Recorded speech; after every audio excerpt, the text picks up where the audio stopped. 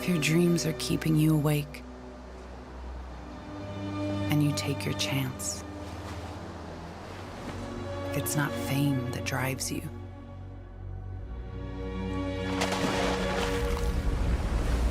but that one moment, and a single target.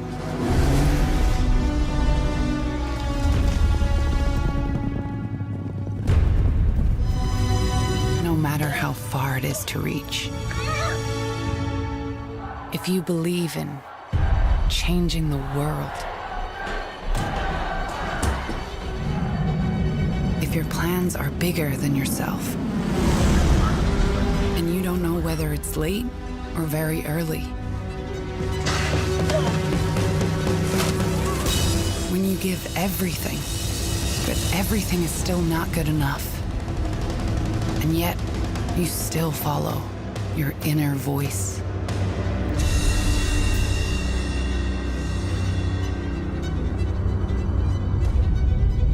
When they say forget it. But that is exactly what you cannot do. And if you want to give up 1,000 times, but just have to keep going, because dreams drive you, then you are one of us. Because we too were born from a dream. We too believe in dreams and in putting them into practice.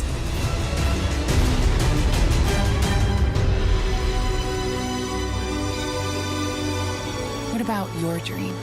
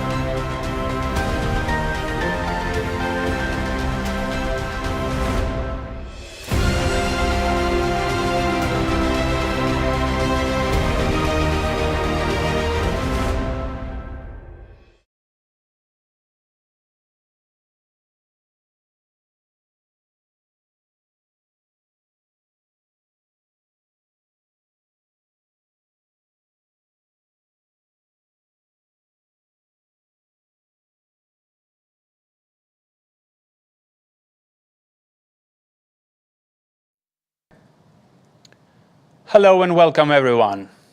Thank you for being with us at the Frontrunners in Sports Management 4.0 web conference, which is organized by the Sports Management Society of Diri, the American College of Greece and Center of Excellence in Food, Tourism and Leisure, along with the award-winning Active Media Group.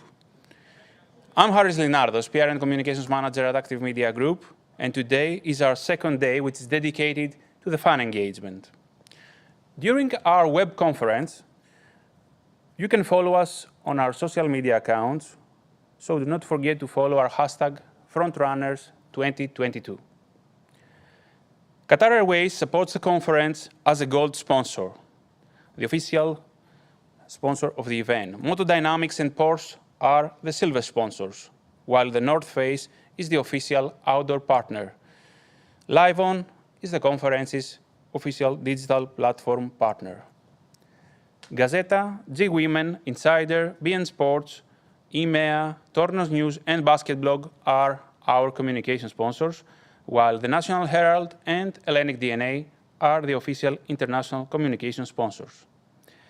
We will now welcome our first speaker for the day, Dr. Anastasia Kiritsi, lecturer at Arden University in Berlin and UK, juror at PPW Investment Bank of Berlin, advisory board member at World Tourism Forum, member of the advisory board, member of the advisory board at World Tourism Forum, and member of the advisory council at Harvard Business Review. Such an honor. She will speak on the subject gender equality in sports. So, Dr. Kiritsi, the stage is yours. Thank you so much for being with us today. Thank you, Haris. My pleasure to be with you. Good evening to everybody, to our audience, and to the rest guest speakers. And congratulations to the organizers for having me today, and also all the honorable guest speakers in such an important topic. I would like to share my screen.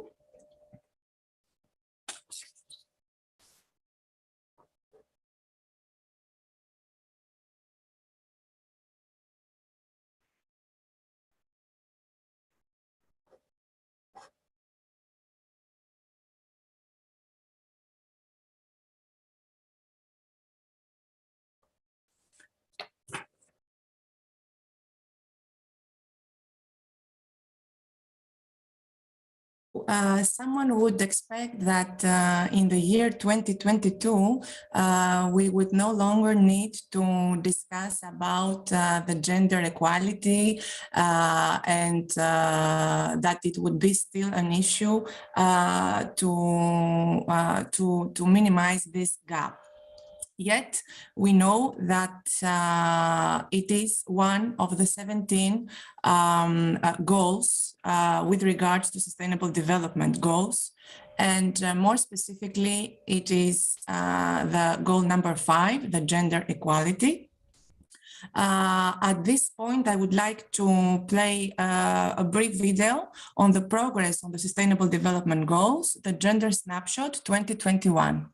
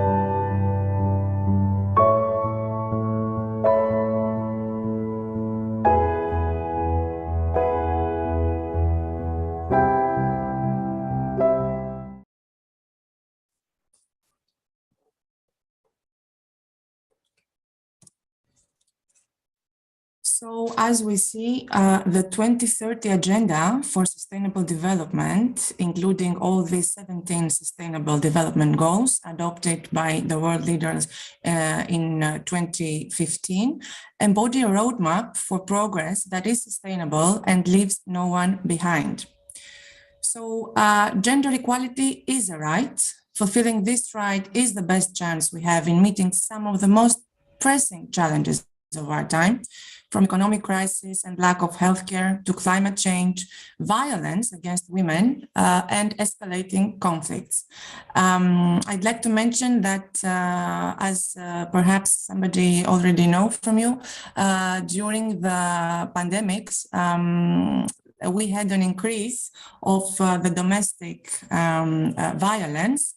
And so the European Union had to make another social rights action plan. And more specifically, it has adopted two own initiative legislative reports based on Article 225, the Treaty on the Functioning of the European Union, requesting the Commission to submit proposals on combating gender-based violence and cyber violence, and on adding gender-based violence as a new area of crime listed in Article 83, as mentioned above. Now, how is this connected also with the sport management? Because it has to do with some specific stereotypes. We will discuss today the women's long road to the Olympics, women in sport-related decision-making, women as coaches, gender pay inequalities that, of course, are not so big as they used to be, but they still exist, especially in some specific sport categories, gender-related stereotypes in media representation, popularity and coverage of women's sports events in the European Union, and European Parliament views on gender equality in sports. We will also see a video that has to do with the inequality in payments in USA, because this is, of course, an issue that is affecting globally. So I would like to discuss a few things on the history of the women's road to the Olympics. We all know that it was not something that it was considered an honor for a woman to participate, even in the ancient era. Specifically, it was perceived that it would be something that it would actually, in many cultures, that it would harm the women's reproductive system if they would deal too much with sport activity. But if we come also to not so many years back in the modern Olympics, we know that women were excluded from the first modern Olympic Games that were held in Athens in 1896. And at the time, it was still considered, as I mentioned before, that physical effort like running, jumping, and climbing might really damage the reproductive organs and make them unattractive to men. So it was only 4 years later that women were admitted in Paris, but they were numbered at mere 22 out of the total almost 1,000 athletes, competing mostly in sports that were accepted for a woman, like tennis, sailing, croquet, horse riding, and golf. It was a very inspiring lady, Alice Milliat, that gave the opportunity to the women to participate in the Women's Olympics that were held in 1921 for the first time in Monaco. So the event was a clear sign of women's intentions to rival the Olympic Games. And the event took place every 4 years from 1922 to 1934. And the momentum it created, of course, it helped the inclusion of a growing number of women's disciplines in the Olympic Games. So it was not until 1981 that the first 2 women were appointed to the International Olympic Committee. And from then on, the presence and involvement of women in the Olympic movement have gradually evolved, reflecting the changes in attitudes and in society overall. So, with regards to women in sports-related decision-making, it's still underrepresented. There were no women, of course, members of the International Olympic Committee from 1996 to 1981. The situation has only slightly improved in the very recent years, in 2019, with 33 female members of the International Olympic Committee, and the honorary members out of a total 144. So it's still fewer than 20% of the members, but of course it is a very good step and promising. With regards to some data, if we want to see a comparison, Europe has the lowest representation of women in the National Olympic Committee General Assembly compared to other continents, for example, in Asia, Africa, America, and Oceania.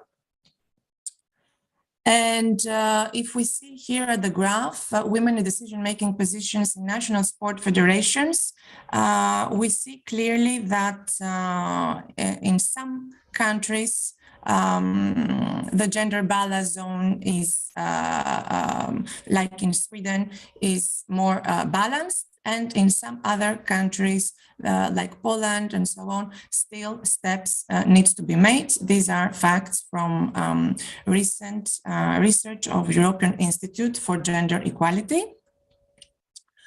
Also, if we want to see the proportion of women and men in decision-making positions in European Olympic sports confederations of some recent studies in the previous years, we see that, of course, a percentage of 22% is can be on positions like director general and general, but in the higher positions like president or chairperson, the percentage is so low. It's below 5%.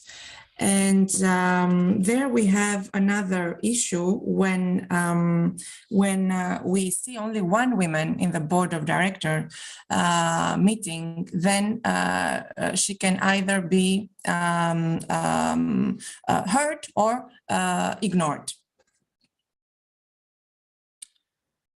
Another aspect that we still see, even in the present days, a gap, we see that it has been estimated that only 20 to 30% of all sport coaches in Europe are women. And only in women-dominated sports, such as gymnastics, figure skating, and equestrian sports like horse riding, do actually women outnumber men as coaches. So having a female coach has a positive impact, according to several researchers, on coaching intentions and can be related to the importance of having actually a female role model. So the lack of such role models can lead to an inability to challenge themselves for the young ladies and to motivate to further proceed. I'd like also to state that due to the inequalities that still exist in certain sports, like football, for example, several female athletes need to do a second job in order to make ends meet. And this, of course, on the other side, can have a negative impact on the overall performance on that chosen sport. What are these sports? For example, football, it's a tremendous example. For example, a total of 83% of sports now reward men and women equal prize money, but this is not what it happens in some sports that are considered men-dominated, like football. I'd like to play that video now. The fact that women can't make a living wage playing the sport that they've grown up playing and that they're good enough to play is sad. Being grateful for what you have is extremely outdated, especially for our league. When you see how viable it is, we're asking for what makes sense right now. We worked like a year and a half, approximately, to make what a guy makes in a year at the same job. And that has to stop. It just has to stop.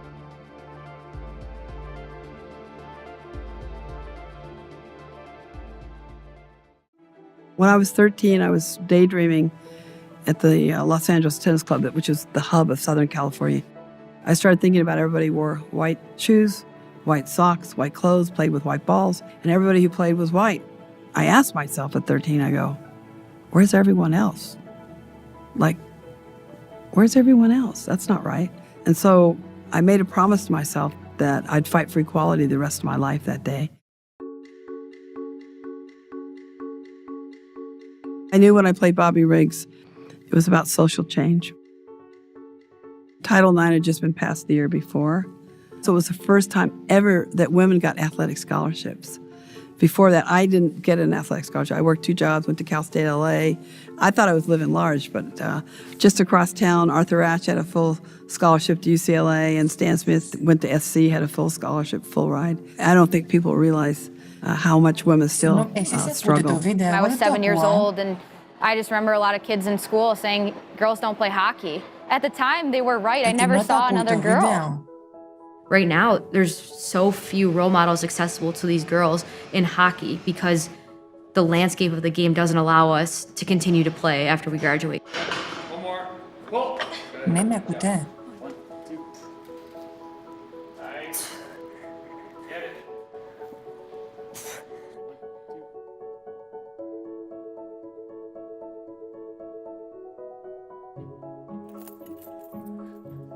You don't always have the time and the energy to put your training first because you're trying to fight first. But I think what is more motivation when we step on the ice is to be your best and to show your best, because you're proving every single day to the world that you belong in the sport of ice hockey.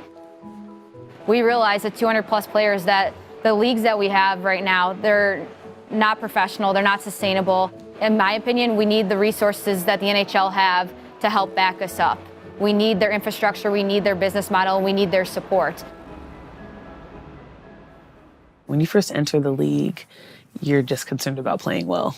You know, you want to be able to establish yourself as someone that can be a veteran player, someone that can be an all-star, and those aren't really your concerns. But I think that it's important for us to also understand, as the years go by and as you understand your impact in the league on the court, off the court is equally, if not more, impactful. Billie Jean serves for match point. Beautiful shot, and the Wimbledon title is hers. In 1968, tennis became a pro sport for both men and women. And Wimbledon, 1968, Rod Laver won 2,000 pounds for winning, and I won 750 pounds. I was so happy we had pro tennis. I did not realize we were going to get a different prize money. I thought we'd get the same. So then in the back of my mind, I knew that would be another ongoing challenge for the future. And then what happened is that tournaments were being dropped for women.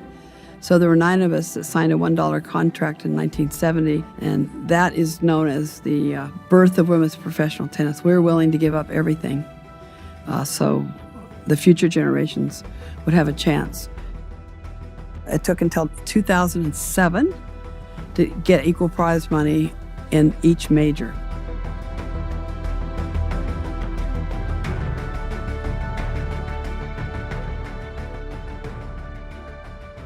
Women in the WNBA may not talk about pay because they might have initially fallen into this false belief that we should be grateful for what we are getting.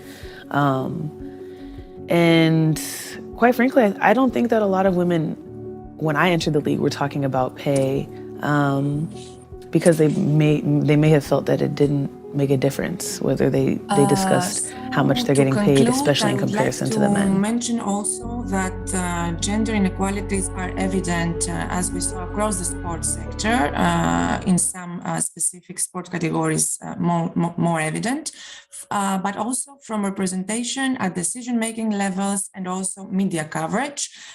We see here, for example, that journalists that cover sport themes are mostly men still nowadays. Approximately 90% are men and only less than 10% are women. And also the viewing habits, unsurprisingly, tennis and swimming and athletics come top of the most watched women's sports.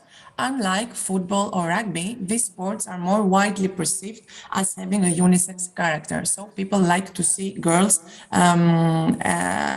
mostly in this kind of sports.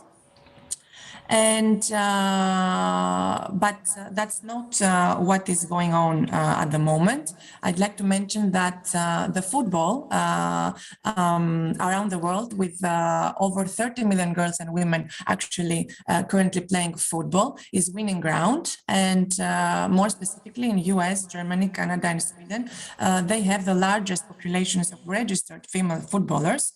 Also, on a global level, the FIFA World Ranking for women is topped by the US, followed by Germany, France, and England. And since 1991, the FIFA Women's World Cup has been played every 4 years, and of course has gained substantially in popularity and media attention, generating Dr. Kiritsi, I'm afraid that I have to stop you for a little bit because we have run out of time. This was such an insightful... I would like to sum up, and this is the conclusion of my presentation today.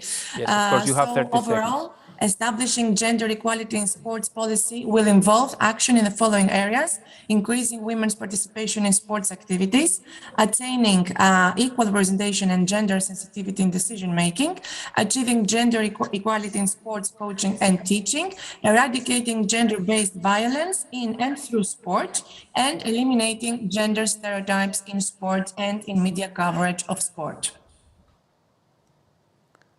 Thank you once again, Dr. Kiritsi. I wish we had more time to see and learn from you. It was such an honor. Thank you so much. It's my pleasure. Thank you.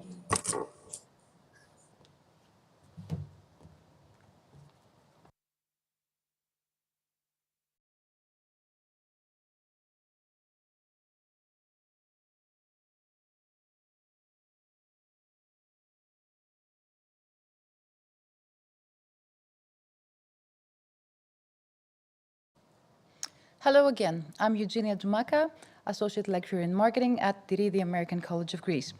We will now welcome together our next speaker, Mr. Takis Pournarakis, the President of Motorsport Greece and organizer of Rally Acropolis. He will speak on the subject, Rally Acropolis, a chapter of our cultural heritage. The stage is yours.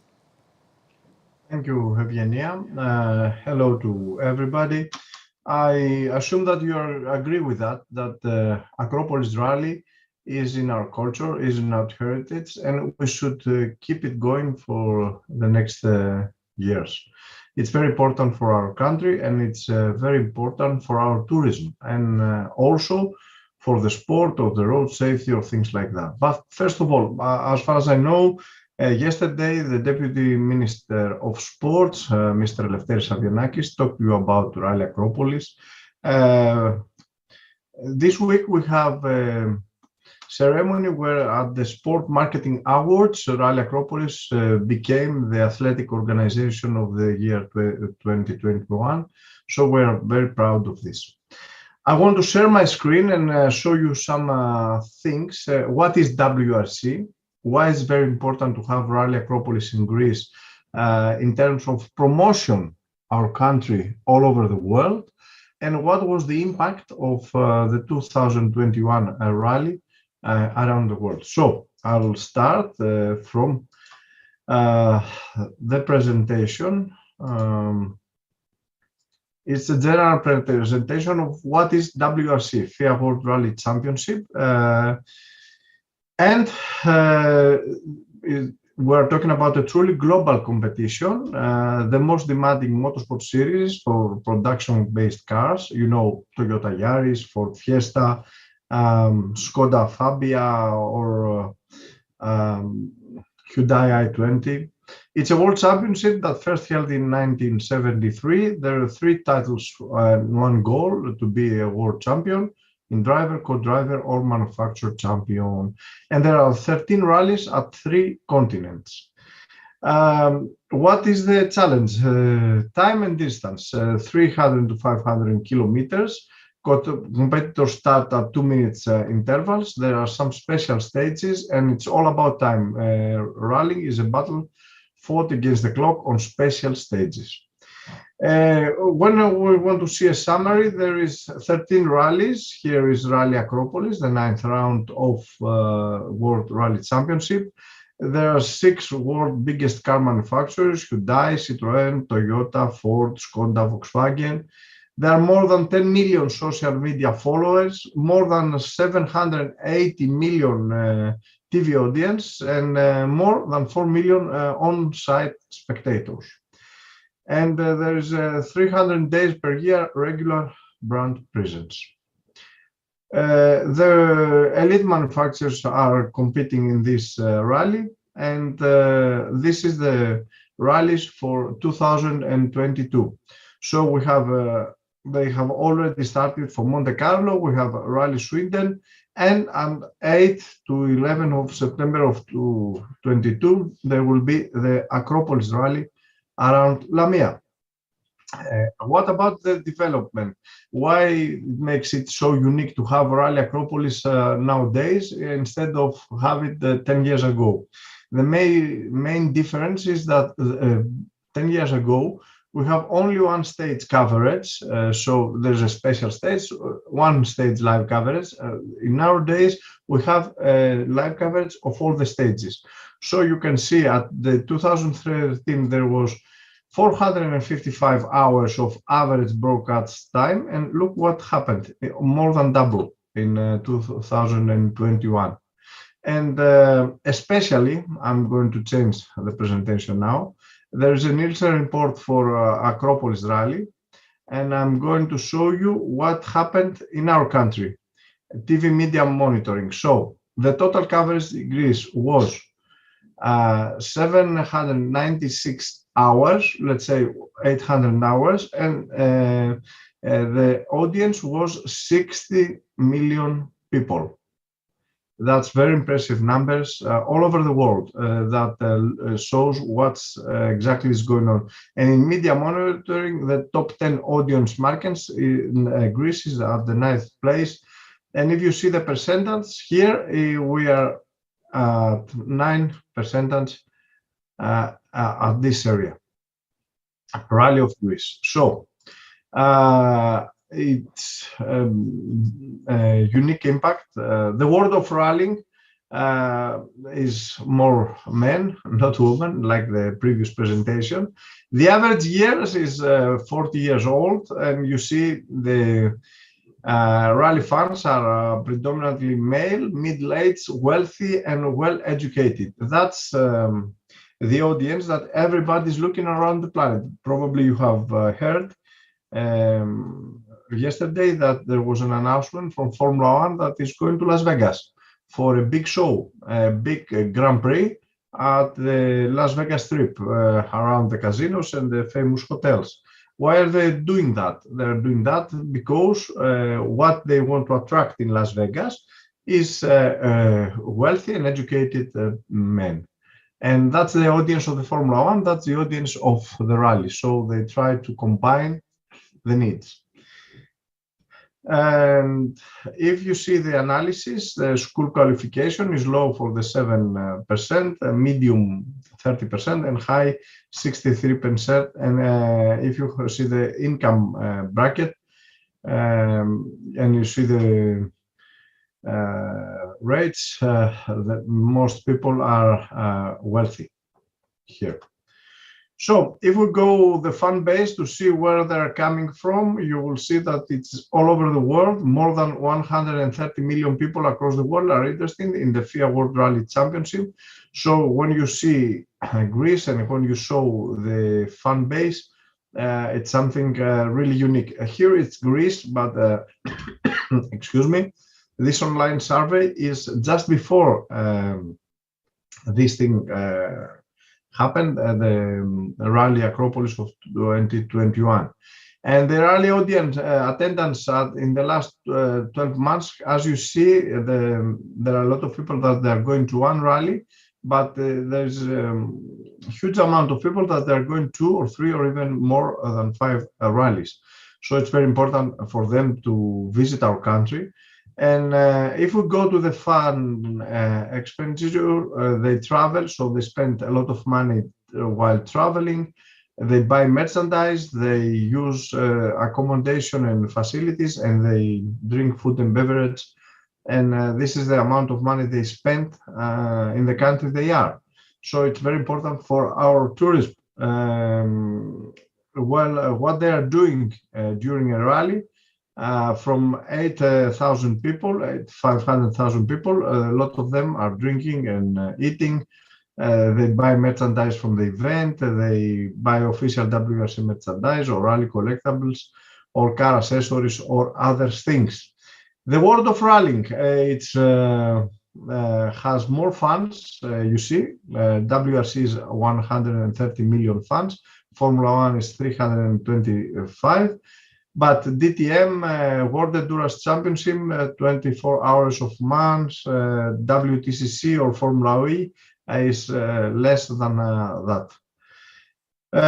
As you see, the economic impact of WRC events, when they measured it in Finland or Mexico, it's very important.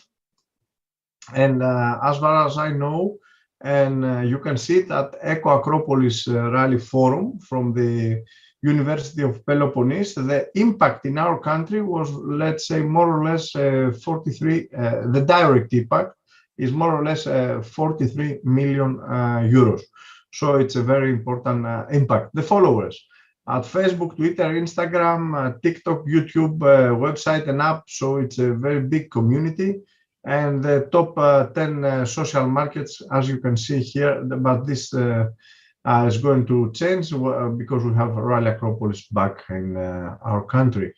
The media production in numbers, more than 60 cameras, more than 8 post-production on a remote location, 300 hours per season live in English, German, Japanese, and Spanish commentary on computer, smart TV, smartphone, and tablet. More than 25 hours of live transmission, more than 400 hours recorded. As you can see, it's big business and it's a big coverage all over the world, which is happening with on-site WRC Central Hub, a remote production facility, and the global audience. And about the input, there is a channel, WRC Plus, all live, approximately 20 hours per rally.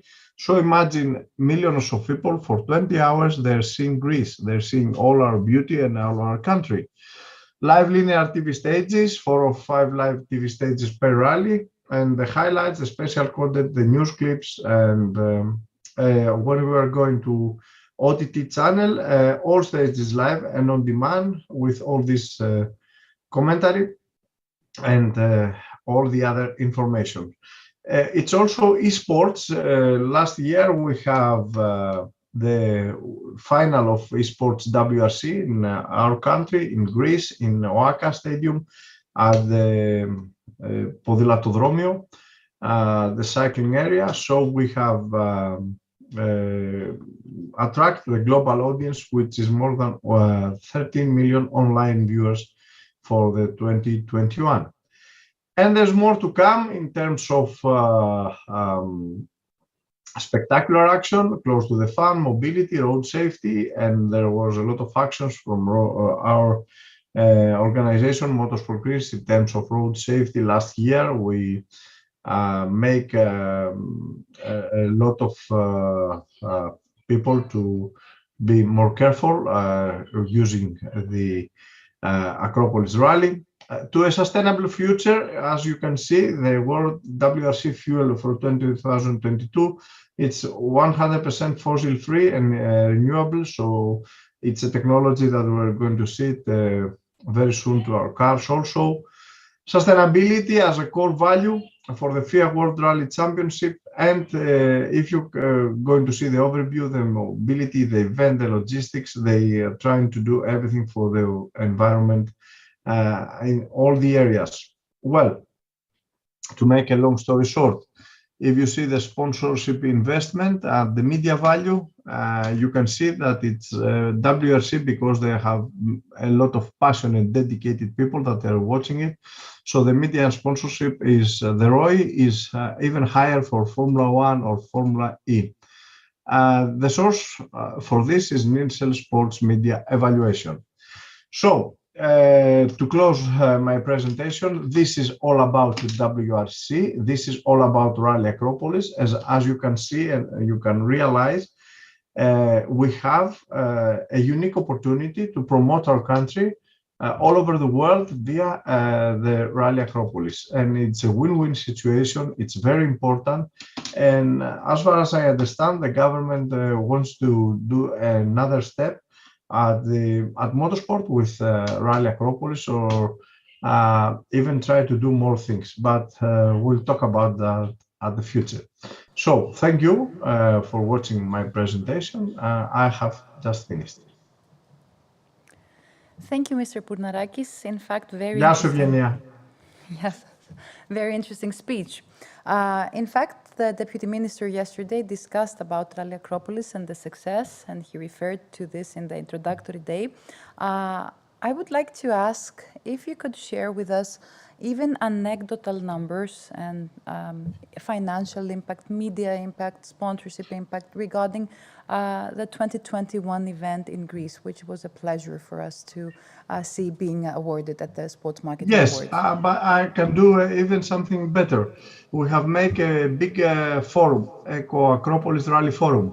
So there is a site, ecoacropolisrallyforum.gr, which everything is in there. So I just give you the URL, and if you want me to share my screen, I can do that and have a look at what I'm talking about. So here it is.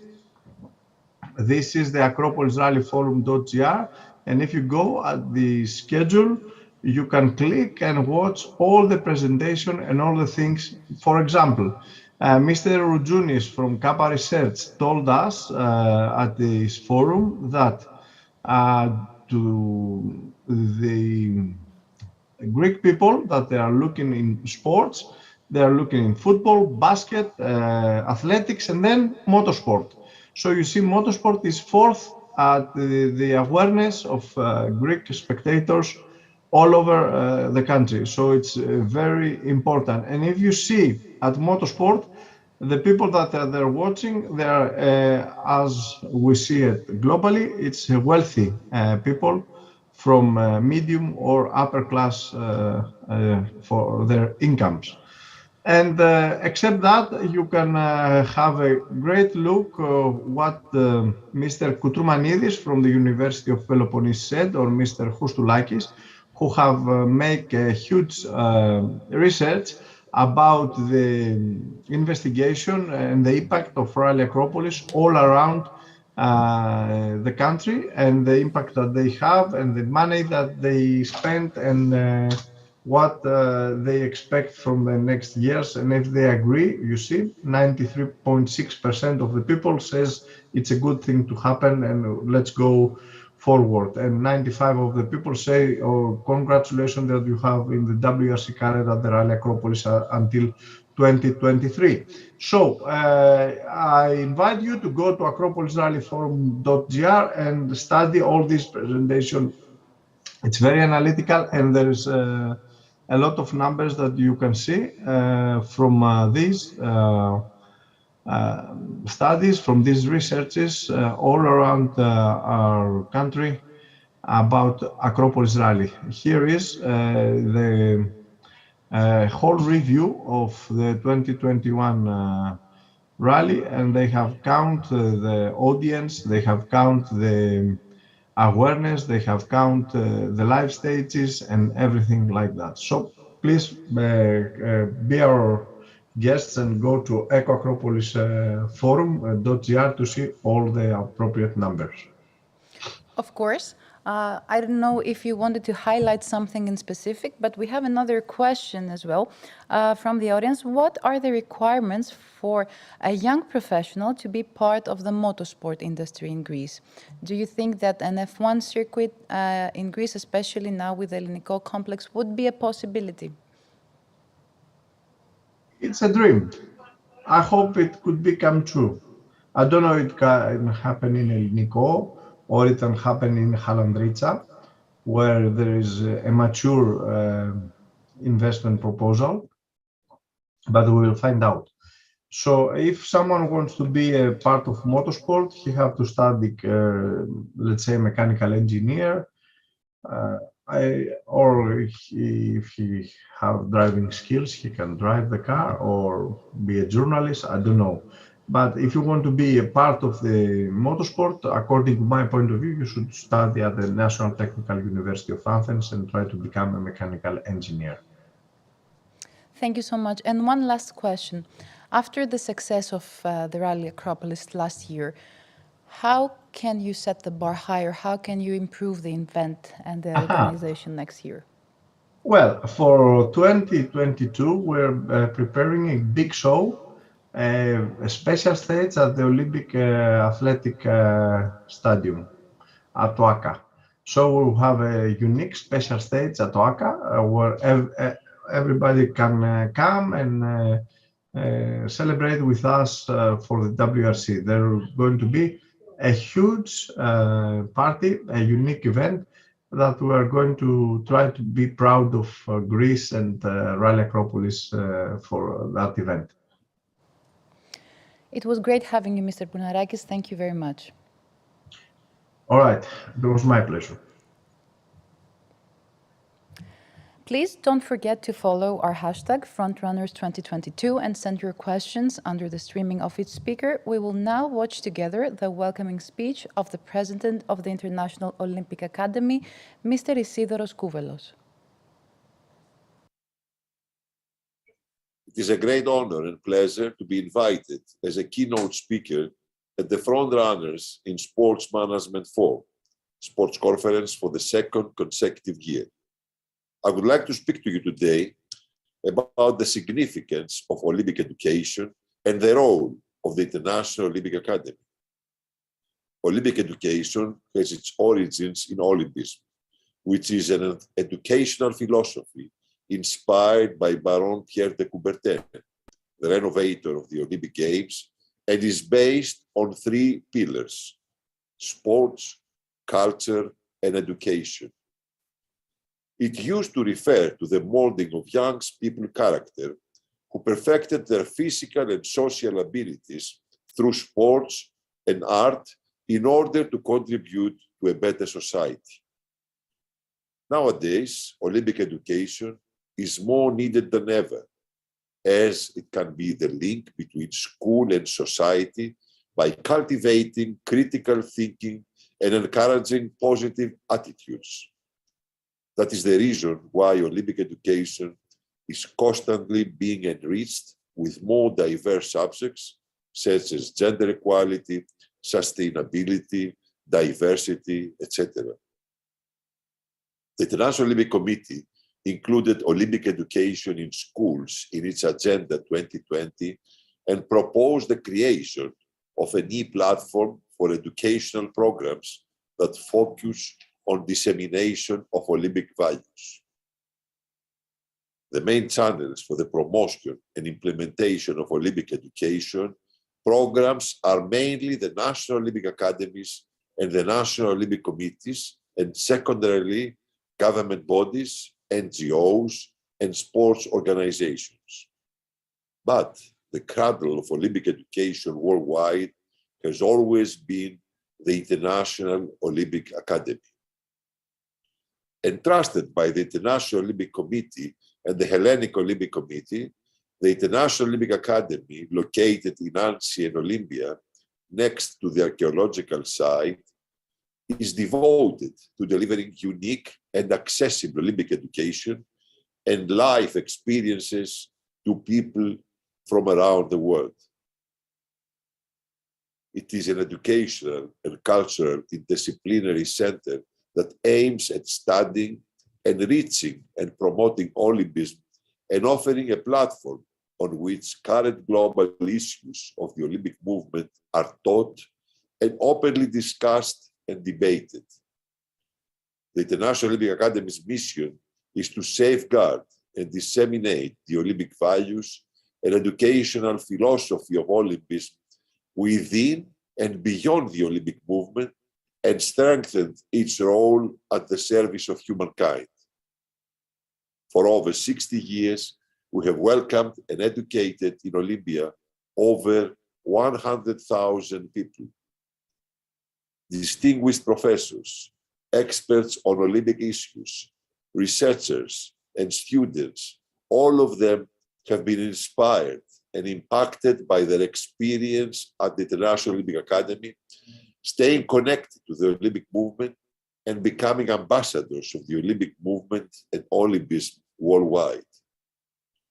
Our flagship programs include, first, the International Session for Young Participants, the longest standing and best established session, fully supported by the IOC, that has molded a whole generation of young Olympic ambassadors who stay loyal and connected to the Olympic movement long after.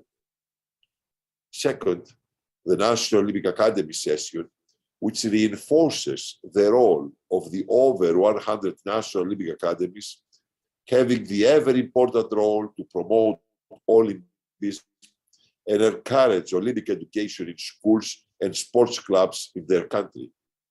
Third is the postgraduate seminar, which refers to the tertiary education in the field of Olympic studies, forming the future generator of scholars and researchers within the Olympic movement. Lastly, is the master degree program in Olympic studies, Olympic education, organization and management of Olympic events, which is the cornerstone of the IOA's educational content at an international level. During its 13 years of operation, our master program has welcomed 300 students from 99 countries, the majority of which are now holding leading position in the sports field worldwide.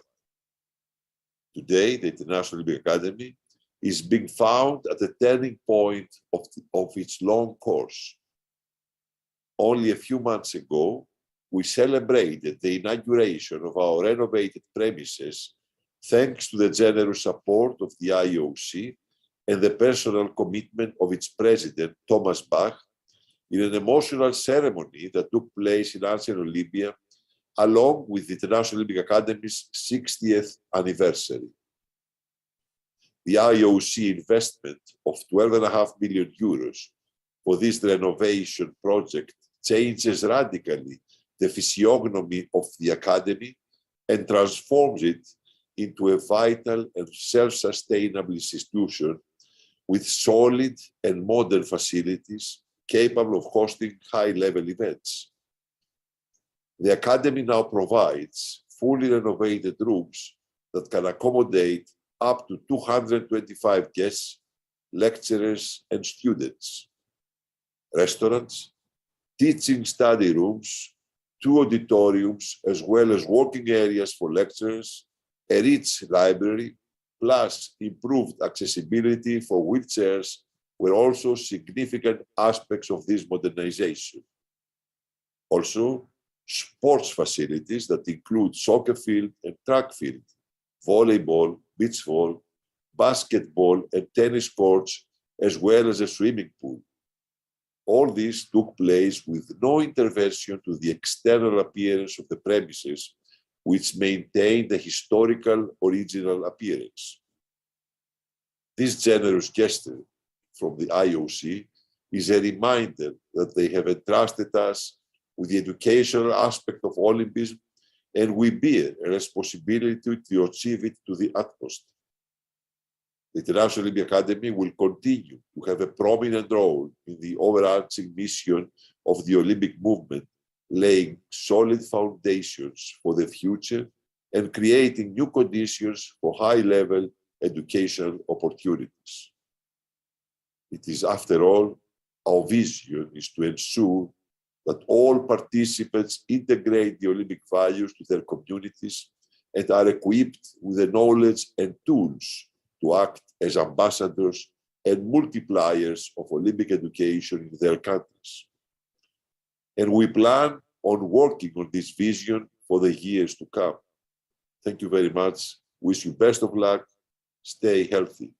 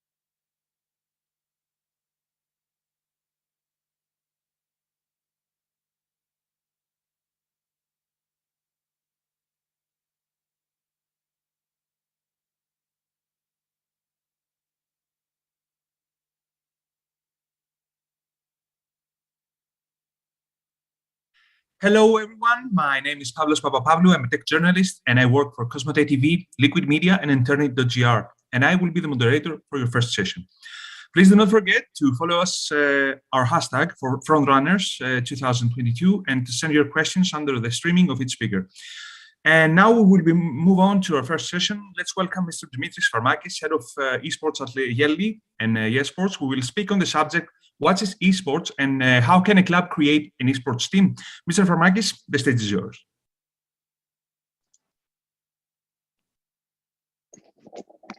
Thank you very much, Mr. Papapablou. Thank you for the invitation. Apparently, one of my headsets are popping out of my ear, but we will power through. Yeah, as you personally know, I'm very excited always to talk about esports. So I would be jumping at the opportunity to jump straight in. I have already prepared the presentation, which I'm very eager to share with everyone.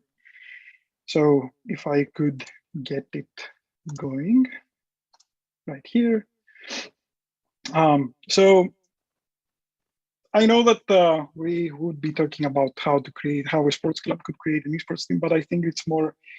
It's better to get a bird's eye view of the esports space first, so that we can get a sense of the magnitude of the market, and the metrics, the ecosystem, and then move on to more specific areas like how sports and esports have interlocked. So I think that we can move forward. A little bit about me. I started off by organizing some tournaments back in 2013 with my favorite game at the time, Street Fighter 4. I have also, after that, I worked alongside a lot of various national level teams and tournament organizers. Then I made the jump to remote working, where I have been working as such for the last 7 years. Started off by community management for Hitbox.tv, which was the second streaming platform at the time behind Twitch.tv. Later acquired and renamed into Smashcast.tv. Ever since 2015, I have been speaking for esports in various Greek universities, and I've also spoken at municipalities. Those are two different projects, with Yieldly being the Algorand blockchain's largest decentralized finance protocol. In that project, we made some partnerships with esports teams in order to target localized esports fans and educate them in decentralized finance and the products that we had in the platform. And now, as head of esports at esports.gg, we're creating the world's largest Web3 esports engagement platform, where we may aim to bring fans closer to the teams through NFTs, play-to-earn games, and the metaverse. Moving on, I thought that it would be a good idea to have a brief overview of what we will be discussing today. We'll start with what is esports for the uninitiated, some basic market data. Then we will analyze, not very deeply, on a very high level, the esports ecosystem and the various stakeholders therein. We'll talk about the overlap that esports and sports have had, especially the past 2 years. We'll talk about also the needs of a pro team, and then we will see how sports clubs can integrate esports in their practices. What is esports? Being a person that's been in esports for 15 years, I kind of dislike the term. I much prefer competitive gaming, because it's exactly that. You're playing video games in a competitive manner, in a competitive setting with other teams or players, if we're talking about single player titles. And now there is a cash up for grabs. This thing keeps sliding off, but anyway. I'm sure that Pavlos remembers the days when we were competing for a mouse and a keyboard, but those times have long since passed. The differentiating factor for esports is that they can be held either physically, at a location with live audiences, but also virtually. Everyone can play and attend from their houses, and this has enabled the fans to get closer to the phenomenon, being able to follow their teams and their favorite players around, and view the viewing of the spectacle becomes easier. Some of the biggest esports titles are League of Legends, with it being the most established and the biggest esport, in my opinion, right now, made by Riot Games. Then Valve's Counter-Strike Global Offensive, which as a structure, it bears closely resemblance to F1, multiple events held at various physical locations around the world with the same teams, and all of them are part of a bigger league, the ESL Pro League. Then we move on to another Valve game, Dota 2. We move on to Rainbow Six Siege, which is an up-and-comer, actually. It's been around for a while, but it's gaining in popularity. We then have a new entry in the first-person shooter space, which is called Valorant. Then we have Overwatch and Call of Duty, which were the first games actually to implement a system where each team had their own home arena, where there is ticketing and fans could attend the games in physically. And it was like a sports spectacle, in the sense that audiences could come over and watch the game, and then when the game was off, it was out. And then my personal favorites, which are the fighting games, to be honest, which are in a more grassroots level, but now are experiencing a bit of an esports they are trying to break out into esports. So following that, some very basic esports market data. The global revenue is being growing year over year, even through COVID. 2021 global revenue exceeded 1 billion, which puts it at a plus of 14.5% from 2022. 75% of the above figure comes from sponsorships and media rights, up close to $800 million, with other revenue streams including publisher fees, which are the most established leagues in the world. It was first done by Riot Games for their esports ventures, and then followed by ESL and Blast Pro Series, is the fact that teams can now buy in and then receive revenue share from sponsorships of the league, media rights, merchandising, tickets, and so on and so forth. This also brought an increase in revenue from merchandise and tickets, but not enough. Teams are not merely leveraging that enough yet. Then we have digital activities, which can also include, what my platform does, NFTs, play to earn, metaverse, those kinds of things. And then we have live streaming, which means that a lot of teams have opted to implement to engage a lot of influencers or community leaders under their banner in order to stream or play for their brand. All of the above are severely underdeveloped, which means that there is a very big opportunity for any team and brand to get into those spaces and try and make these figures bigger. In 2021, we had 465 million people watching esports, with an interesting divide of 229, I need to learn my numbers, million enthusiasts, and 2,035,000 occasional viewers. In this segment, occasional viewership is noted as watching esports at least once per month, and enthusiasts is following esports closely, more like 2 to 3 times per week. And I would be remiss to mention that we had actually in 2019 the LEC summer split that took place in Oaxaca, in Marusi, and G2 won. And I think that I am on the very back end of the picture there, but I can't be seen, but I can say that I was there. So let's talk about the good stuff now. Let's talk about the basic stakeholders and how they view and interact with the market. On a very basic level, actually the relationships and the stakeholders, I could probably drone on and on and on about those. But in 2019, I think the Esports Observer, which is one of the leading publishers in esports, put out a graph that I think it's the best high-level overview of the esports market and how it works. And for the most part, it revolves around one phrase. It's teams play games in events broadcasted on live streaming platforms viewed by fans who support the teams. This holds true for any game, any team. We have the teams that we have been in esports for years upon years. Teams like Team Liquid or Fnatic have very large followings that follow them and support them in the games they play. To be honest, when a team is expanding in a new game, it's kind of like a celebration of sorts for their fans and the new fans that they will acquire through their relationship with that game. And then due to the fact that they assimilate more and more games and they expand in more and more games and gain new rosters, they are eligible for more and more events.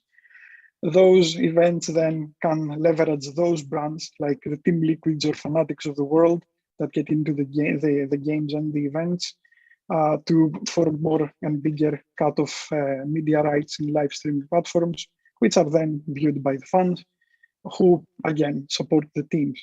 It's interesting to note that this flywheel effect type of thing does not only, it does include other, again, stakeholders, but the ones outside of it, but with direct impact on it, are the game publishers and developers who view esports as a marketing tool.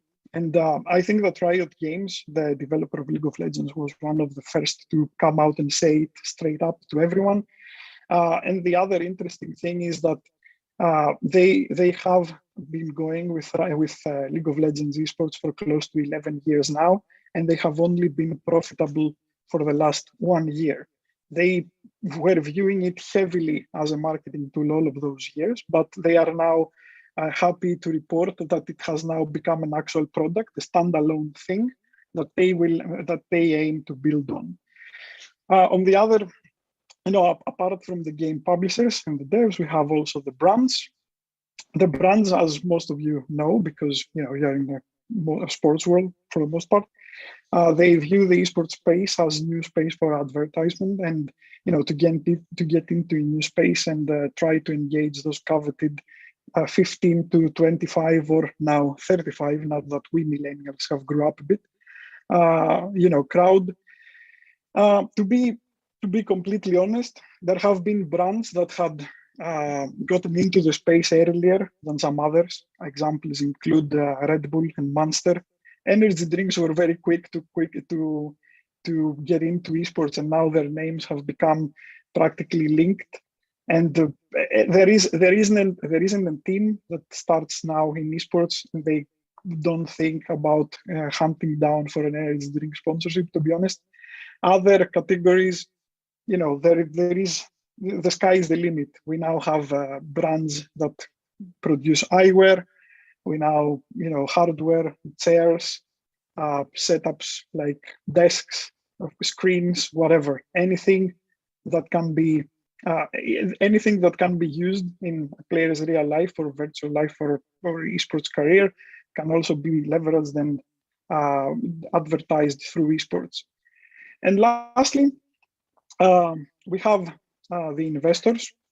While there are people that say, esports is growing and it has grown exponentially and so on and so forth, we all understand that it's not nearly enough on the level of other established sports or leagues. You can't compare esports to football per se because of the magnitudes, and the people that follow them.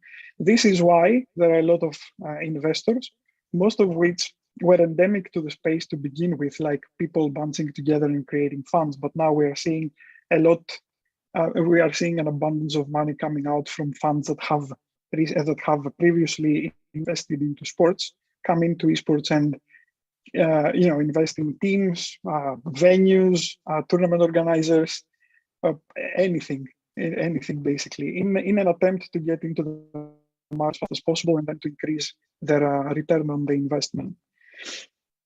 So let's talk about why we're here, esports and sports. So we all, most of us know that there is an NBA 2K league that has been active since 2018. That league consists of teams that are their own brands, but are owned by actual NBA teams. They have become very serious in the way that they organize this. They are emulating the Overwatch Call of Duty paradigm of having training facilities for each esports team that are located within the facilities of the larger sports team. And also each training facility has an adjacent space where the matches can be viewed by fans and the audience. They can come into the space and view it with their physical presence. The Major League Soccer has its own esports arm, EMLS, which came out of their previous efforts of trying to navigate COVID with the cancellations of many of their football matches. I'm also making a mention of that down in the presentation. My most favorite motorsport in the world, F1, have also their own esports league that follows closely in the paradigm of the real of the actual races, but they are held in a studio in partnership with Gfinity, if I recall correctly. I am very happy to see that Mercedes has been doing also well there, but that's a matter of personal preference. I would be very remiss if I didn't say that we had the honor of holding the WRC Esports World Finals here in Greece as part of the Rally Acropolis festivities and the races. And there has been something that has been tearing the community a bit. I think that this is also a sports thing. There are various chess masters that are now joining the ranks of popular esports teams, and they are working with them to both promote chess, but also create content for them.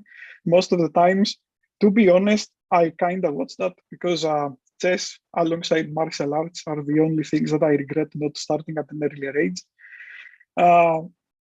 So yeah, we are witnessing across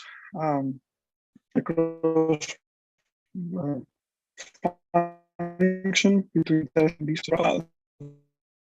The IOC has been out of their own words looking at esports for the past few years. They have announced their own virtual series, which includes auto racing, baseball, cycling, rowing, and sailing.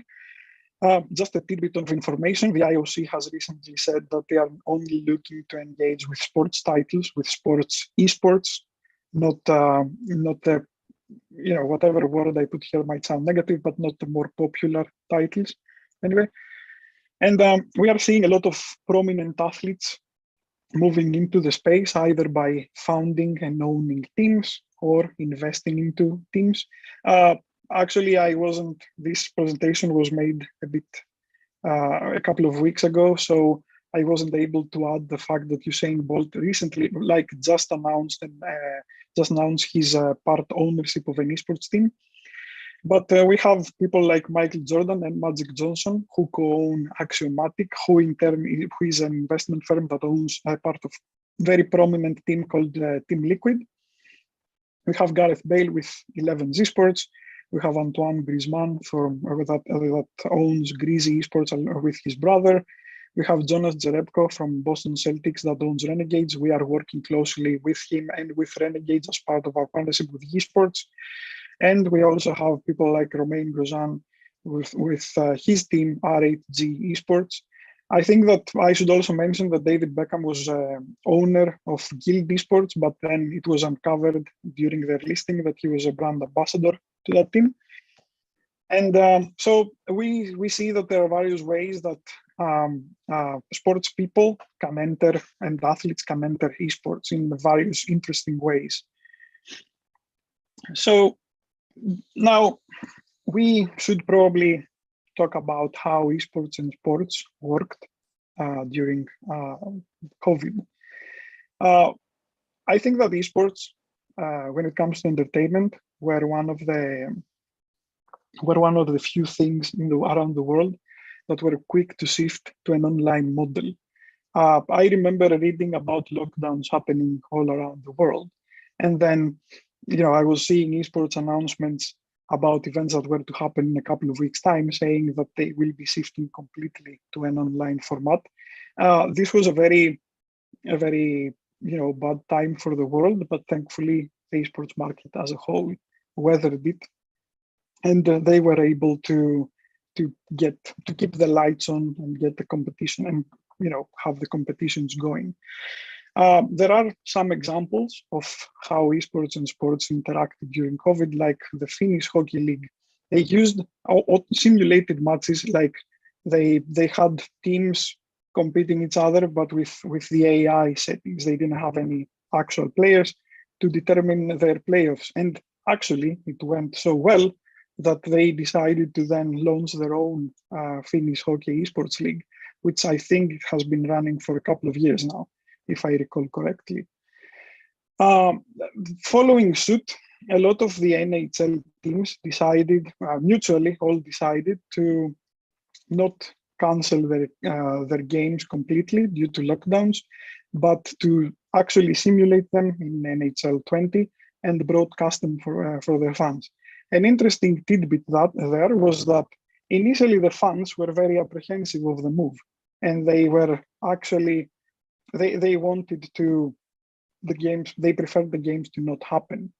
But then when the first games were starting to show, they realized that there is also interest in that sort of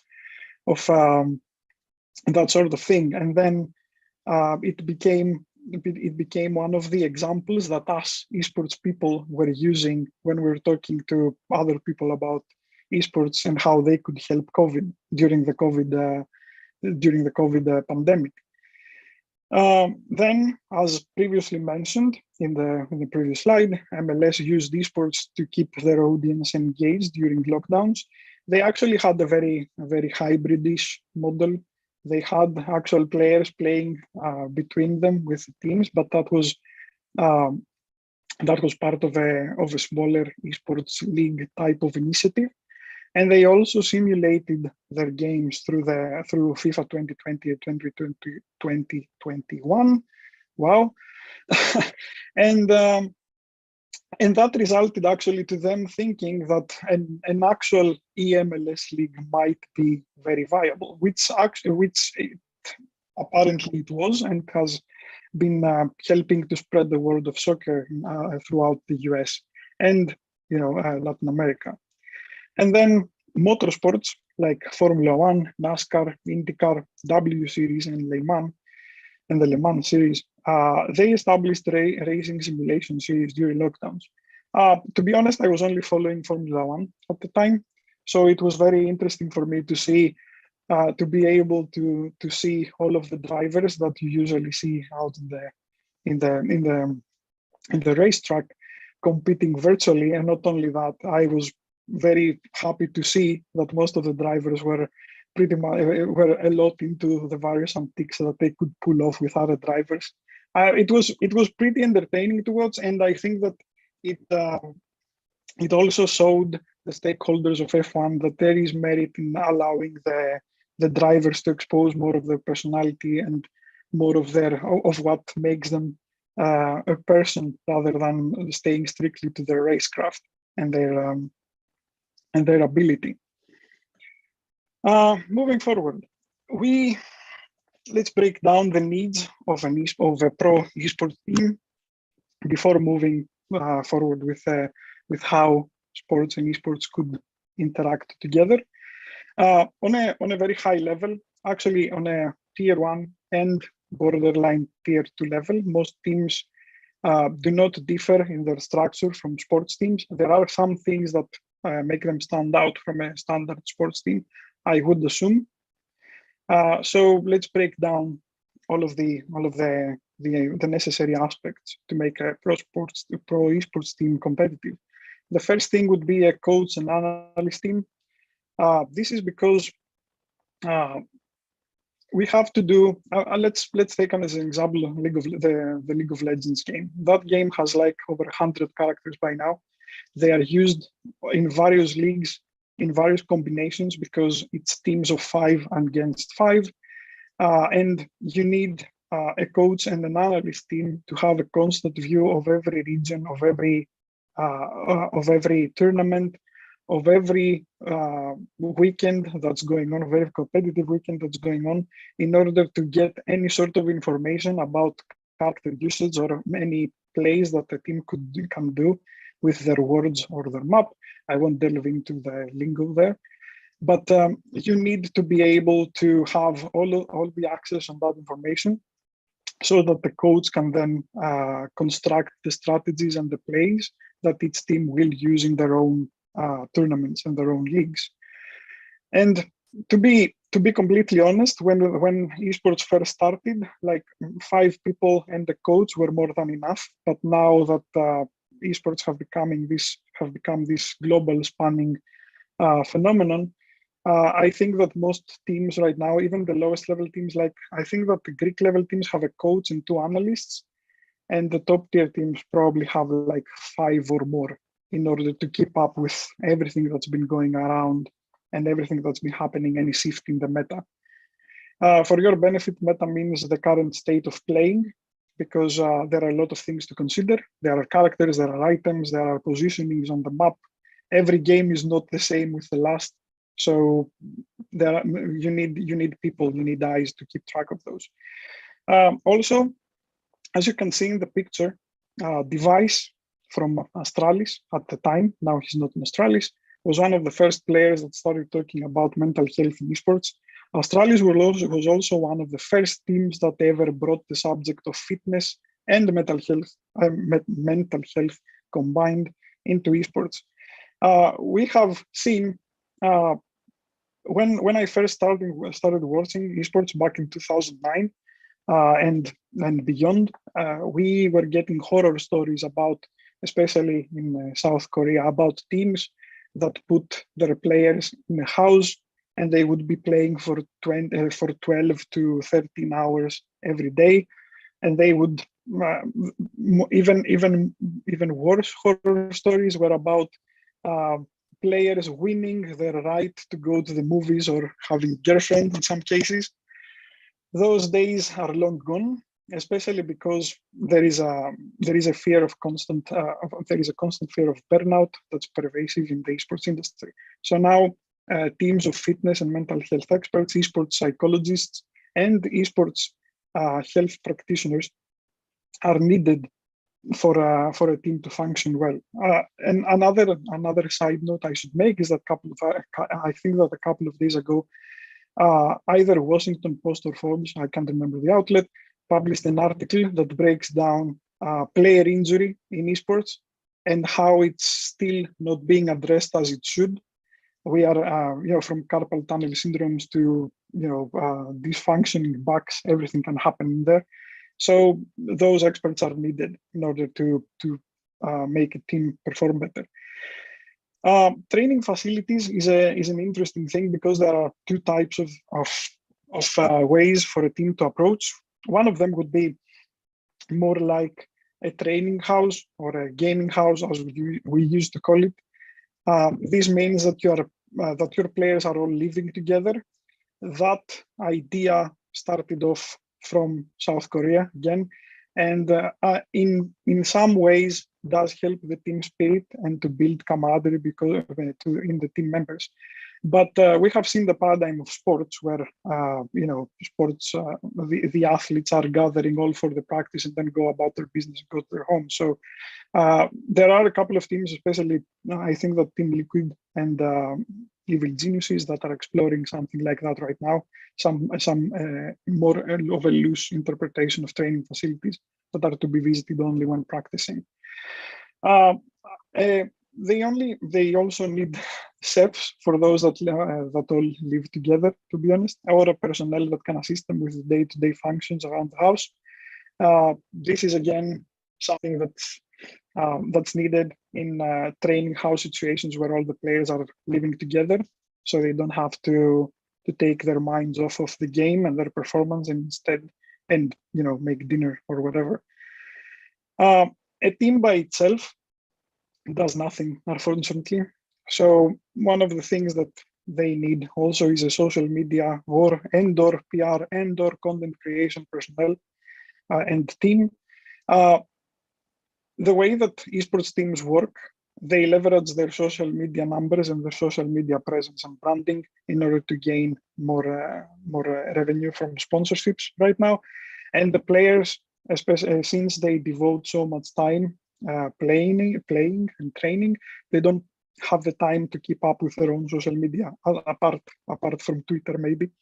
We have seen a lot of rage tweets coming out after tournaments.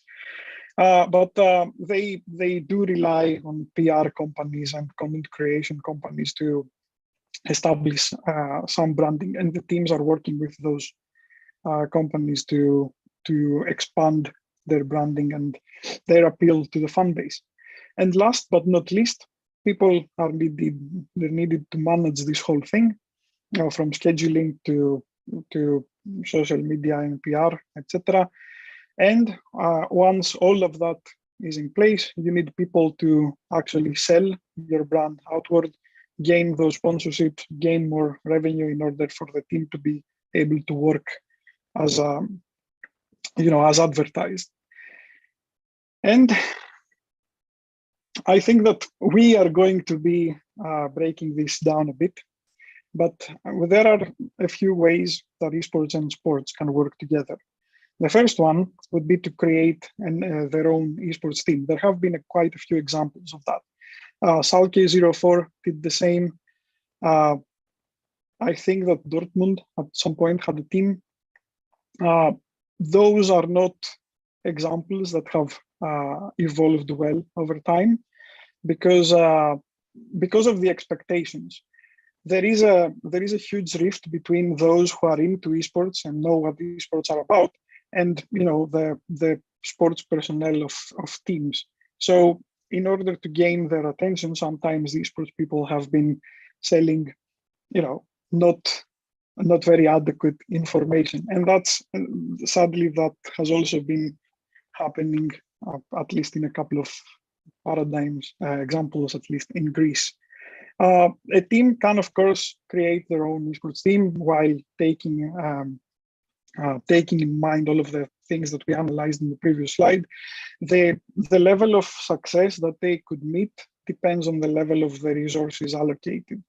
A team, one of the things that we Greeks have done in regards to creating an esports team has been finding some players and then some person that could be the liaison, and then tell them that they could play under the sports team brand, but not heavily or actually invest into that. So just the only thing that's being done is that they are just taking part in the competitions, and that's not really viable, because at some point players will need to get paid, and when that time comes and there are no resources allocated, that whole thing will crumble. So I guess that the takeaway here would be that the success will be measured in regards to the resources allocated and investment into such an undertaking.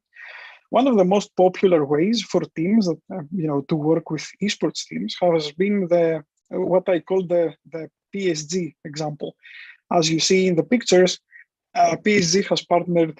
I'm not going to pronounce that because I'm not very good at French. I'm actually not good at all.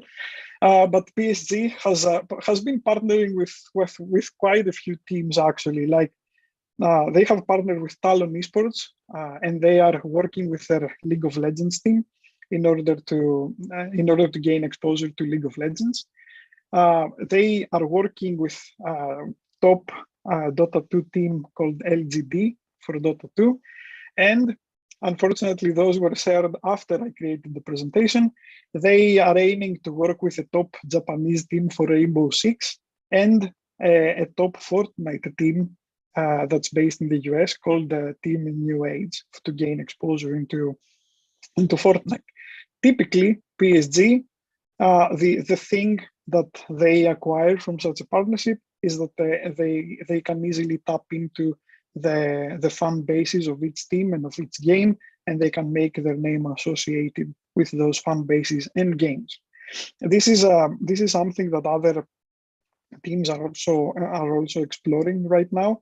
But the thing is that there are so many things happening at once that I don't foresee that a lot of sports teams will be able to emulate it with success, at least the bigger ones. But the interesting thing about such a partnership is the fact that it can work no matter what the scale, either in a global scale or in a very regional level. Then there are some ways to include esports in sports by not creating teams at all, and I think that they are worth mentioning. One of them would be including esports in activations and initiatives with existing assets. That means, let's say, we during our time with esports, we came across an example of a cricket league having their top athletes play cricket and then broadcast that, and it was pretty fun if you're into cricket. But I think that this is a very good example of including, of not going the long way or going all in and investing in esports heavily, but rather using it as a tool for your own initiatives and activations and trying to tap into the fan base like that. The other would be to create esports related content with simulations. There are tons of ways that these could be as funny, as serious, as memey as anyone wants. And the last one would be to engage with Web3 technologies and solutions related to esports. This is kind of like our own platform where we are gathering a lot of esports teams, and we are also looking and we're in talks to work with some prominent regional sports teams as well. That those teams have understood that engaging platforms like us can also help get their name into those spaces in esports, and maybe they can level up their engagement as well through NFTs and the metaverse. I see that we have some time left, and it seems like I was very fast in how I went about things. So I'll be happy to answer any and all questions. Just fire away, Pavlos, if Okay. there are any. I should probably stop saying now. You're great. Thank you very much for your presentation. Let's move on our audience questions. We have some guys sent some questions. So we have a question from Mr. Nikos Zalakis. He's asking, what's the biggest opportunity for the growth of esports in the Greek market? Well, it depends of what your position is in the Greek market. Are we talking about the Greek sports market or the Greek esports market? Because the Greek esports market. Yeah, so it depends on the games that someone wants to get into, and these types of esports teams. There are the biggest problem with esports is that they are actually owned by companies that seek to make money out of them. So whoever wants to get into the, let's say, organization of esports events has to present a decent use case and a decent plan that outlines how, at the end of the day, the company will either gain revenue or they will gain engagement, or even revenue through their own games. So let's say, for example, League of Legends, you need to have the official rights to carry out any events. But in other games like Dota 2 and Counter-Strike, you don't really have to have anything at all. You can just do your own tournaments, and there is no problem. I think that the same thing also applies to games like Rocket League, which is a non-violent game. It's just cars pushing a ball around, and it's pretty good. And it's a pretty good game. And and I think that the same also applies in FIFA. So from the point of view of a tournament organizer, it's just having a plan that could maximize viewership, engagement, and then revenue for the tournament organizer and also the publisher, if the publisher needs it. If we're talking about sports or esports teams, then I'm afraid that the market is currently not, how should I say this? It's still underdeveloped in some respects, but I think that there is the opportunity to grab the attention of people and of esports fans that have not considered alternative titles or alternative ways of competing, like on a more grassroots setting, on a more amateurish level. We also, as there are also a lot of countries out there that are exploring a grassroots approach in regards to creating the pros of the future. Those are all things that can be discussed, and those are all things that can help. And I do believe that there are points of opportunity for the market. Okay, the second question is, how has the creation of esports teams from massive brands like Paris Saint-Germain or Premier League clubs assisted in the development of the industry? So they haven't created any teams. PSG has partnered with 4 teams. Another good example would be Manchester City partnering with FaZe Clan. The thing is that by those partnerships, the esports market benefits more than the totality of the sports market. And this is because, the more people hear about esports, the more are starting to think, oh, what is esports? How can I get there? How can I work with those people? And then this is one of the factors that brings worldwide growth. Also, and hopefully on a regional level as well, because we are seeing what happens outside of Greece, and I would love to see some equivalent things happening here. Most of the biggest reason is that we need in Greek esports. I feel like they need the structure that sports can bring into them. And I think that for the most part, it's all about getting the name out there and getting people acquainted with the phenomenon. Okay, the third question is from Anastasios Traianos. He's asking, what's the relation between physical activity and both passive and active esports consumption? So the olden days, people were more like me. not as prone to physical activity. But now there are studies that are happening, and actually I had looked over it quite a bit in the past for another venture that we had in mind. There are some studies that say that gamers now are fittest than they have ever been. They are more aware of how physical. It's kind of ironic for me to answer to this question, but gamers now are even more motivated to be healthy in both mind and spirit. So yeah, there is a connection, and there are quite a few studies that note that. Okay, we have two questions. I don't think we have enough time for both of those. So I'll try to be fast. Mrs. Katia Manda is asking, yesterday the Hellenic Football Federation announced the collaboration with the VGL Esports. Will it help the industry? It depends. I am familiar with the way that VGL Esports has been working, and it can help in some ways. However, the way that VGL Esports is framed, and I don't want to publicly make any accusations. I'm not accusing. I'm just analyzing the business model. It does require quite a bit of an investment on the side of teams, and it remains to be seen whether they will decide to invest or not. As I said previously, it's all about the resources that you are allocating. Okay, one more question from Mr. Georgios Marios Solanis. What's your opinion about esports in our country? I think Panathinaikos is doing a good job in this particular project. I mean, there have been, especially from Panathinaikos, there have been attempts in the past. We esports people know how they ended. I am very keen on seeing how this new venture, this new undertaking will roll out. I also think that it's a bit early to say if they're doing a good job or not. I'm a very big skeptic, and I would like to revisit that later down the line. Okay, and the final question, we have about 1 minute. So from Anastasios Trianos again, the esports market is widely unregulated on a governmental level. There are currently many thousands of players banned from e-doping across the esport universe. However, in some games, it's relatively simple to just open a new account and carry on playing.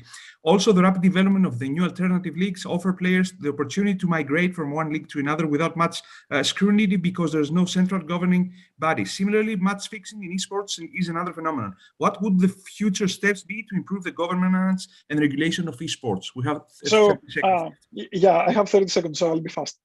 So on the first level, well, doping and hacks and all of these things are policed by the developers themselves by introducing anti-cheats. On the secondary level, now that the leagues are being more and more serious, publishers themselves are constructing bodies in order to police this whole undertaking because they have access to all of the data. Secondly, then on the governmental level, the government needs to be educated first in how esports work, and I missed the last part, unfortunately. Hopefully we have another opportunity to answer all this. Thank you very much. Thanks for your time. Yeah. It was great having you. Yeah, thank you very much for the invitation. Happy to be here.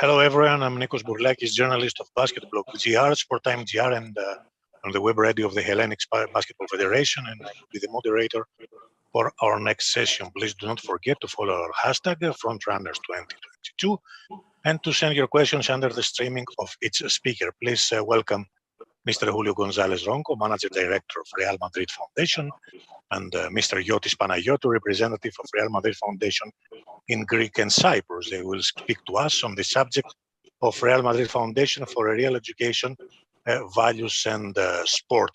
Mr. Yannis Borousis would be here with us, but something happened to him at the last minute. His program was scheduled, his schedule was changed, and he asks for our understanding and sends also his love, but also his beautiful memories from Real Madrid, emphasizing how blessed he feels to have played in such a great organization. So, Mr. Ronco, the stage is yours. Thank you, Nikos. La Fundación Real Madrid es una entidad social, educativa, de cooperación al desarrollo y de inclusión de colectivos vulnerables. Como la propia denominación que acabo de indicar manifiesta, los ámbitos de actuación de la Fundación es la educación, la integración de colectivos vulnerables y la cooperación al desarrollo, convirtiendo el fútbol y el baloncesto en un vehículo de acción social.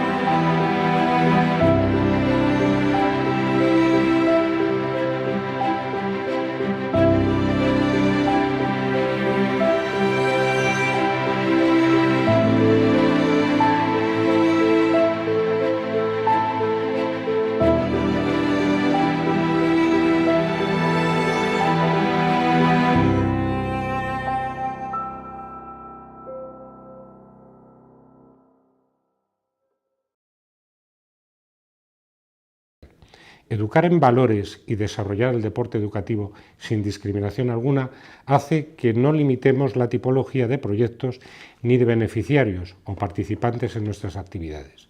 Y en este sentido, la amplitud de proyectos sociodeportivos que desarrolla la Fundación se basa en la flexibilidad de la metodología educativa, la universalidad de los valores positivos asociados al deporte y especialmente al fútbol y al baloncesto y la vocación universal del Real Madrid.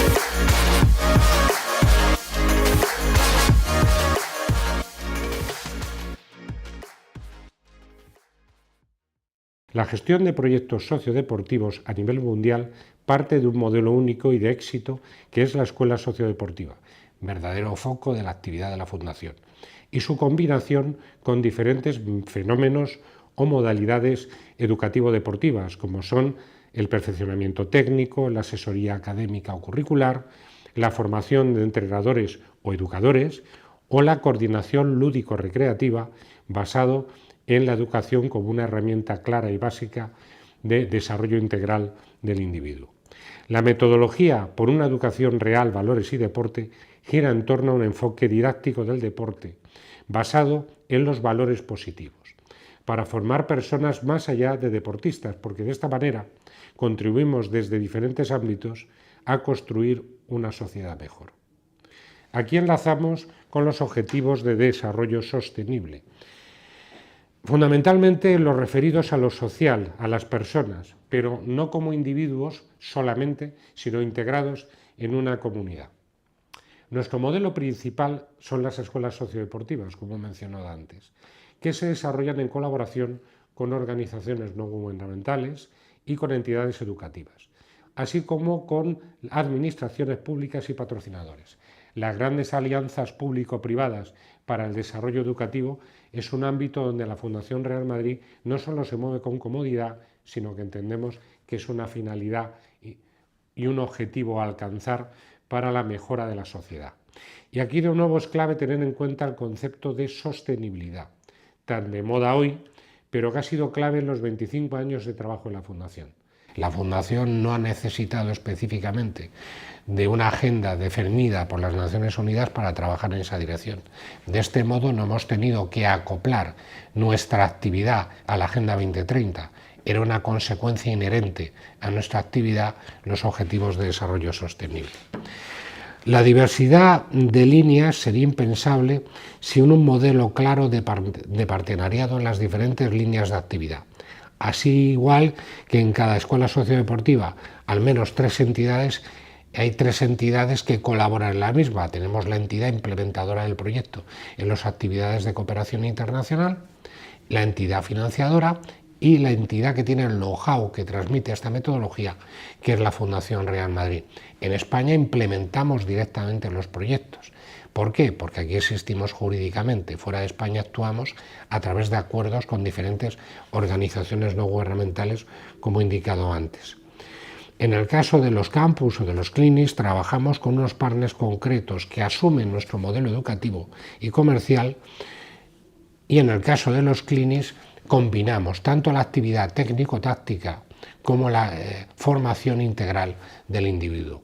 Combinación en cuanto a alto rendimiento, tecnología, capacitación técnica, sin olvidar el ADN de nuestra organización, que es la formación en valores. Trabajamos con promotores regionales en cada uno de los países, adaptando nuestra actividad a la realidad específica de cada país.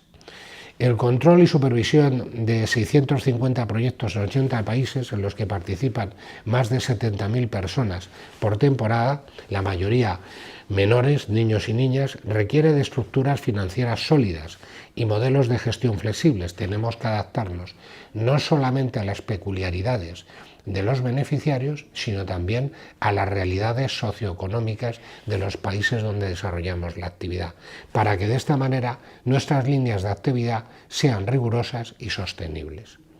La búsqueda de la excedencia, la auditoría de calidad y la observación de una gobernanza que va mucho más allá de la legislación en cada país, creo que es una de las claves que hace posible el día a día por parte de la Fundación. De tal manera que nuestros requerimientos de compliance van más allá de los requerimientos legales en cada uno de los países.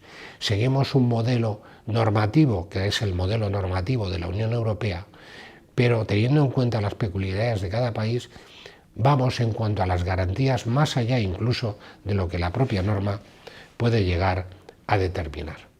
En este sentido, en esa búsqueda de la excelencia, es importante, en relación a los objetivos de desarrollo sostenible, tanto las metas que nos pretendemos alcanzar como las acciones concretas para poder llegar a alcanzar dichas metas. Un elemento básico en la gestión de proyectos educativos y también de proyectos sociodeportivos es tener un cuadro de mando característico de gestión que permita establecer objetivos a corto, a medio y a largo plazo.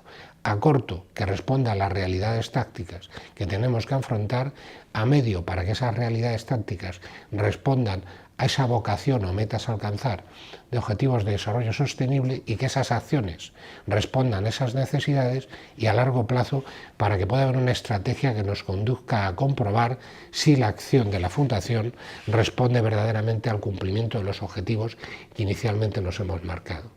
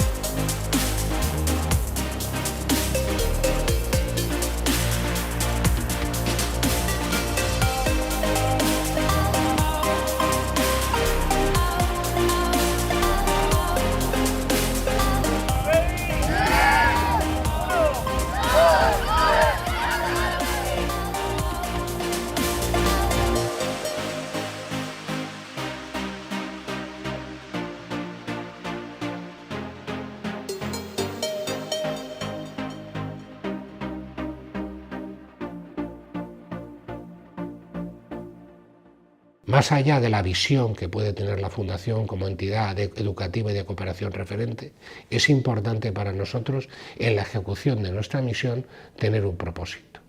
Y ese propósito, sin ninguna duda, es conseguir la mejora del individuo en cuanto a sus valores, la profundización en el uso adecuado del tiempo de ocio, la adquisición de hábitos de vida saludables, la mejora en la práctica de cualquier deporte, especialmente el fútbol y el baloncesto, que esté interiorizado en las personas el deporte no solo como acceso a la práctica deportiva, sino fundamentalmente como un elemento integrador de la figura del individuo, de cómo es el hombre y la mujer del mañana, y sobre todo responder a las necesidades que cada sociedad pretende en el futuro. Y esas necesidades vienen definidas por la suma de las voluntades individuales y de desarrollo integral de cada uno de los individuos que integran la sociedad. En este reto de mejora de la sociedad y de llegar al 2030, precisamente, con unas comunidades que cumplan esos objetivos de desarrollo donde se tenga en cuenta tanto a la persona como a las comunidades donde ellas viven, en este gran reto es donde está implicada la Fundación, y queremos con ello implicar al mayor número de entidades y personas posibles. Los partners que tenemos en el ámbito de clinics, campus, como en otras actividades, no son menos, son más para sumar en esta gran labor que la Fundación se ha establecido. Muchas gracias.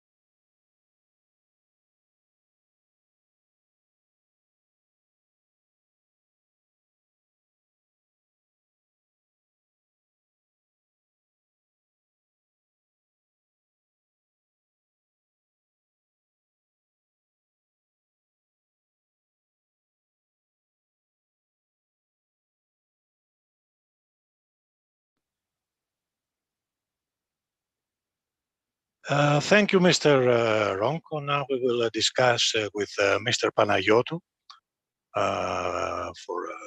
for the Real Madrid Foundation. Mr. Panagiotou, I think that, please let me say that there are no words capable of describing how important and successful Real Madrid is. But we will stick to what every young athlete, every kid's dream is to play there, Real Madrid. So we're talking about a well-known team in every part of the world that works hard and mainly with a program about the development and evolution of young athletes, as we have seen in many cases. So do you think that am I right? Well, obviously, good afternoon, by the way. Obviously, Real Madrid is one of the biggest clubs in the world. I'm not going to say the biggest. Lately, there are a few clubs in that category. And obviously, their role worldwide, it's massive. And very, very important to bring to other countries and smaller clubs their philosophy. Yeah, I do agree with them. I saw them in person the last few years. I'm cooperating with Real Madrid. I can see the work they are doing, the challenges they are facing, and Real managed the last 2 years to be one of the few big clubs developing young players, especially in football. So they are giving. They are on the driving seat at the moment, developing players, which this is very important. I hope so other clubs can follow up and start working with young talents and give them the opportunity to play and follow their dreams. Also in basketball, because as we can see in the last 8 years, players of Real Madrid, I think 17 or 18, they're playing in the big club, let's say, in the men's team, in the 17 or 18 players in the last 8 years. I think it's something very important for such a great organization, because we cannot forget that everybody in this situation, they are asking for the result, but they can make a combination, the result and the evaluation. It's something, I think, incredible. Exactly. They managed to combine they have worked very hard the last years to manage that, but they managed to combine the results and the promotion of players, of young players. And it's not only the 17, 18 players you mentioned, or the players in the football team. They are all the other players they loan or they sell around the globe. So the number is much more higher. Yeah. For example, in football, last year, there were 178 players coming from their academy play worldwide in different clubs, including Real. So you can realize when a club like Real Madrid managed to combine and be on the top of the leagues in football and basketball, that's a great achievement. And that they give back to the society, because they are not playing only in Real. They play in different clubs, in different countries, and the value of each club and each player is very, very high at the moment. So it's very, very important to see other clubs doing what Real Madrid are doing at the moment, and it's something admirable. Let's say that I think that the brand of Real Madrid speaks for itself, right? It's something incredible, and we can now understand how huge is for a young player, to say that I have played for Real Madrid also in the youngsters. It's a bright future. Yeah. If you play for Real Madrid or any of the other big clubs, even in the youngsters, the doors are open in every club worldwide. And big and obviously smaller clubs. But as you said before, Nico, I don't know if you've ever been there, but what they managed to do in Valdebebas, on my point of view, it's important that they managed to have football, academy, second team, if I can call it like that, in our words, first team, basketball team, offices, all of them were in one place. The accommodation, the training ground of all those teams, they are in Valdebebas. They are working all together. It's one base. They don't separate football from basketball. It's one family. It's one family, exactly. I think this is the... In their little village, if I can call it like that, you can see so many football pitches, the basketball, the offices, so everybody are there. And it is a really nice place to be. Of course, it's a great experience. So we have to say that's a very busy day. So Mr. Ronco had some duty, so he have to leave us. But I think it was very useful that we heard and saw from him. Can we go throw away to the questions, I think, huh? Yeah, of course. Okay, let's say. So I have the first question from Mr. Anastas Priskomatis. As we know, the Real Madrid Academy is one of the most organized and successful in the world. How you manage to sustain that advantage and how difficult it is to look for new talents every year in all over the world? Well, Real Madrid, as far as I'm concerned, they have a very good scouting network. Scouting all over the world, right? all over the world. All over the world, yes, all over the world. Even though the first team, they can buy any player they want, but they have their scouting, they do their trials as well. Then based, obviously, it's Spain, because there's plenty of talent over there, and Latin America is one of them. But yeah, the scouting is a major key for that success. Scouting and analysis together, of course. Yeah, so continue with our questions from Mr. Nikos Arlakis. Is the current environment, in the current environment, do you believe that the coaching methodology of Real Madrid Foundation has the power to improve the society of future generations? Yes, of course, because if you work a little bit with Real, or if you manage to be even in the clinics we are doing here in Greece, they just try to. The priority for them is not to see players or young players. Their priority is to pass a message to promote the values of Real Madrid. Respect, teamwork, transparency, solidarity, commitment to the club, equality, motivation. Those are some of the messages, which those messages are very, very important in sports, but of course in real life. So if you manage to combine all those together, you will become a perfect person. So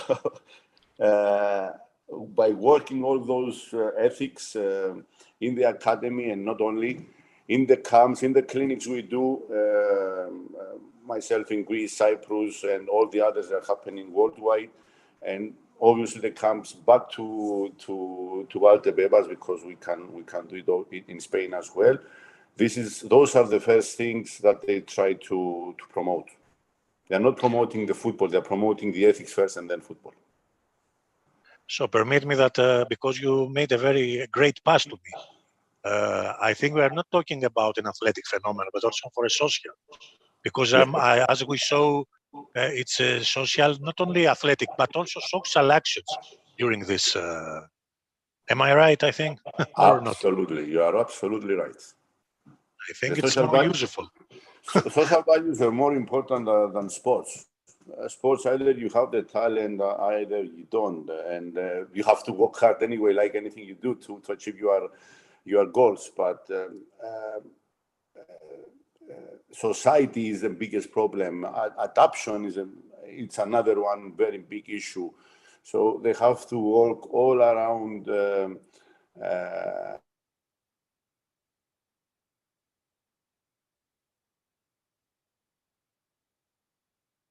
working with it, from the youngest player to the oldest, from football to basketball, from men's to women's, and every other sport they do. Even they are veterans. They are going to Valdebebas, they train together, and they keep the memories there. So they don't stop When football stops, they don't stop. The veterans, they live in Madrid or around Madrid. They are going twice a week and they train over there. So the family of Real Madrid sticks together. Of course, for many years. Exactly. Exactly. For many years. I think that the main purpose is to be a great teammate, not just a great player. I think this is great for our society. So we have another very interesting question. So how challenging is to implement the foundation's coaching methods in the Greek market, where winning seems to be the number of the priority? And I would say not the number of the priority, number one of the priority. I think something more. I cannot explain in English exactly the word, but in Greece we called it avtoskopos. I don't know. It's that you have to win, nothing more. Yeah, well, it's very, very challenging. That's a very good question. It's not something you can achieve in a year or two. It needs a lot of work, but I think it's plenty of talent over here in Greece, and they are people they want to work professionally. They just need to give them the time to do it. Believe in them. Believe in the players. Believe in the coaches. And also in the plan, I think. You have to stick in the plan. You have to work long term. You cannot expect to develop players, either it's football, either it's basketball, in 1 year. You need minimum 5 years. So you have to work with the youngsters. You have to combine academy and first team. The academies, they have to work like the first team is working, and promote players, give them the opportunity to play, to prove themselves. Indeed, it's very challenging for Greece, very, very challenging. But I think it's plenty of space of improvement. Sooner or later, they have to do it. Otherwise, you're splashing money to foreigners or to players that they will never understand the mentality of the country. So if they manage in Greece to start working the way Real Madrid is working, obviously more players will develop, more talents that will come up, stronger national teams, higher in the rankings, either it's football, either it's basketball, and that will, and obviously when you see that exposure, more kids that will follow the rest. That's it, yeah. So that's, as you said, this is a aftoskopos. And I think that also it will be great that, okay, if a young guy maybe, or a young girl, maybe they will not be great athletes, but I think that you are creating great fans. And this is something also very important. Well, Nico, I'm just going to give you one little example. I don't know if you're aware. 2 days ago, it was a Champions League game between Barcelona and Real Madrid, a women's Champions League, and there were over 91,000 fans. Yes, I read it. In a women's football, which that's lovely to see, that they don't underestimate women, they support them. Of course. That means in Spain, it is working. If it's working in one place, it will work in another place. So we have to give everybody the chance to do what they love. Either they are men's, women's, boys, girls, football, basketball, or other sports. In every country. In every country, of course. But now we're talking about Greece. So I totally agree. It's plenty of talent over here, so we have to give them the chance. So we have another very interesting question. Can you please talk about previous Real Madrid Foundation basketball and football projects that took place in Greece? Well, I started my cooperation with Real Madrid in 2018. The first football project, football clinic, it was in Athens. Since then, we do a number of clinics in Greece. Unfortunately, COVID restricted a bit our camps, but we are continuing doing it. For example, last football season, we done 4, one in Athens, one in Thessaloniki, one in Nafplio, and one in Santorini. And we done our first basketball clinic in cooperation with Active Media and Milon in Nea Smyrni. And I was very pleased because it was, in my opinion, very successful as the first one, and now incorporated. I was there, and I can agree totally. I remember, I think, even though it was the first, everybody were very, very, very happy. I think it was very successful, and we passes those messages. Because in those clinics, we are not working only with the kids and the players, boys or girls. We are working with the coaches as well. We are doing coaching seminar, which that seminar helps the coaches, the Greek coaches specifically, to understand and adapt on the way Real Madrid are working. So we're not sticking only on them. And the coaches, they are always open to discuss with the parents as well. So the parents can be educated. That's a very important point I want to raise. The parents need more education than the kids. For sure. on every aspect. So it's very, very important to have the chance to discuss with coaches from Real Madrid or the participant on that event at Milan, for example. There were a number of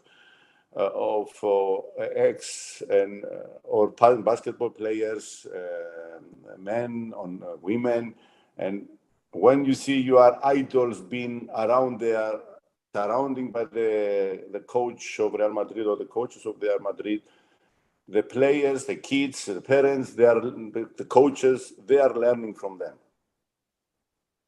So very, very. The clinics are very, very important. It's nice to participate. It's a very nice experience, and I'm looking forward for the next ones within 2021.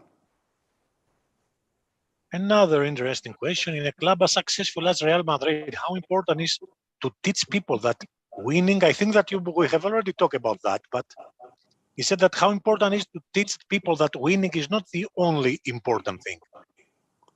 I think that we talked about it before, but it's a very interesting question because it looks that the people want something more than winning. They want we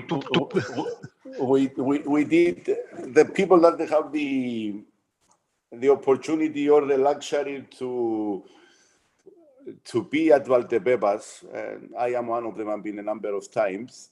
Only while you are working through the dressing rooms, you can understand that by the signs on the walls,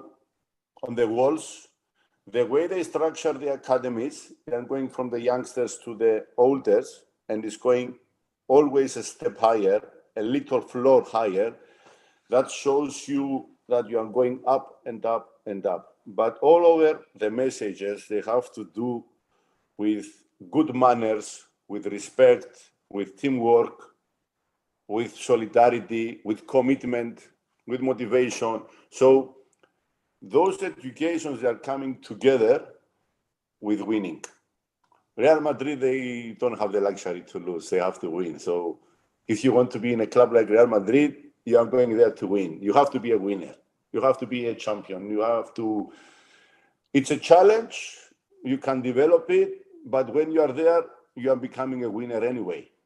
But at the same time, of course, the messages they are passing through their academies, through their clinics, are the ones that I just mentioned. So they combine them together. If you are not a good character, if you don't respect your teammates, your opponents, the fans, if you don't work, the organization, the whole organization, of course.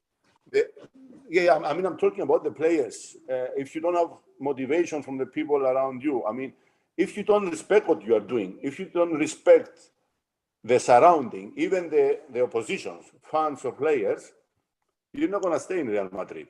It is simple as that. They're gonna transfer you, they're gonna release you, they're not gonna keep you there if you're not a good character. So you are learning to be a good character. You are learning to respect sports. You are learning to respect your opponent. You are learning to respect the opposition fans. Of course, you have to fight. You have to. It's when you play football or basketball, it's one game. you give everything to win that game, but at the same time, you can see in Spanish football how much respect it is between people, especially the footballers. You are not seeing any incidents, any problems. Hard game, yeah, that's part of the game. But the game finishes and everybody are friends. The fans are applauding everybody. So this is what they are teaching within Spanish society, and obviously the big clubs, their role is huge. So simple. So simple. Now, we have a very interesting question from Mr. Anastas Traianos. You know, he was playing basketball and now he's in England, and he's making some very good things, and you will understand from his question. Say hello everyone. Hello everyone. How Real Madrid Foundation is monitoring and evaluating the delivery of the programs? What are the main barriers, challenges in delivering those community sport programs? What processes and procedures do you have in place to overcome those issues and maximize the social return on investment? As you can see, it's his subject from his question. It's a big question. Real Madrid is a massive organization. There are a lot of people working into those programs. The foundation, they are responsible for all clinics and organization. Being in the offices, you can see that they built into Valdebebas a 5-floor building, if I'm not wrong. So many people and officers working in Madrid on every aspect. Either is coaching, either is analysis, either is social media, either is IT communication. The organization they had is unbelievable. How they manage it with hard work. Obviously, they have a plan and they stick to the plan. They have a lot of partners like myself in so many countries, but everything they are working from Madrid. They be controlled in Madrid, and in every category, in every sports, they have different people working on it. They have very valuable people. I mean, I can pick up the phone and I can call a number of people when I need help or support on anything I'm doing. Either it's football, either it's basketball, either it's analysis, either it's tactics or football or basketball or ITs. Always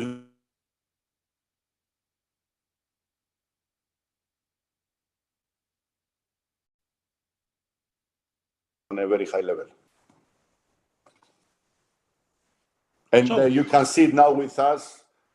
We ask them to participate, and without any problems and doubts, they found a way, even though they are very busy these days, because they are organizing something in Madrid. They managed to be with us and pass the message directly from Madrid. And they are doing that with everybody worldwide.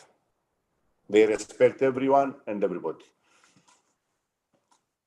That's why they are, I would say, one of the biggest clubs on. I'm not sure if I answered the whole question because there were a number of. Yes, because it's. So I think that we have. If it's anything, I think that we have one. Please remind me. I have one. Please, we have 3 minutes left, and I think we can answer in a last question. So, is any of Real Madrid academies available in our country, in Greece? How can someone be able to adapt the mythology of Real Madrid without leaving our country? That's a very good question, and in Real at the moment we are doing the clinics. Through the clinics in Greece, and obviously everyone wants to participate in a trip in Madrid and train in Valdebebas, they are more than welcome to do it. From those clinics and the trip, you can live the dream and you can see how they work, because they give us the opportunity to train in Valdebebas with our own coaches, and obviously coaches from Real, they are participating even in Valdebebas. to having an academy in Greece. Apparently, I'm the first European I got the permission to create an academy, but there are still some issues playing with the logo of Real Madrid.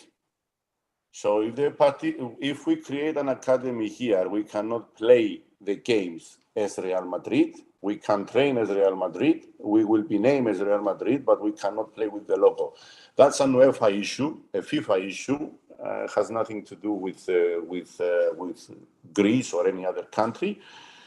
But it's something that we are discussing. Apparently, I'm the first one they gave me the permission to do it in a European country. It is happening in a few countries at the moment, like Hong Kong, Korea, Japan, Kazakhstan, Brazil. I don't remember all of them out of my head, but no one at the moment in Europe, because in Europe it is Real, it is Spain. But I got the permission to do it, and I am in discussion. If we found the right way, it will something great to do. It's not easy, it's very challenging, it's not cheap, because a Spanish director has to be on top of it. They're not gonna leave it to us. It has to be run by them. So the philosophy has to be passed every day to the training and not only. Challenging. It was a great word I've ever had. So it was great having all you. Thank you so much. Thank you very much for giving me the chance to participate.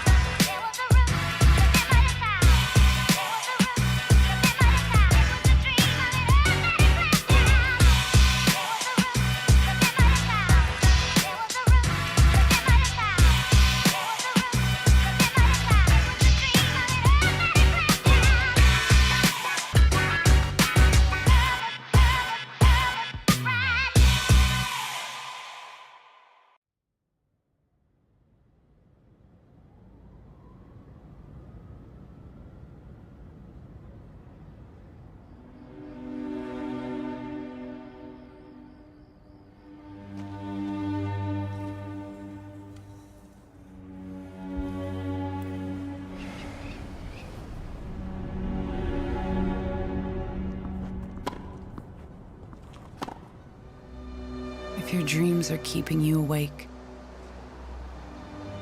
and you take your chance. If it's not fame that drives you,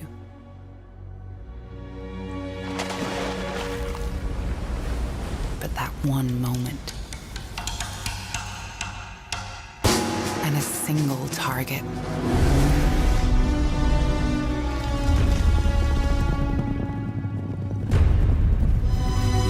No matter how far it is to reach.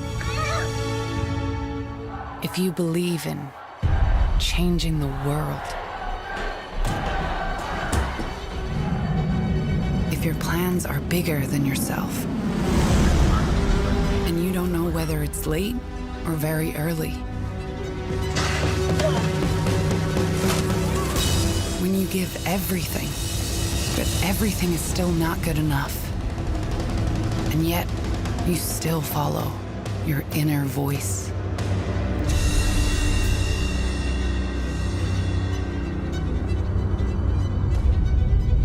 When they say forget it. But that is exactly what you cannot do.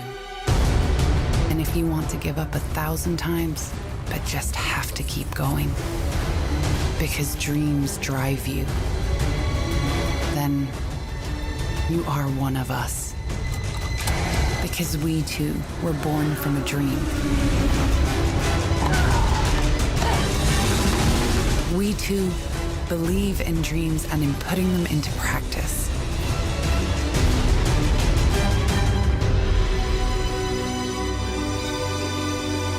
What about your dream?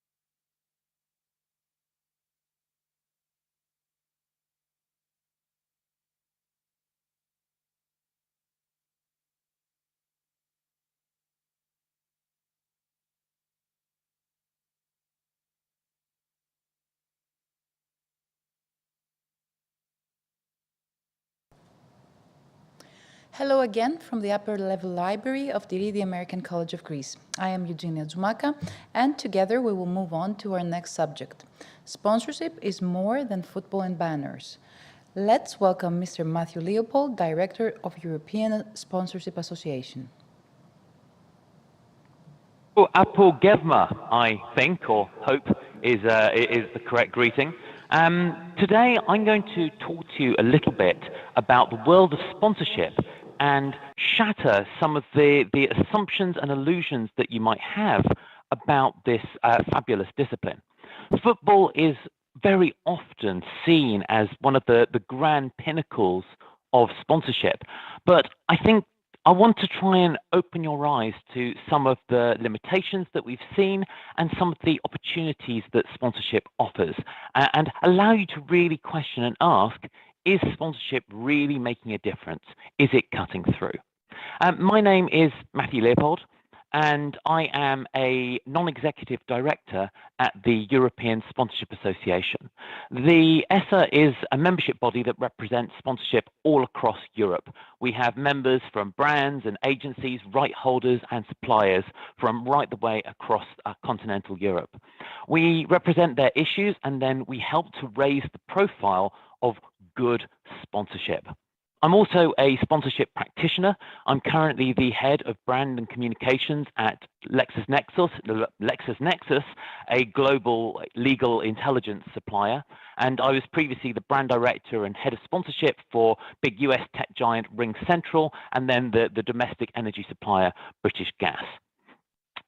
So sponsorship can be amazingly powerful. It can drive emotion. It can drive a change in thought and opinion and feeling from our customers. It can make a social impact, and it can really make people care. So sponsorship can make people more positive and much, much stronger feelings about your brand. However, if it's not done well and it's not done properly, it can be an enormous waste of time and money. Good sponsorship needs some really careful thought and consideration to make it work. All too often, the bigger the budgets that we see, the bigger the audience, the less thought goes into how do we make a sponsorship efficient and effective. And sadly, over the last 20 years or so, the world of sponsorship really hasn't changed or evolved. The same old basic model of sponsorship is used. Generally, you put a logo on someone's shirt or put a logo on the perimeter board around the sports venue, and then you try and get some form of association with the club or with the sport. And this is such old-fashioned thinking. And there's a lot of this old-fashioned thinking that crops up, particularly in the world of football. Now, obviously, there are examples, and there are great examples of great sponsorship in football. But all too commonly, football is a very, very simple model of sponsorship. And the world of marketing, as I'm sure you're aware, and as we've just been hearing on the last few sessions, marketing has evolved, yet sponsorship has not. So we need to ask ourselves, does sponsorship really think about the business problem that it's trying to fix? What is the problem we're trying to solve? Then sponsorship always seems to look at media as being the primary measure of success. So we seem to measure sponsorship in terms of column inches, in terms of likes and shares. So we look at the wrong measures of success through visibility and noise. Do we ever ask ourselves in the world of sponsorship, who is the customer? Who is it that we're actually trying to speak to and speak with? And what do we want them to do? Or do we just go, oh yes, I want to talk to the fans of this club or the fans of this sport?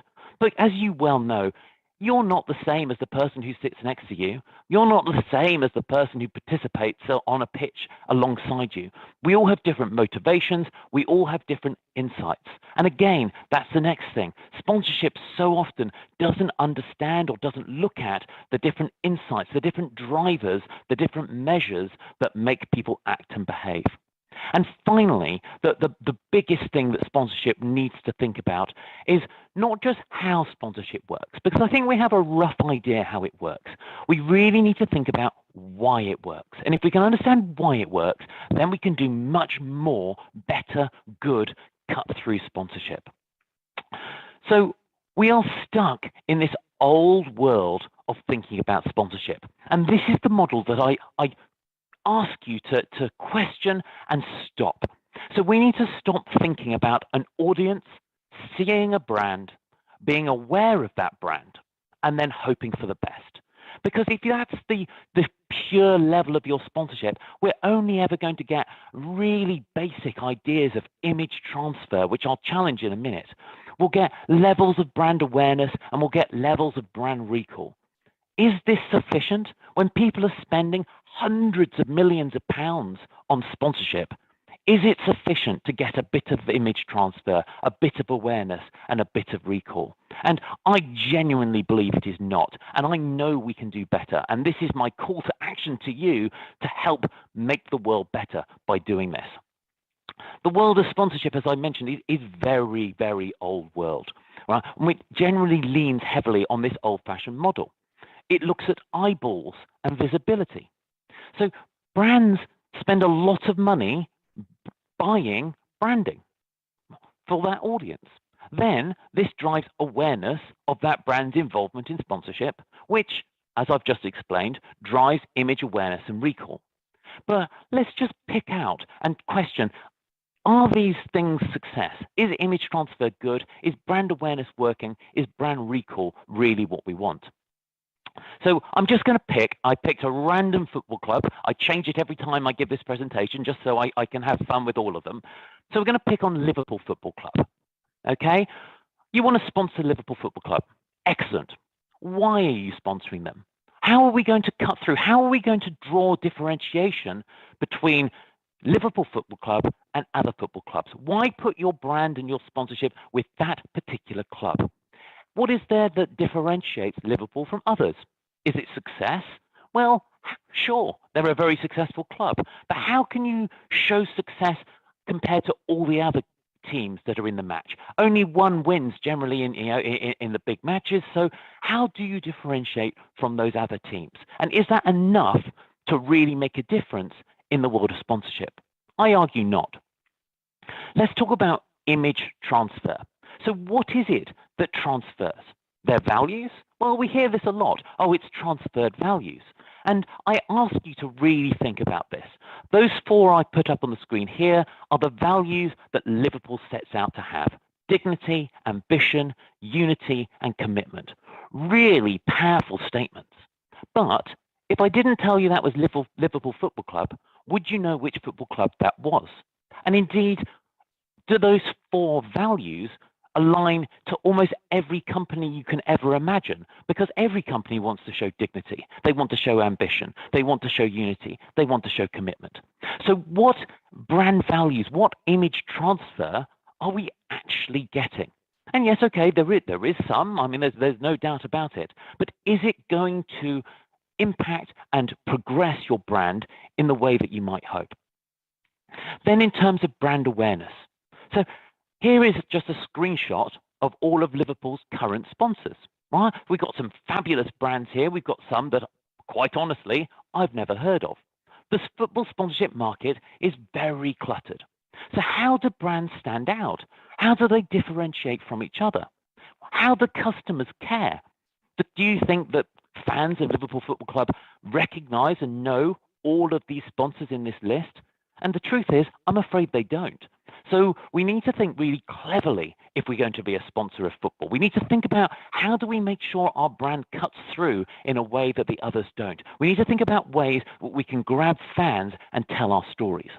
So how many of these brands here have you seen of, that you know of, and that you know are sponsoring Liverpool Football Club? And I suspect it's not going to be many. Now, brand recall is a particularly interesting topic. What I'm showing you here on the screen is a survey that I ran when I worked for British Gas.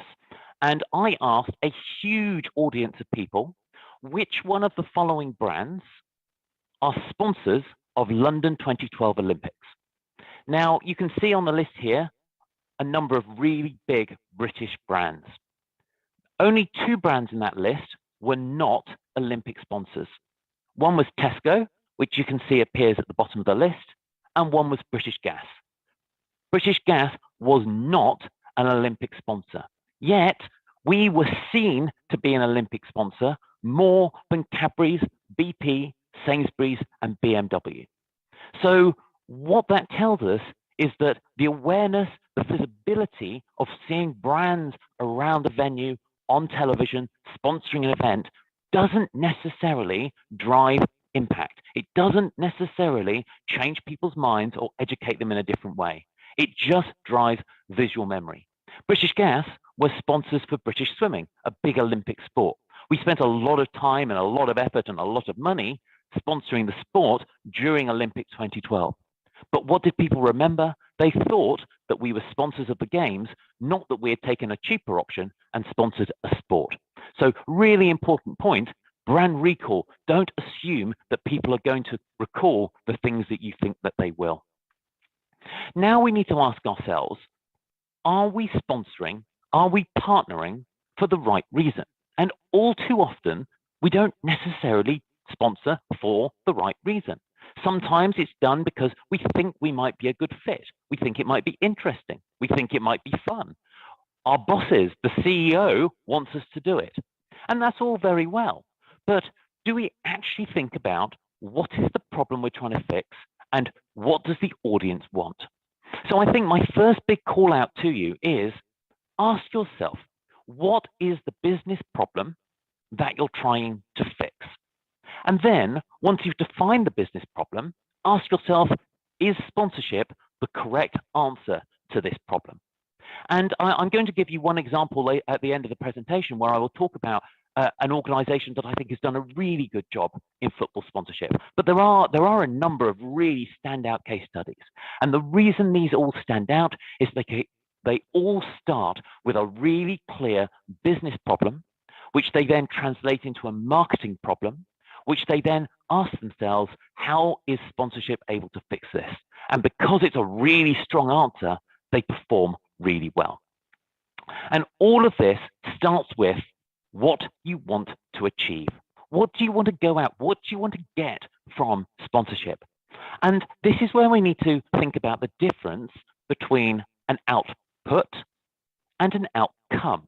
And I hope that translates well enough into your language. And incidentally, I am always impressed that you run these events in English. I speak 2 words of Greek, and I am very, very impressed by anyone who can listen to a conference like this in English.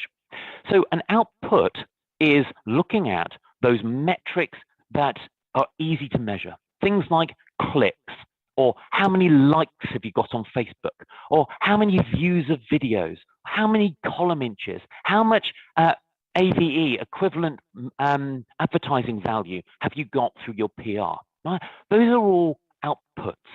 Outcomes are you changing the way people think? Are you getting people to be more likely to buy? And if we only ever focus on outputs, then we will measure success by how many people have turned up in an event. And that's not a particularly impactful or helpful measure. Whereas an outcome, if we can look at how people have changed their opinion, how they're now more likely to buy our products or services, that is helpful. The challenge, of course, is measuring an outcome is much more difficult. So my challenge to you is to think about what outputs are you measuring and which ones are you defining as success, because you may be looking at the wrong part of the equation and you might be driving more people to click like rather than more people to change their mind. And that's what sponsorship can allow us to do. So I think what we want to do now is we want to ask ourselves, how does sponsorship actually work? This is quite a text-heavy slide, so I apologize, but I'm going to read it very slowly. So sponsorship can help us to increase and maintain sales. How does it do this? It does this by increasing the chance, increasing the likelihood that customers will choose your brand over someone else's brand. How does it do that? It does that by making my brand more relevant than my competitor's brand to my customer. Okay, that's interesting. Making my brand more relevant than my competitor's brand.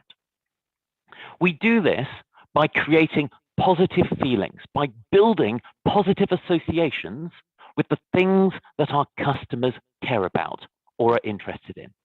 So if I want to talk to fans of Liverpool Football Club, by me sponsoring Liverpool Football Club, by me investing money in Liverpool Football Club, I am creating positive feelings and positive associations between something that they care about because I also care about it. And that becomes a really strong foundation from which to build a sponsorship partnership. And this is the creation of positive feelings and positive associations. And it's about driving activations that people find interesting or entertaining or rewarding. So can people see that I'm making a difference to something that they care about? And this is what sponsorship can deliver. This is my theory, by the way, based on learnings from some quite outstanding marketing theorists, Byron Sharp and Millward Brown, for example. And I believe that good sponsorship can and should be driving measures such as likability and affinity. Right? Customers feel an affinity for a brand when they believe that it meets their needs, and that drives likability. It's about differentiation. So this brand feels different to other brands in the category, or it's setting a trend, it's setting a different speed into the market, and it differentiates because it feels different. It likes something that I, as the customer, also like. And then saliency is about being front of mind. So we want to make sure that my brand comes to the customer's mind quickly and easily when they were at the point of buying.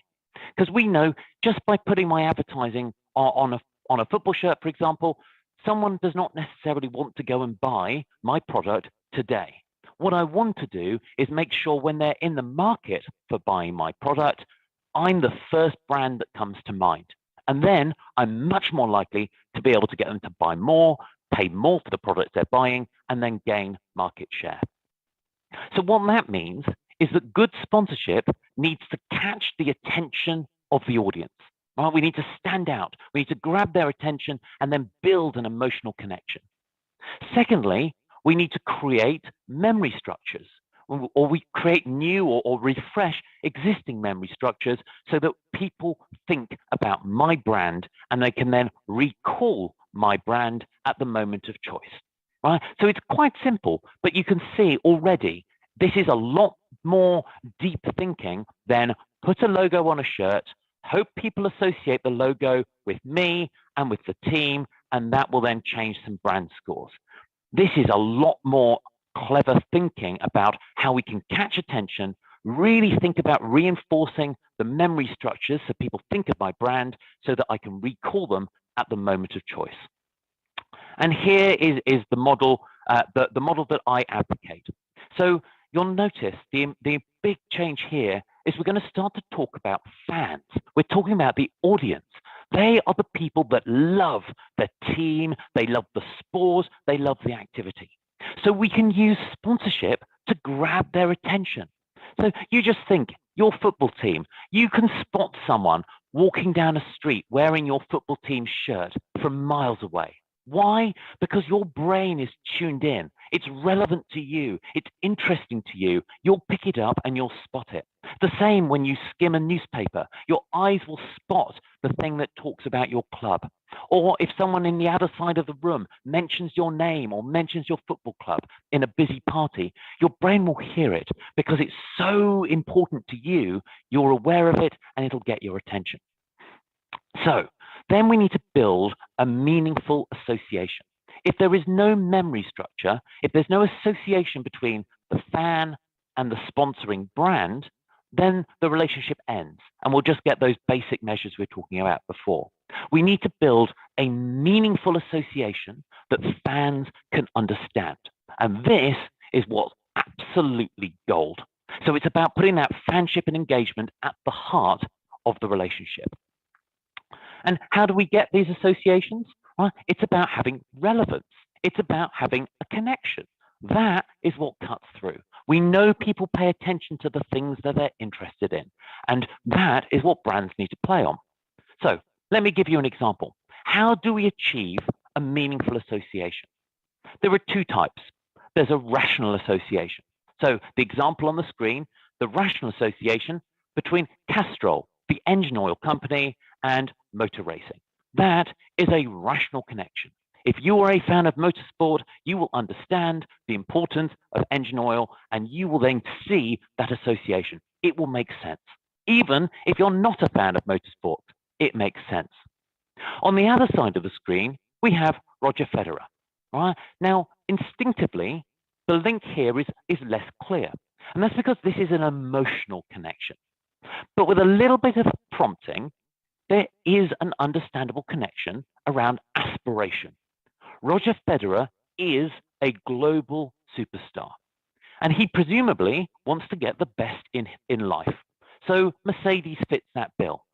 So essentially, if a customer is a tennis or a Federer fan, to be able to say, if it's good enough for Roger, it's good enough for me, is a really powerful emotional connection. So people pay attention to the things they like. If you like tennis, if you like Roger Federer, then actually you may be more aware of the wider scope of the things that Roger is involved in. If it's rational, we're seeing things that are just instinctively make sense. So that's the sort of the brief summary I wanted to take you through about actually how we can make sure football sponsorship adds even more value in the way that it's done. And I'm going to just take an example from Arsenal and talk about their sponsorship with Visit Rwanda. This was one of the first sleeve sponsorships that came out in football. Sleeve sponsorship is obviously it's not a particularly innovative solution, but what Visit Rwanda were able to do is they asked themselves a really clear business problem. And that problem was make people more aware of Rwanda as a holiday destination.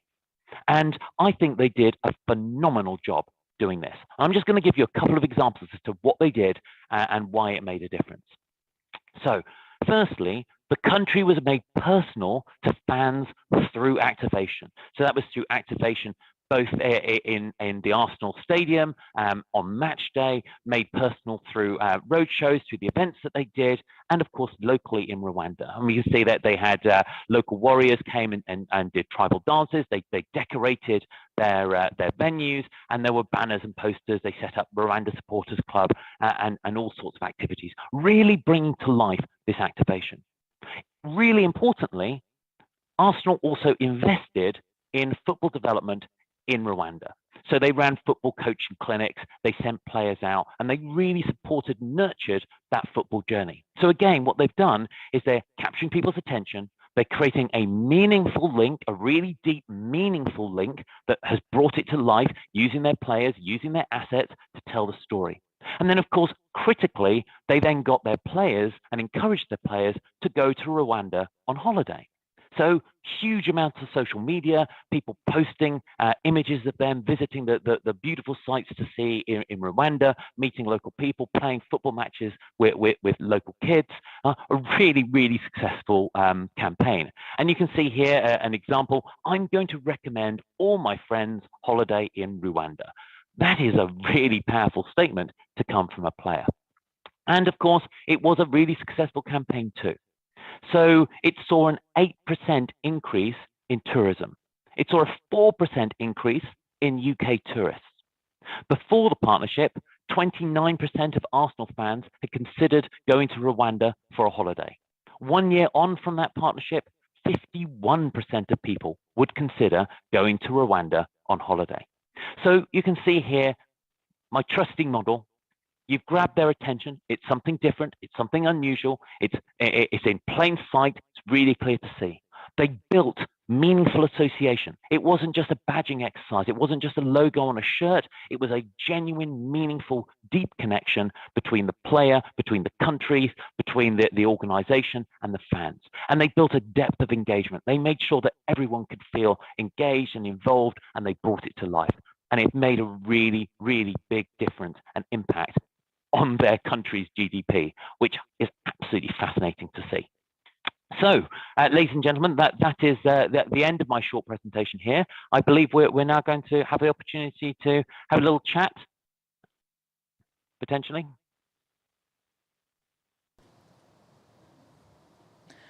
Of course, thank you, Mr. Leopold. We have questions, and we will start the Q&A session. For all of you who are watching us from home, please don't forget to use our official hashtag, and of course, write your questions. I would start with a couple of questions for you. So the audience is wondering, what is the main reason for the lack of development in the world of sponsorship? I think that's a very interesting question. I believe that sadly, where sponsorship is involved, there is a lot of money.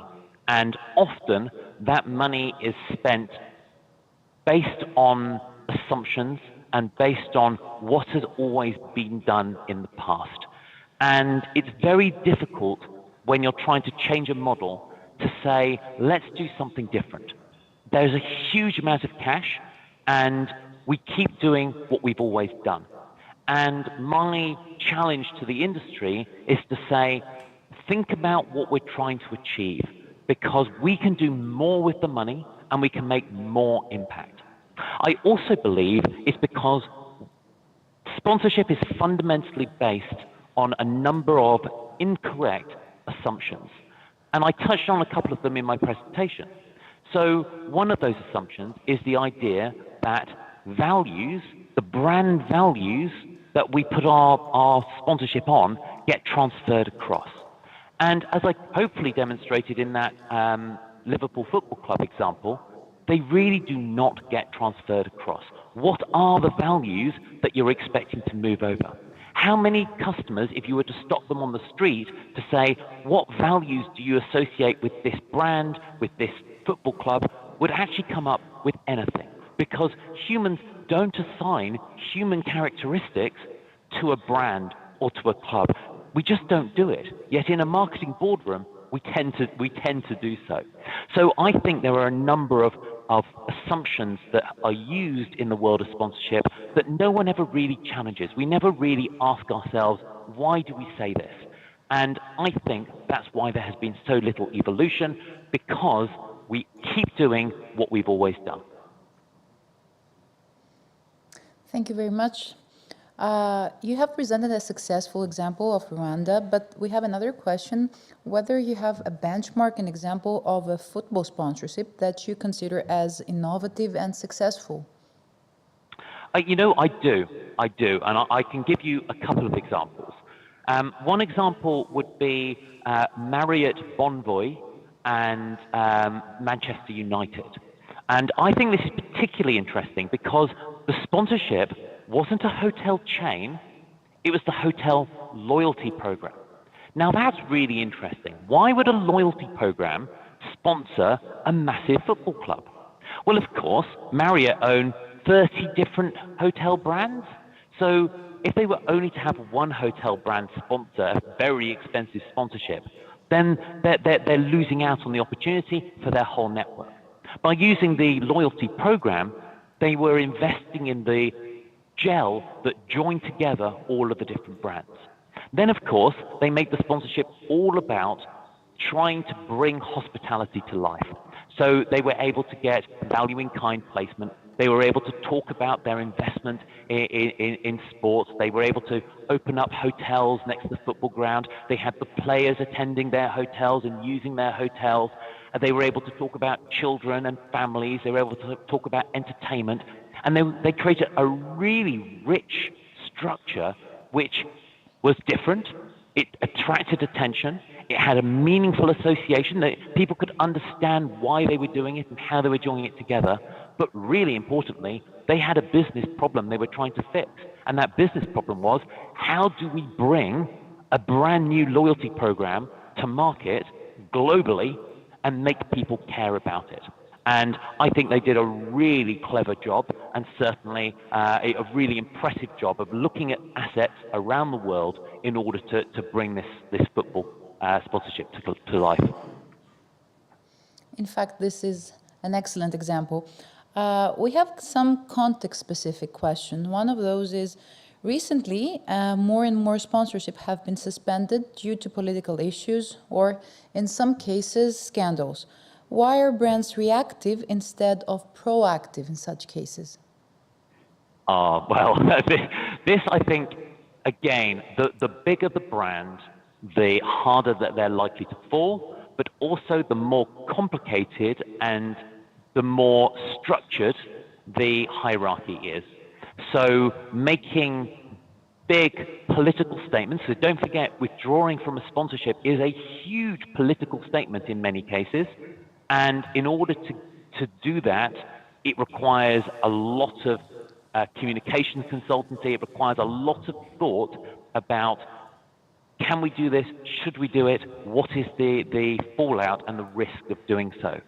So often, it's almost easier to do nothing. And that's why I think we find that generally the brands are quite slow, because it's as much risk pulling out as it is staying in.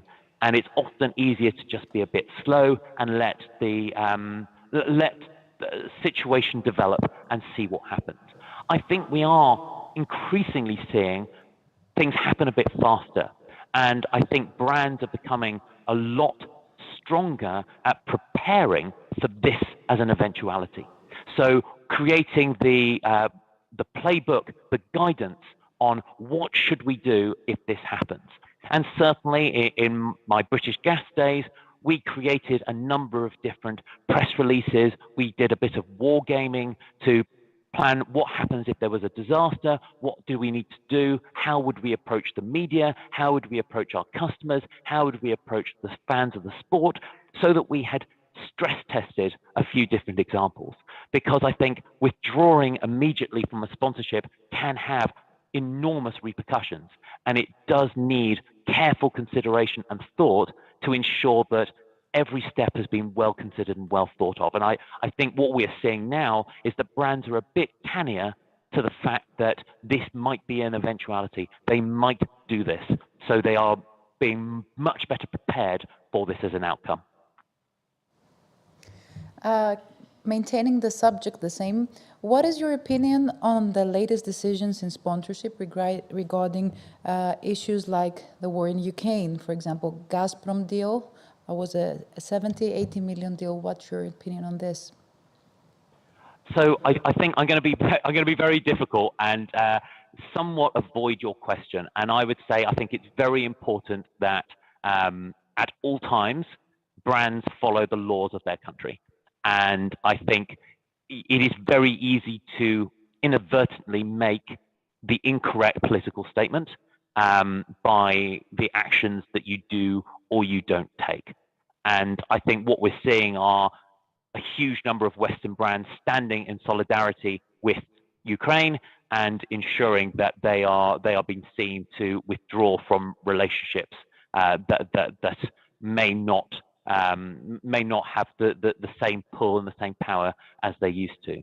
So I think brands are very, very, very able to make these political statements, but there are issues that surround it, and they do need to carefully think through the implications of doing and the implications of not doing. So, from a personal point of view, I think it's been quite heartening seeing big corporate giants act with such speed to make very, very difficult decisions, and I commend them for it. Thank you so much. In fact, difficult circumstances and brands and sports need to survive and adapt on those. Going to the quite frequent question, yet very important one, how has sponsorship changed or evolved in the post-pandemic era? So I think we might have seen sponsorship go back a little bit and revert back to some of its roots. Before the pandemic, I think we were seeing some increased measurement and evaluation developments. People were, to the point I made in my presentation, we were starting to see brands look a bit more cleverly at the outcomes they were trying to achieve. And I think following some of the financial crises, we were seeing that brands were being very careful with their expenditure and were demanding sponsorship professionals to demonstrate the impact that they were having.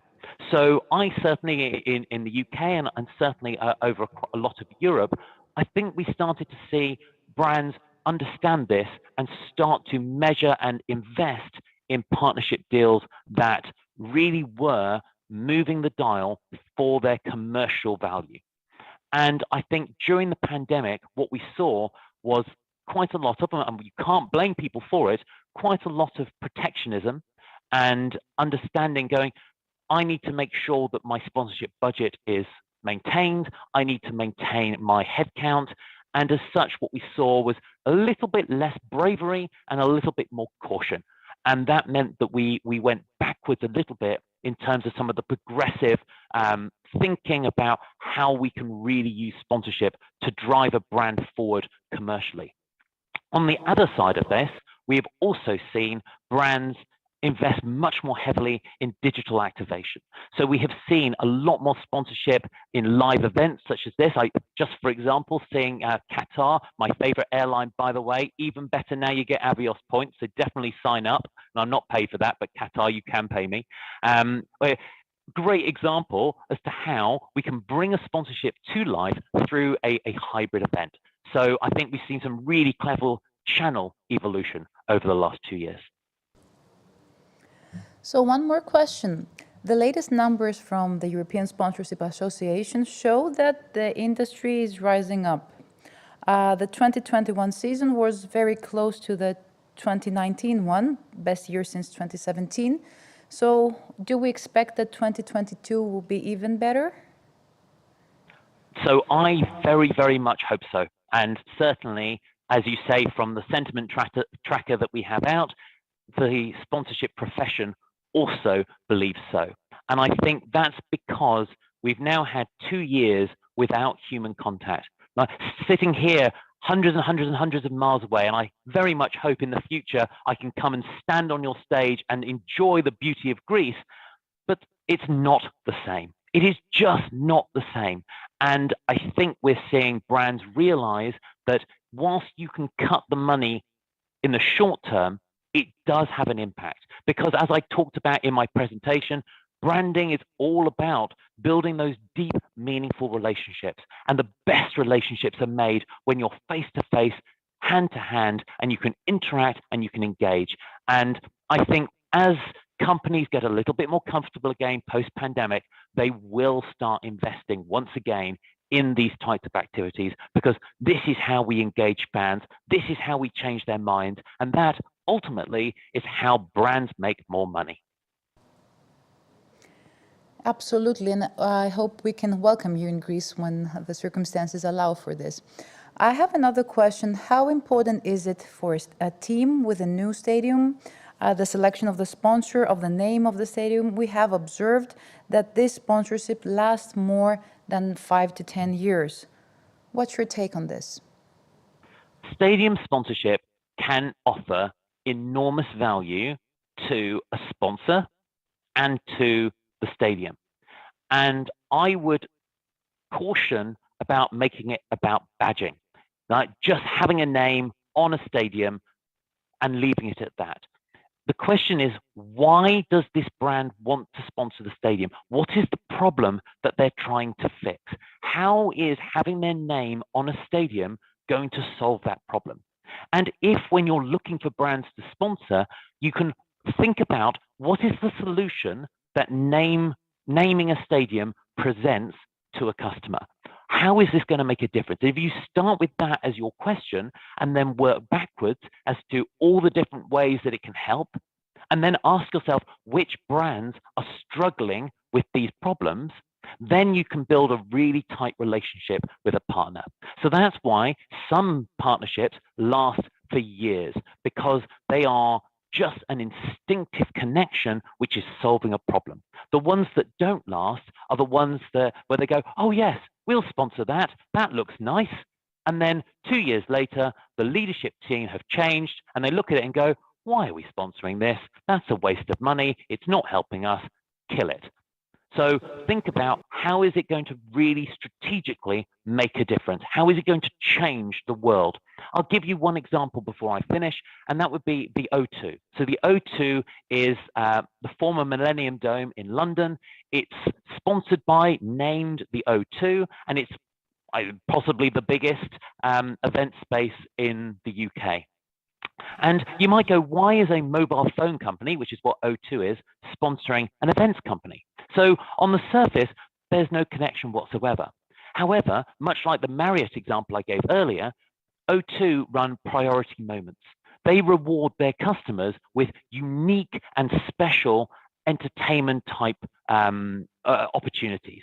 So sponsoring a massive venue in central London that can be their absolute figurehead venue for this program makes absolute sense.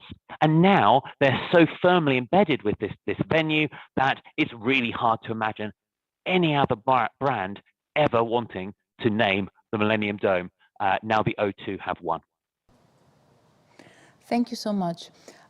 We have another question that is relevant to technology. The audience is thanking you for the insightful presentation. Would you like to describe the relationship between big data analytics, artificial intelligence, and effective sponsorship in sport? Goodness, that's a story that probably needs a PhD thesis to answer, which you probably are the person who's better positioned to answer than me. But let me answer this. I think, again, it comes back to the difference between an output and an outcome. A data lake with big data is brilliant. It will give you lots and lots of outputs. The question is, how do you take those outputs and then understand the difference it's making? So if your measure of success is someone to play a video on YouTube, well, that's great. But is that going to make someone buy? Is it going to change someone's mind? Is it going to change someone's opinion? If you can use big data and AI to say, when someone plays a video on YouTube and then goes to our website and then reads a bit more, then we can start to say, this is a person, we've delivered an outcome. We have changed someone's mind. We have driven them to get them to engage with our content.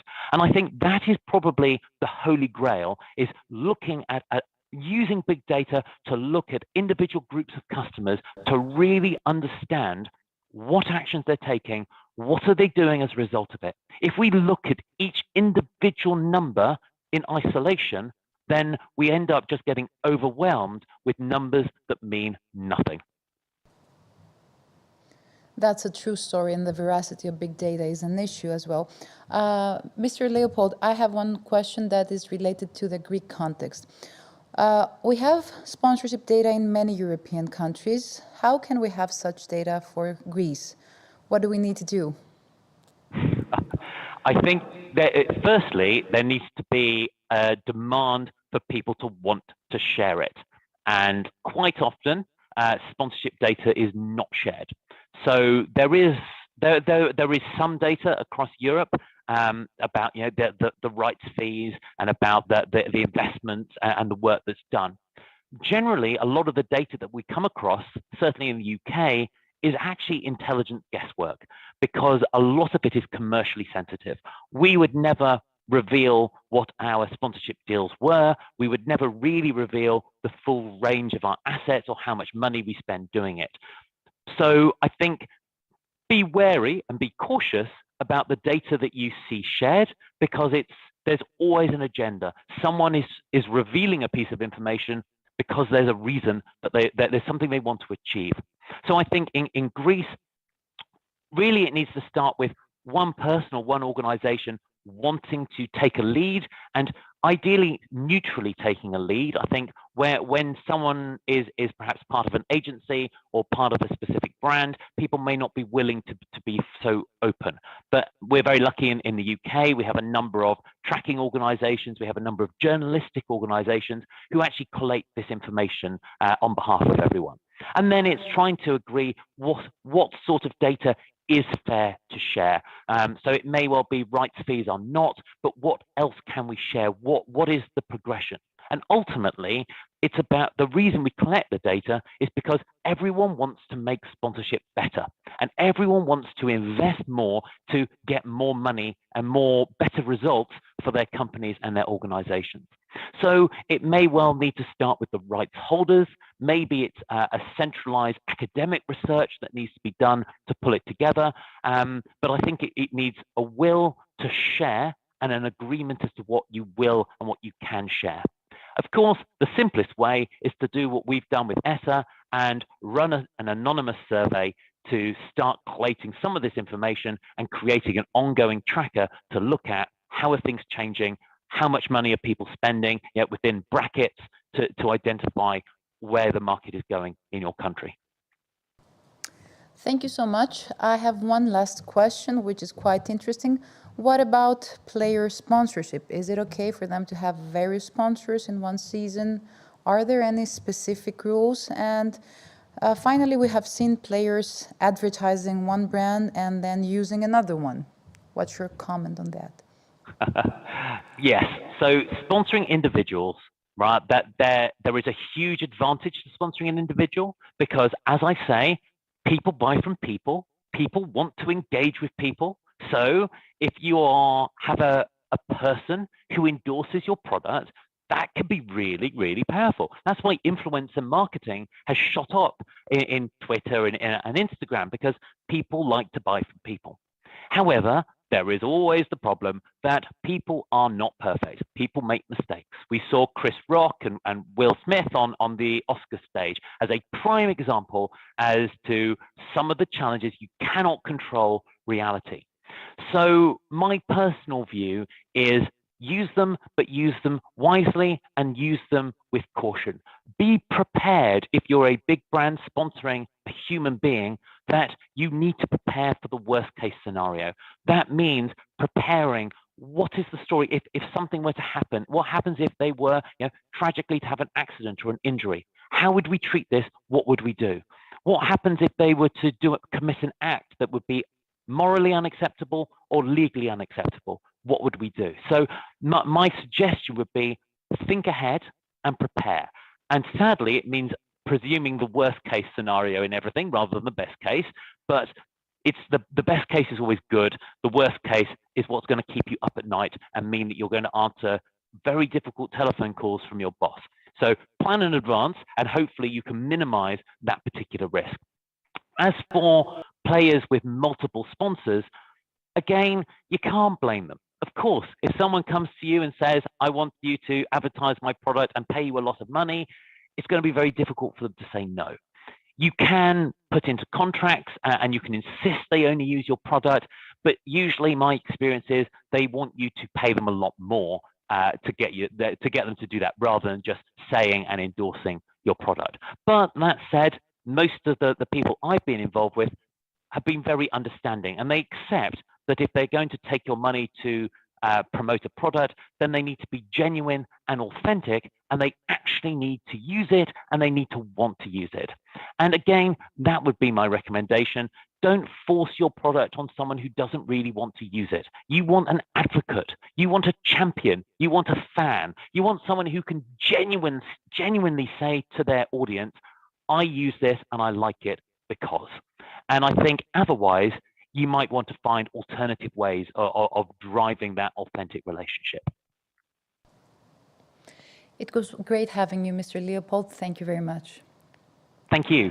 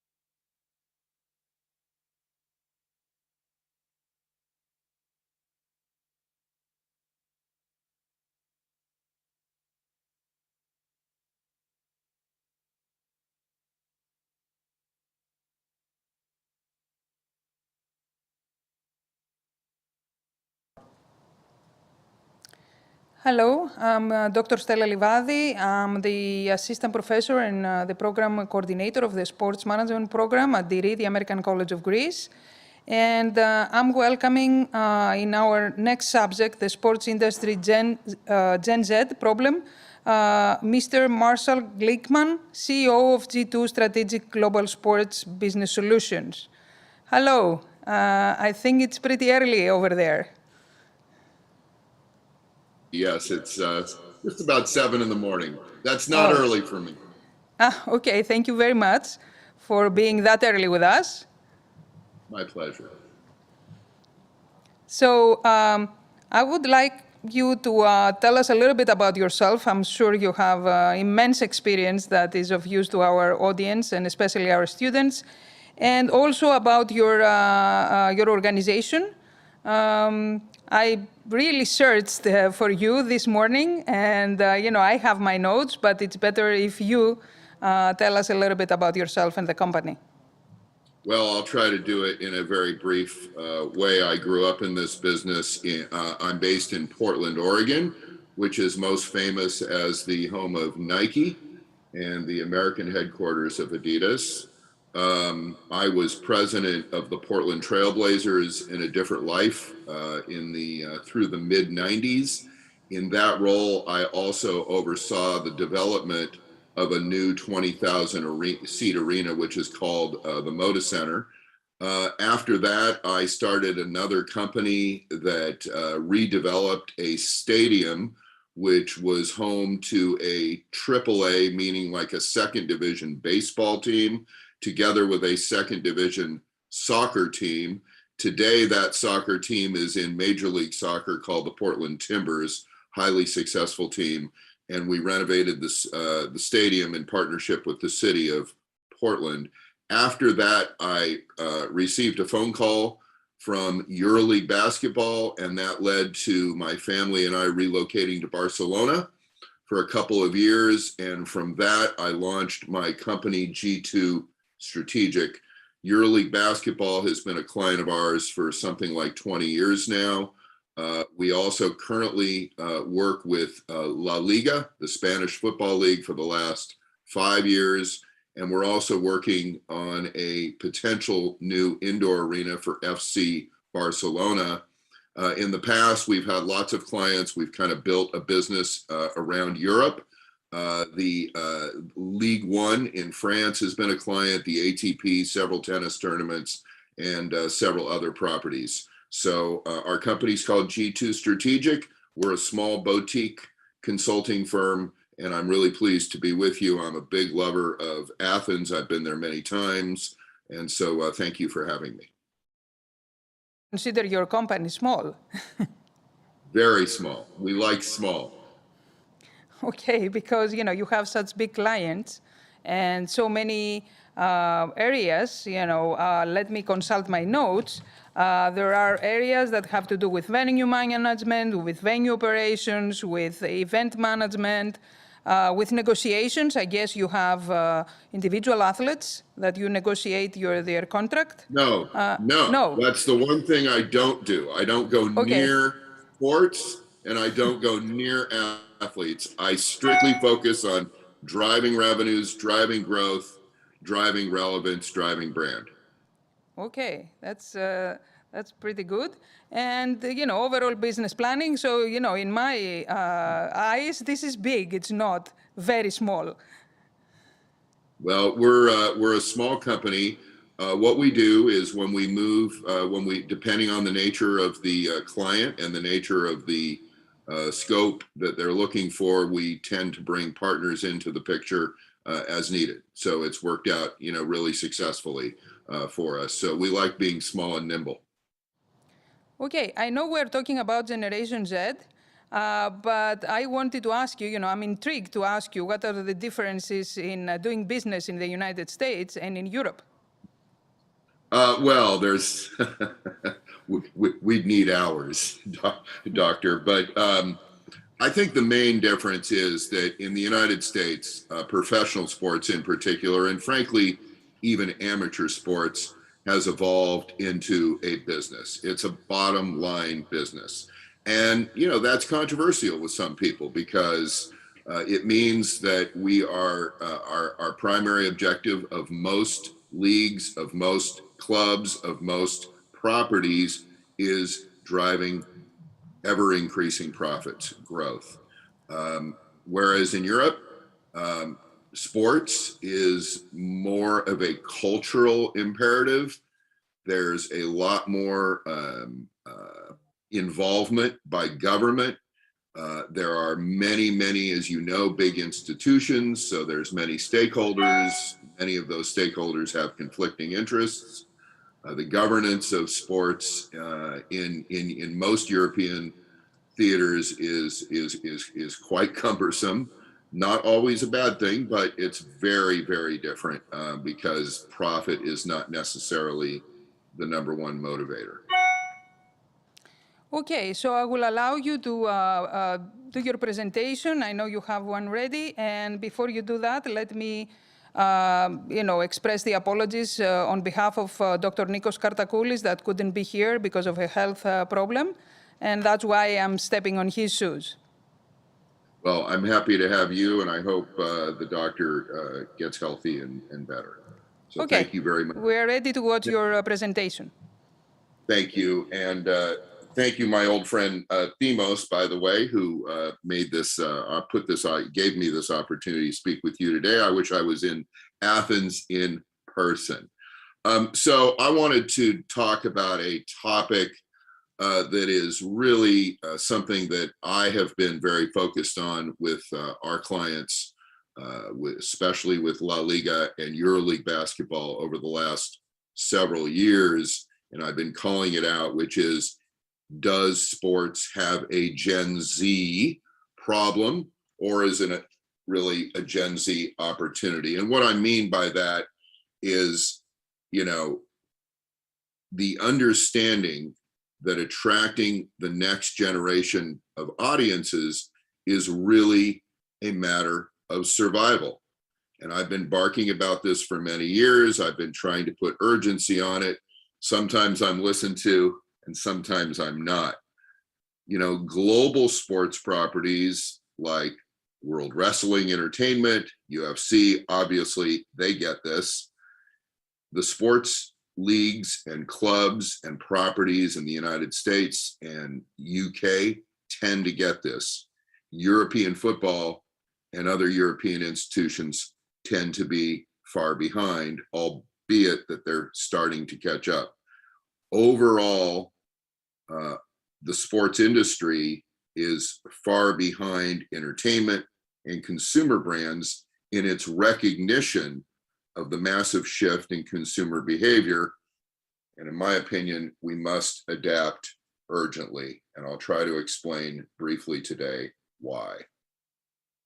The notion of parents passing along their love of sports, and particularly teams, to their sons and daughters is no longer a reality.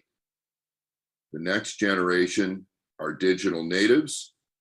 The phone to them is like a binky. They grow up with it almost in their crib. There is a decline of active participation in youth sports, at least in the States. Gen Z's, younger adults, tend to be a distracted generation. The focus is much more on athletes and stars than it is teams and leagues.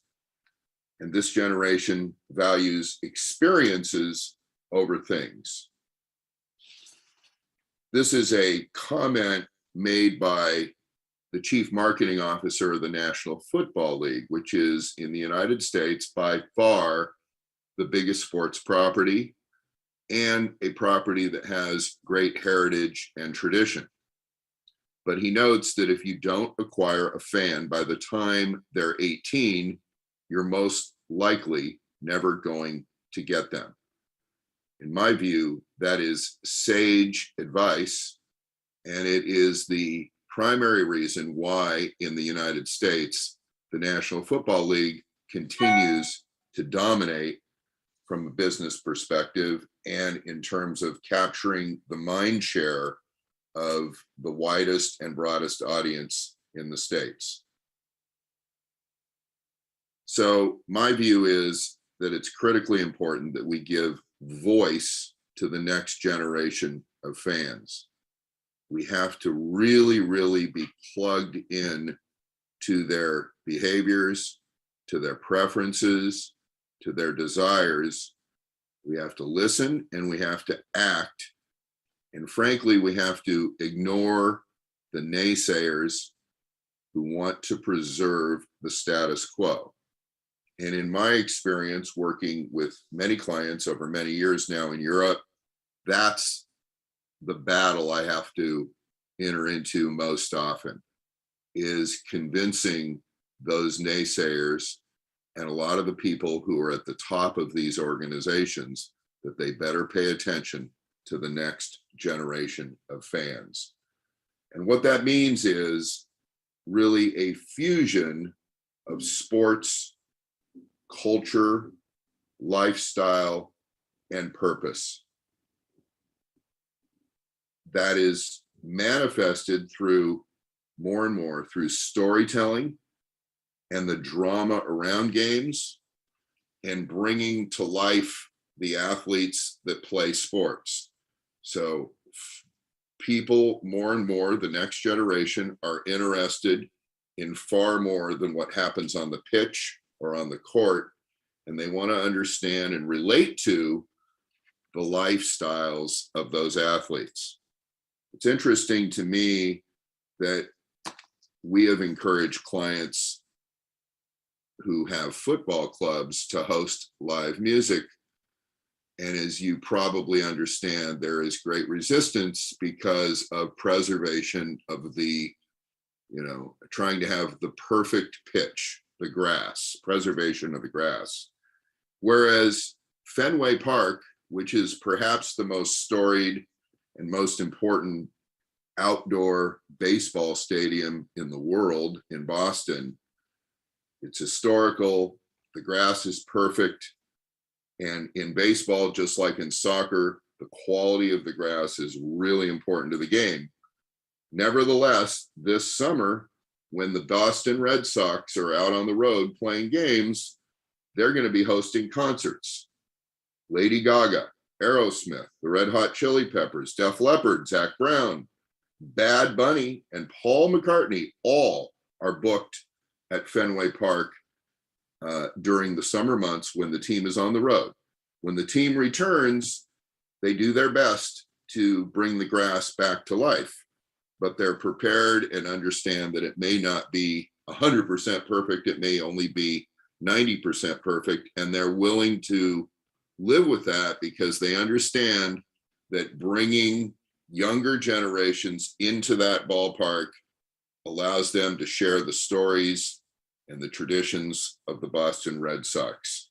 So we think that's a really interesting example. Oops, sorry.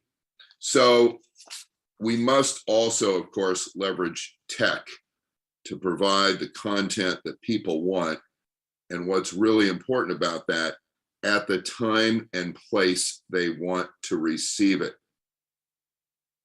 More and more what we're seeing in the States is when a property like the NBA, for example, enters into a domestic national broadcasting agreement with Disney and Turner Broadcasting, that the exclusivity provided around the games only applies to the broadcasting of those games through traditional broadcast, and actually segregates or carves out numerous other rights which allow US teams to show games on multiple platforms. There's many, many examples now where the same game is being shown in more than one place, but presented in a different way. One production might be targeted to people who are betting on games so that the graphics, the content, and the commentary relates to people who may have wagers on the games. Whereas, and I'll show you an example as we come up, another feed may be on Twitch, where the commentators are very different. And what's become really famous, a great example this year, is two of the greatest quarterbacks in NFL history. Eli and Peyton Manning, who are brothers, by the way, but played on different teams, they're now retired. There's a secondary production where they are the commentators and they're basically sitting in their living room and you're able to listen in on their banter back and forth, and it's attracted a lot of attention. Or last year, the NFL showed several games, not only on traditional networks, but also on Nickelodeon, which is a kids network. And I'll show you an example of that in a minute. Oops. So why should we care? Well, by the way, here's the Nickelodeon example, which I just love. So as you can see, what they've done is they've taken the game, but they've inserted graphics and commentary that are aimed at young children, making the whole presentation super exciting for those young children. This attracted a great deal of attention in the United States, and most importantly, added 2 million unique viewers to the game. So in addition to very large ratings on traditional channels, they brought to life the game for 2 million kids who watched the game and related to the game in a very different way. So why should we care about all this? I'm just going to bring to life 2 statistics. This is a study that was done 3 years ago by the European Clubs Association. You all are probably familiar with the ECA. And as you can see on the 3rd bar, there is a huge drop-off of interest amongst young adults between 16 and 24 years old. This is really, really, to me, this is kind of jarring. I mean, only 12% are huge fans. So look at what happens from when they're under the control of their parents, 13 to 15, to as they become moving towards adulthood, their interest in football drops off significantly, whereas having no interest in football increases significantly. To me, when I see this, it tells me that we have a Gen Z problem that we have to address, and we have to address it with some urgency. And then you can see this from a source called, this has been done by a well-known business school in the States, Fanalytics they call it, and you can see what happens, the difference between even millennials and Gen Z in terms of the avidity of their interest, or in the opposite way, being against sports, anti-sports fans, people that have zero interest, increases dramatically amongst Gen Z, and people who are avid sports fans decreases dramatically amongst Gen Z. From my point of view, we can do a lot of analytics, but these 2 statistics speak for themselves and place great urgency on the need to address what I consider to be the Gen Z problem. If sports fandom, this is a quote from the person who did the last statistics, the last study I showed you. If sports fandom is formed by early experiences, these results suggest that fandom will crater in the decades ahead. I mean, that's pretty strong language from somebody who's a university professor like you, doctor, and who studies this really, really carefully. So what is the opportunity ahead? 1, having an omni-channel strategy, which means distributing and curating content, both live game coverage and other kinds of content around the athletes and around the teams and around the brands across multiple platforms. The meaning of that is that we have to go to the platform that are followed by young adults, whether that means TikTok or Twitch or Instagram or Facebook or wherever it may be and wherever it will be in the future. Two, we have to give voice. That means we have to listen, really listen, not just pay lip service to the behaviors and the preferences of Gen Z.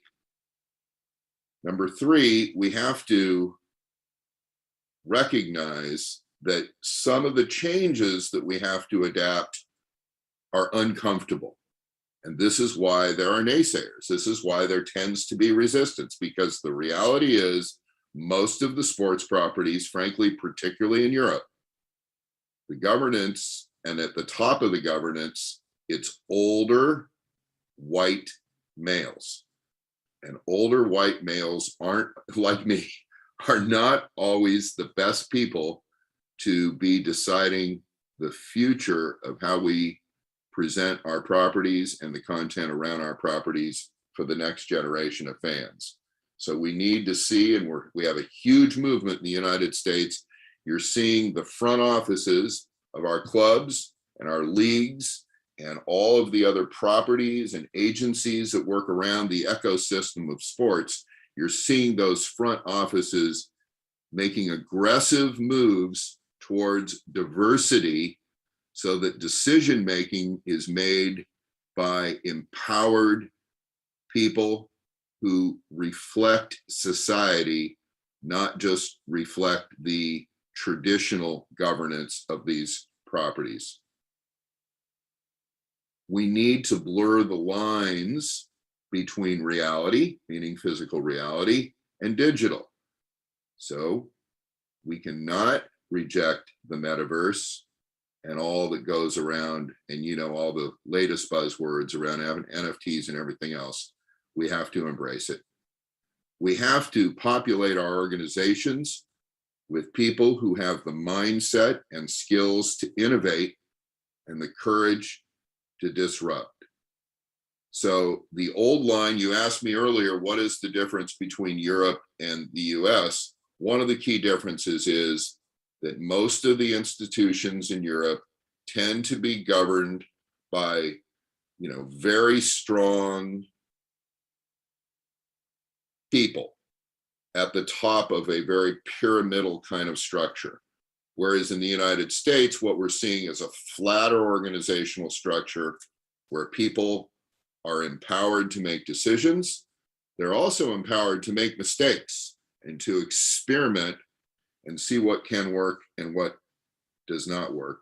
And finally, alignment on pitch and off pitch is critically important, which really means breaking down the Berlin Wall between business and sports and recognizing that it's in our mutual interest to do so. So just to kind of close this part, I wanted to share just a few kind of images.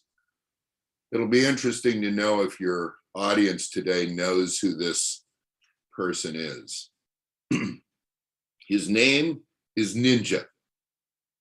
It's the online alias of Richard Blevins, who's 30 years old.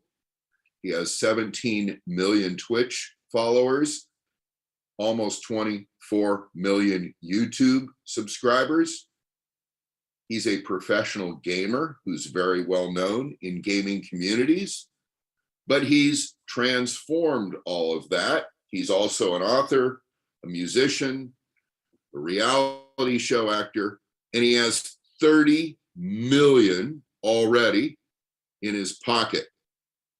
But it's the bottom that I want to point to. He became a partner with the National Football League and is co-streaming games on Twitch. And that goes back to the comment I made earlier about meeting fans where they are instead of trying to convince young adults to come to you where you want them. We have to take our content to where they are. This is another example, Major League Baseball, called the Creator Class. 11 Major League Baseball brand ambassadors. These are all social media gurus who have been hand-selected across the entire United States, who are developing content, highlighting players via music, fashion, and art. These people are known as TikTok artists, and the NFL has partnered with them. Why?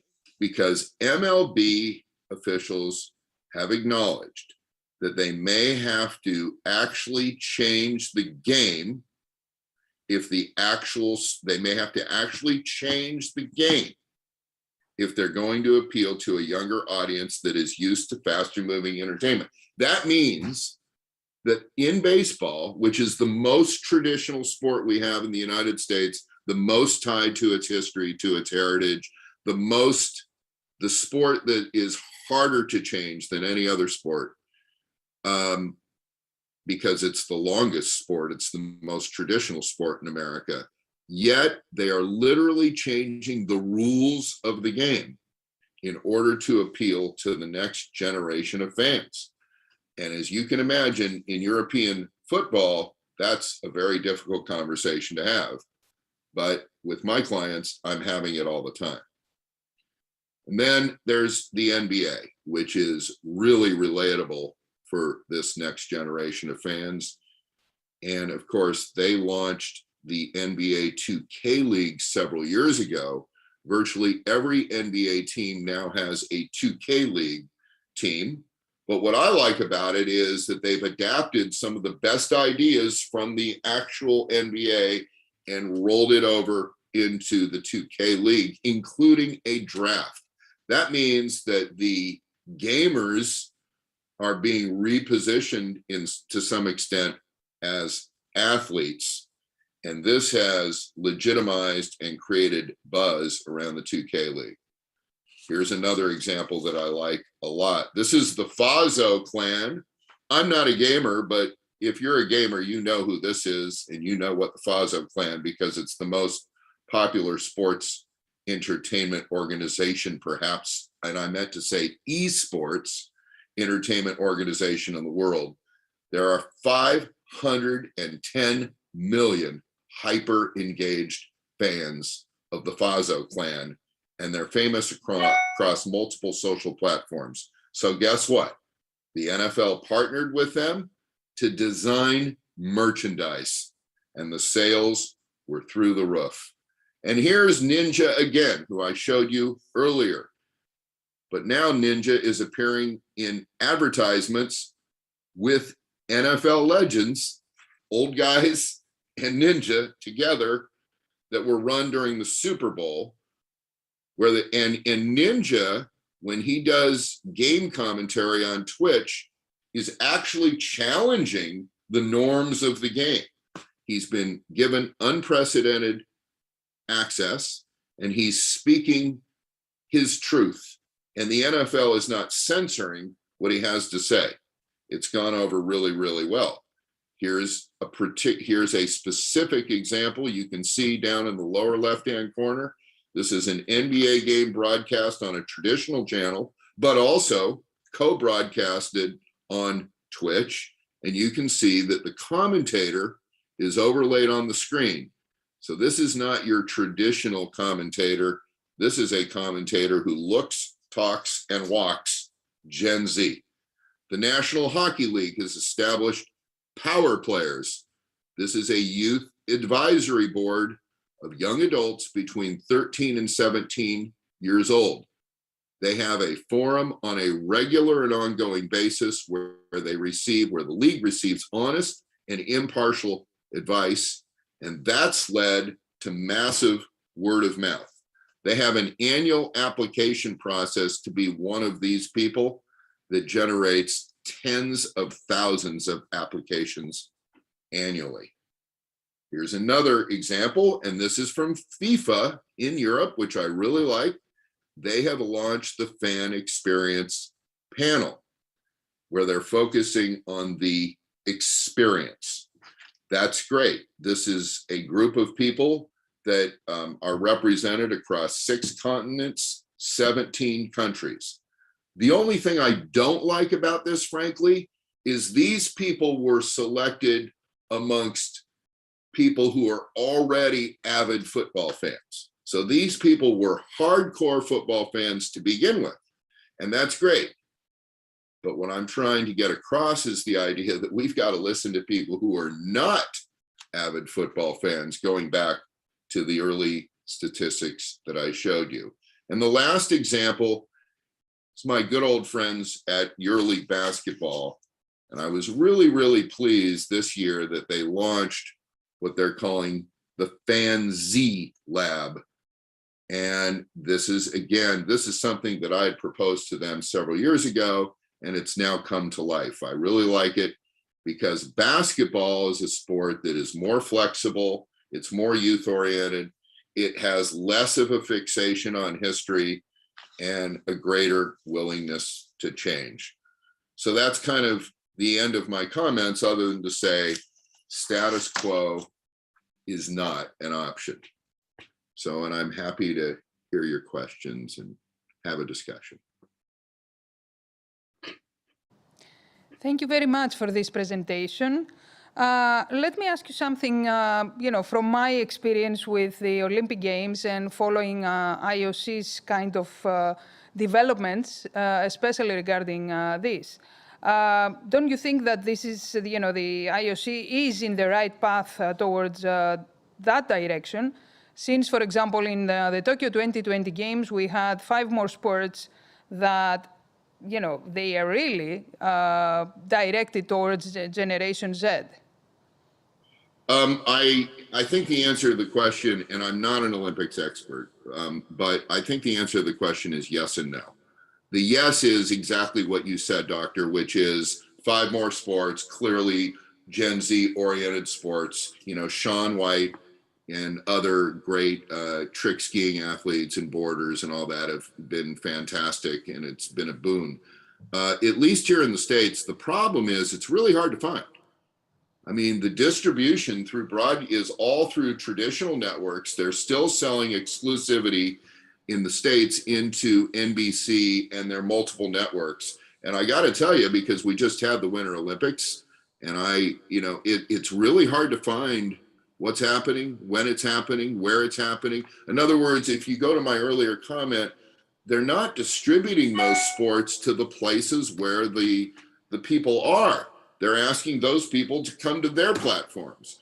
And that, in my opinion, is ultimately a mistake.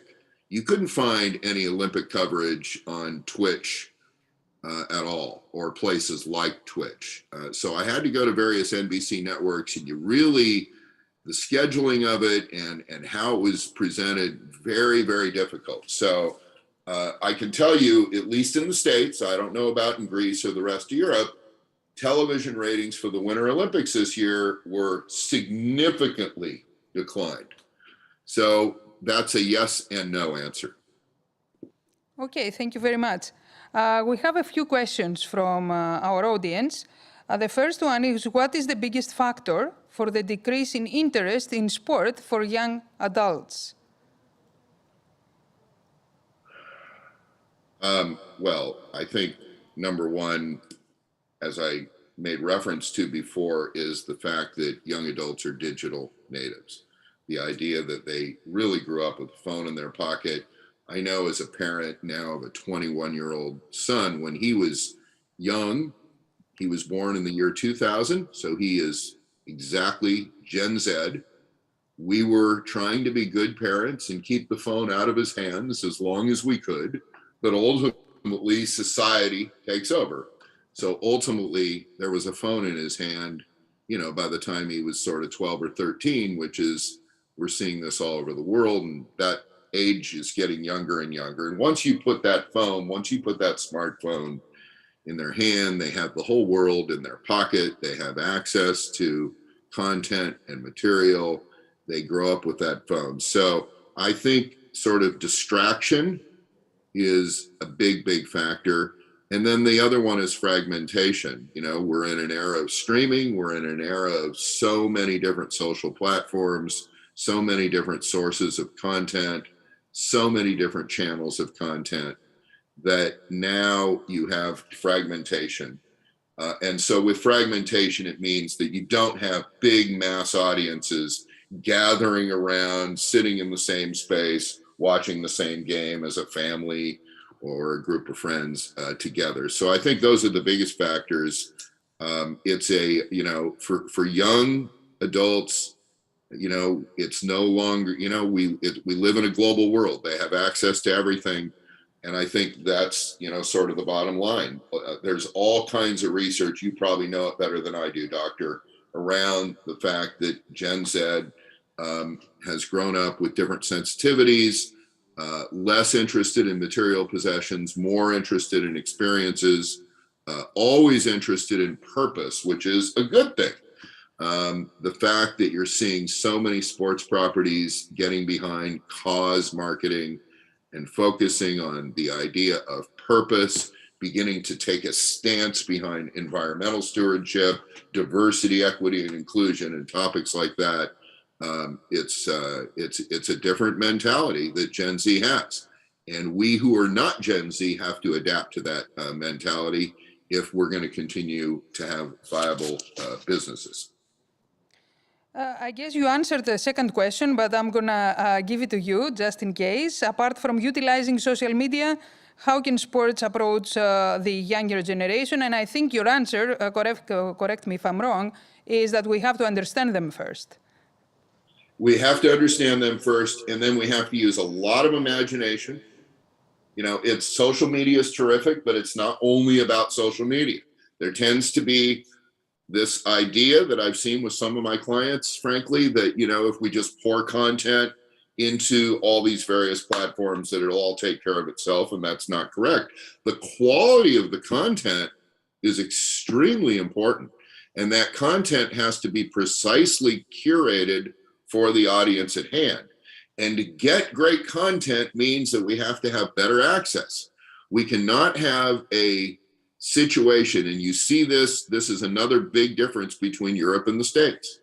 I mean, I watched an NBA game the other night where during the entire first half of the game, a player who was in the game had a microphone. Now, they did not share the audio from that microphone live, but they did share it over the course of the broadcast. You know, that they taped it, and so that they gave us some insights into some of the banter going on the court. If I suggested something like that to a European football team, they would put me on a plane and send me back to the United States. I mean, the difference of access to these athletes in the United States and Europe is really significant. In Europe, the players have kind of a wall around them. One of the great things that's been done in the States in several stadiums now, particularly, by the way, soccer stadiums, is when the players come out of the locker room to go out onto the pitch, they walk through a club area, which is a privilege for certain people to be able to sort of high five the players and for their kids to be next to the players as they're walking through. In Europe, I suggested that to several different clients, and many of those clients liked that idea. And they actually implemented the idea with one exception.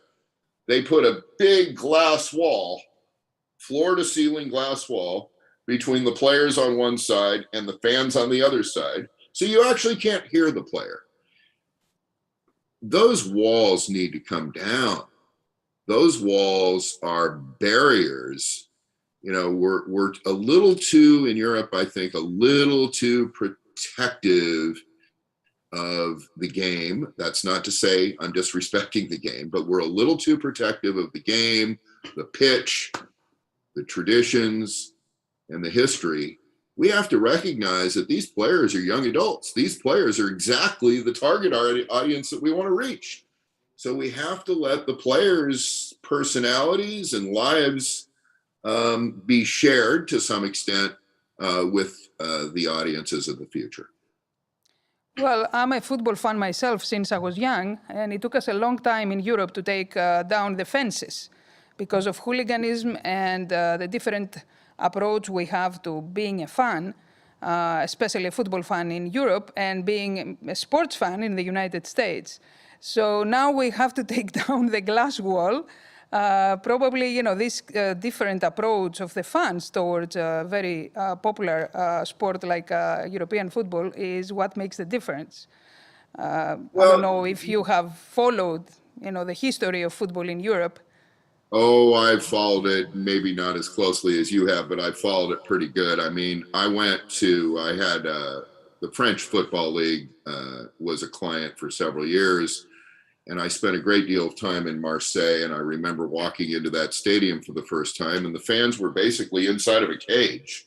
I mean, I couldn't believe it. There were these huge chain link fences around the fans. I mean, I've never seen anything like that in my life. And it was, when I came into the building, in fact, there were police on horses with riot shields, with AK-47s around their shoulders. And, I understand that's where, this whole hooliganism thing, I get it. But to me, there has to be a dramatic shift in the mentality of accepting that.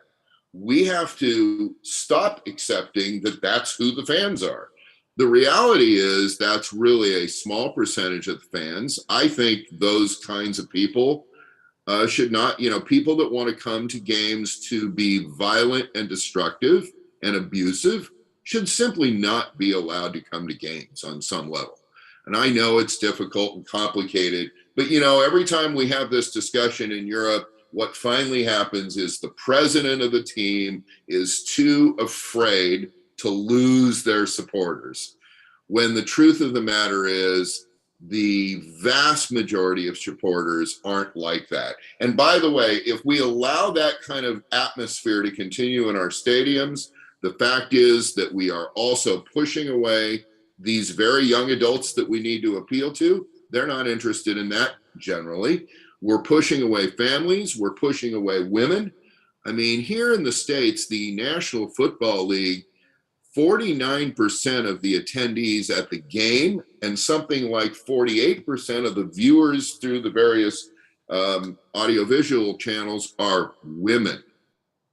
And, we have to get a lot more diverse, and we have to appeal to more diverse audiences. And if that means that we have to sort of sacrifice this notion of these supporters who, and I know, by the way, I've been to Greece many times. I've been to a lot of basketball games. I know what happens at Panathinaikos and Olympiakos, okay? So I get it.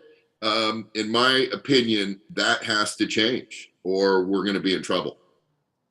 Okay, we have one last question. We have Generation Z as the target audience and Generation X as decision makers in sport organizations. There is definitely a need for millennials to take a step forward to fill the gap. How accepting are sport businesses to this challenge? Not. that's the short answer. And so it's there. There is resistance by the people at the top of the governance pyramids, no question about it. Now, I'm not saying across the board. My client, La Liga, which is led by a president that is pretty well known named Javier Tebas, I think has done an outstanding job embracing the need for change on some level. There's some places he won't go. I get it. He's in a tough position, but they just La Liga just announced new music initiatives, and they're beginning to do things that make sense. But I think we have to, those of you who are millennials, and even on the kind of the older side of Gen Z who are beginning to have jobs and play management roles in these organizations, have to speak up and have to really demand empowerment. I know it's difficult. I'm hoping that forums like this, where people like me will speak up, will sort of encourage and hopefully inspire other people to speak up. But this is exactly, the question was perfect. You have Gen X decision makers making decisions that are going to affect the Gen Z target audience. Those two things are not aligned. And we have to change that. And we have to demand diversity in the decision-making process. Thank you very much, Mr. Glickman. Nice to meet you. although nice it to was meet you, by Doctor. chance. You know, we were not supposed to meet. And would love to, to see you again in one of the other. I'm sorry? Okay. One more question. We want to keep you here, you see, huh? No problem. My pleasure. Do you believe that the rules of every sport must change to adapt to the habits of Generation Z? For example, the duration of the game. Well, the good news about soccer, which is the dominant sport, of course, in Europe, is the game's pretty fast, at least from my perspective. The games move along because you don't have timeouts. So now there's these sort of long dry spells where, it's hard for an American to understand where the clock keeps going, and then they add extra time. But soccer games actually happen, fairly quickly. For the people who are selling food and beverage, they don't really like that in the States, right? Because, they want to have timeouts so people can go out and get a beer. I think the answer to that is yes. I think we have to look carefully, but there's a lot. Listen, content isn't just a matter of the live game. There's other forms of content that will reach these audiences. So yes, we have to tweak the rules. Major League Baseball, as I made reference to, is doing that. But for example, with the NBA, if you're a subscriber to the NBA, I think it's the, what do they call it? The outer market. They have an outer market package so you can get NBA games from other markets. They give you the option of watching the whole game or a condensed version of the game. Because the truth is, my son, who's 21, who's a huge NBA fan, the way he watches NBA games is by going to social media platforms and looking at highlights. It is very rare that he sits and watches a game from beginning to end. He just wants to see the great moments. The key is, though, that he can see those great moments within literally seconds after it actually happened. Whereas in Europe, the broadcast agreements don't allow you to do that. Here, the NBA and the leagues here have insisted and have been successful in negotiating agreements where they can sell highlights, but within seconds of the live occurrence, to other platforms. So if you're in TikTok, you can see NBA game highlights within seconds of when it really happened. So I guess with a last question we have, you don't see any future in certain sports if, this lack of interest doesn't lead people to change certain things. Well, it's not that I don't see a future. That's a little more pessimistic probably than is reality. I understand there's big audiences and great heritage around our sports. But if status quo remains, what I do see is a slow decline of interest. And by the way, I see basketball potentially coming up because basketball, as I made reference, is more adaptable and more flexible. And there's other sports behind it. But yes, I think it's a really urgent problem. And I think we are going to see declines of interest. And I think if, we want sustainable and economically viable sports properties, that we have to adapt. I mean, look what happened during the last 2.5 years of COVID and how it's been a disaster for European football. I don't think we know today just how significant the economic impact of COVID is going to be. And I'm hoping that COVID, it was an unwelcome situation, but is a wake-up call to the properties that they're going to have to adapt because, you can't continue to borrow money to pay off borrowed money. I mean, at some point, that's going to catch up with you. Thank you very much. We hope that was an interesting and different beginning of your day, and we would love to see you back in our event. I really enjoyed myself. Thank you for having me. Thank you.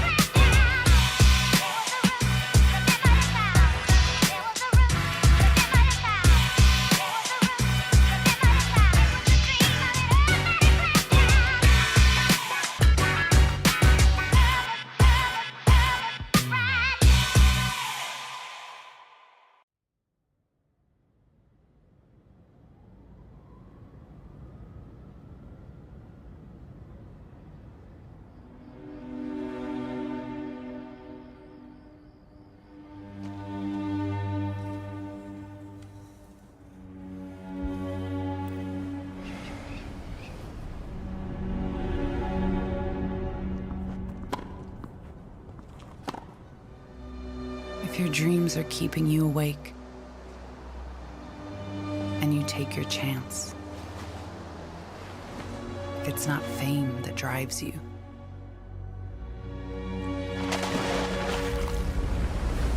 but that one moment. And a single target.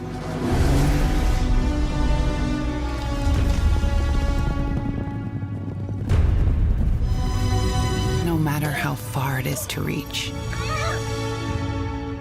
If you believe in changing the world, if your plans are bigger than yourself, and you don't know whether it's late or very early, when you give everything, but everything is still not good enough, and yet you still follow your inner voice.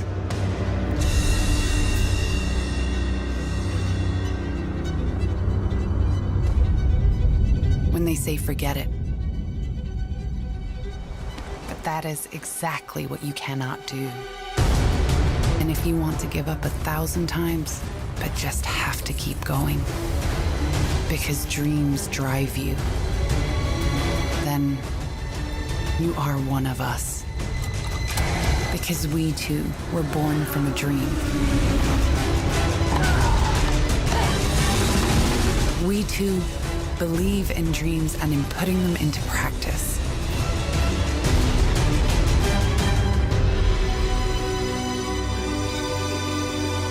What about your dream?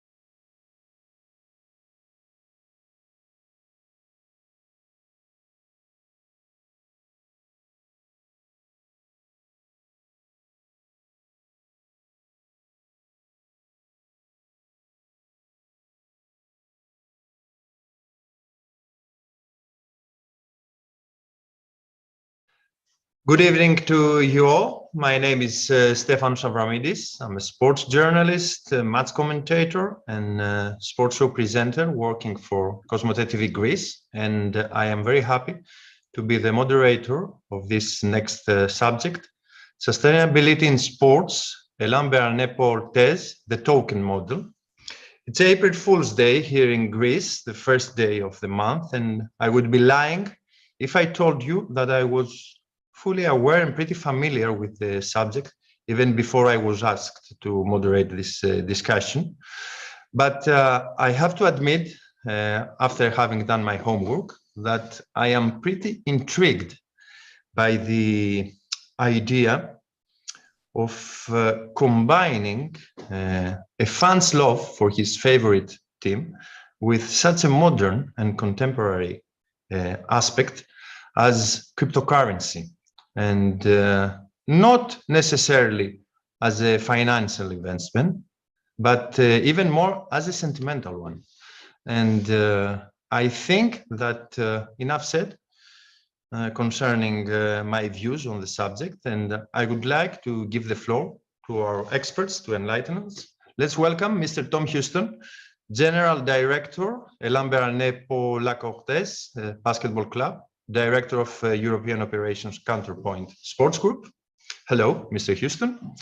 And Mr. Tom Kolokithas, Greek Chapter President of the VRAR Association.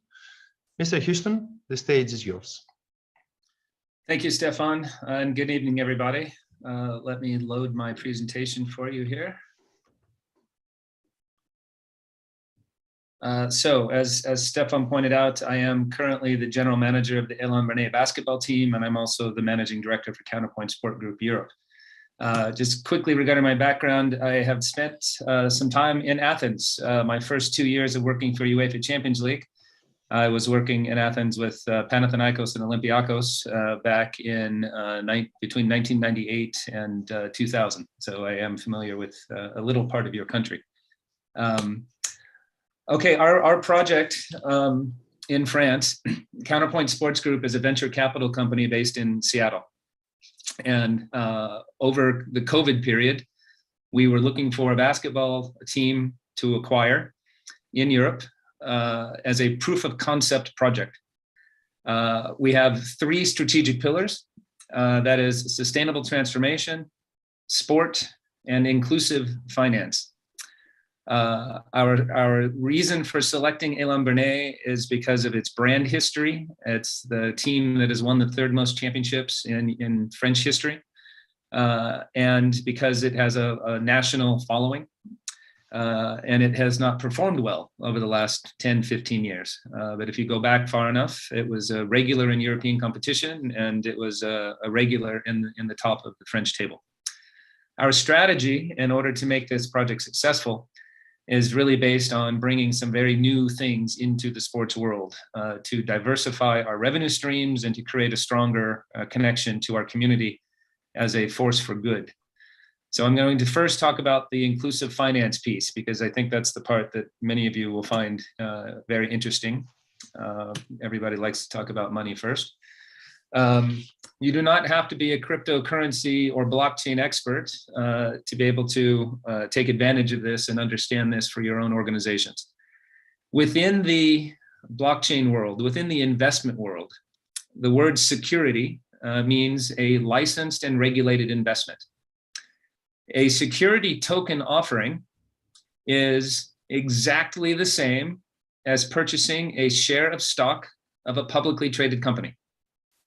It is a way to take a company public, or to take a portion of a company public, and offer ownership, actual equity ownership, for example, to your fans or to average investors all over the world.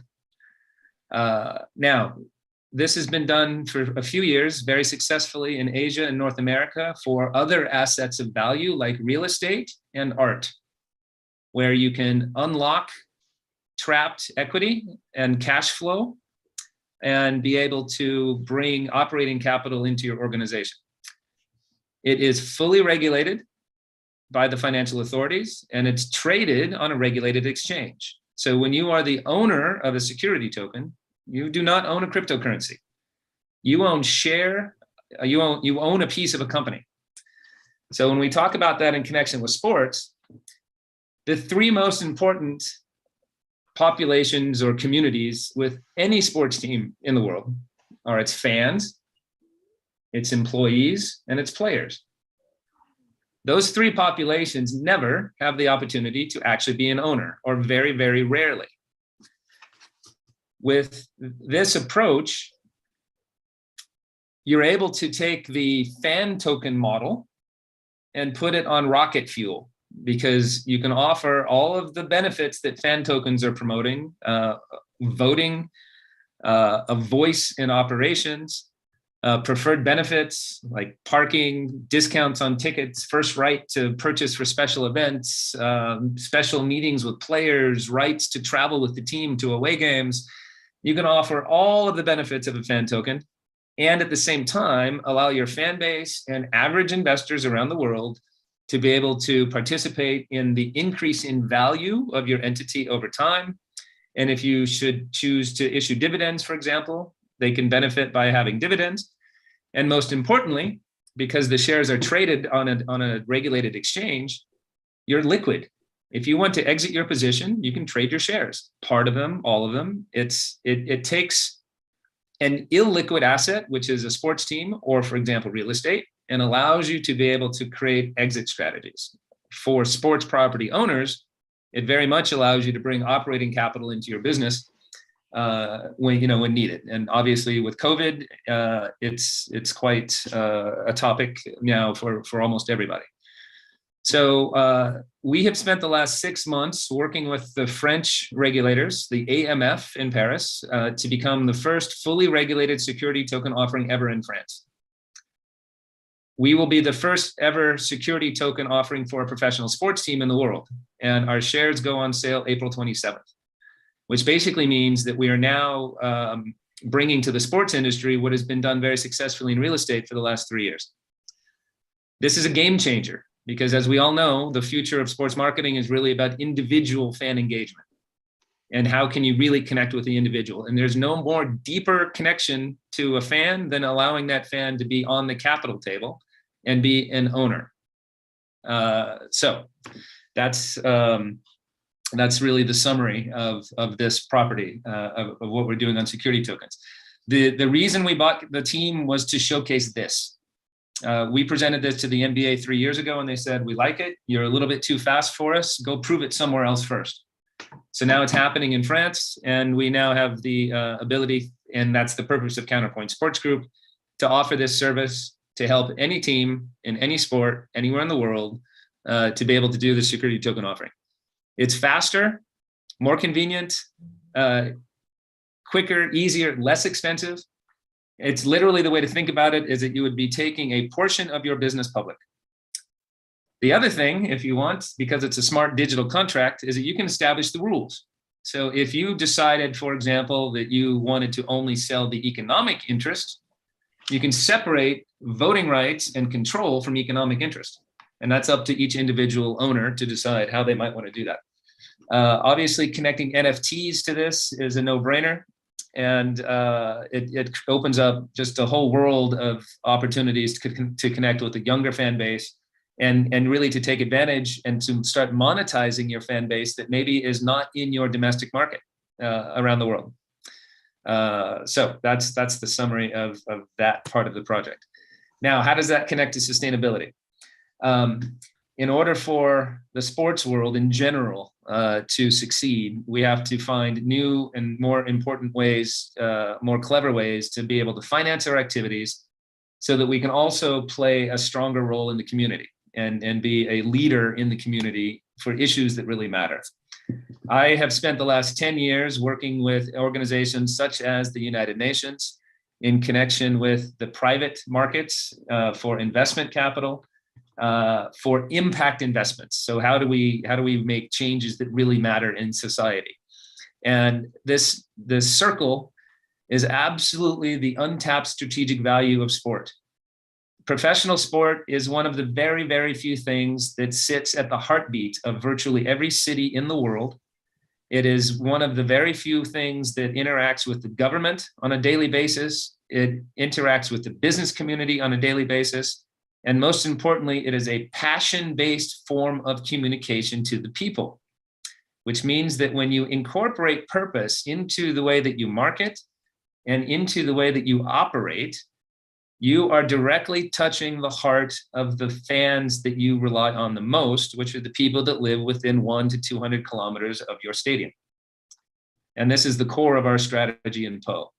So using security token offerings as a mechanism to not only allow the community to participate in the team, but also as a mechanism to fund our new real estate development project. We have this portion of land that's right next door to our stadium that currently is just an empty field. And we have the ability to build an entertainment complex, just like you see done in thousands of other cities around the world. But we didn't want to stop with just doing the entertainment complex. We wanted to be able to turn this into a national and international showcase of French and European innovation in forward-thinking, climate-positive technologies. So that means working with companies that are focused on the future of energy, companies that are focused on the future of waste, water, mobility, data, artificial intelligence, to create a micro community that is 5 to 10 years ahead of its time the day that we open. So it's operating on a business to business level very efficiently because basketball is not football. The dollars or euros in basketball are not the same as they are in football. So we have to be creative and we have to diversify our revenues in order for the team to be able to achieve its sporting goals. And the only way to do that is to also find different ways to connect with the community so that we can make money when we're not playing basketball games.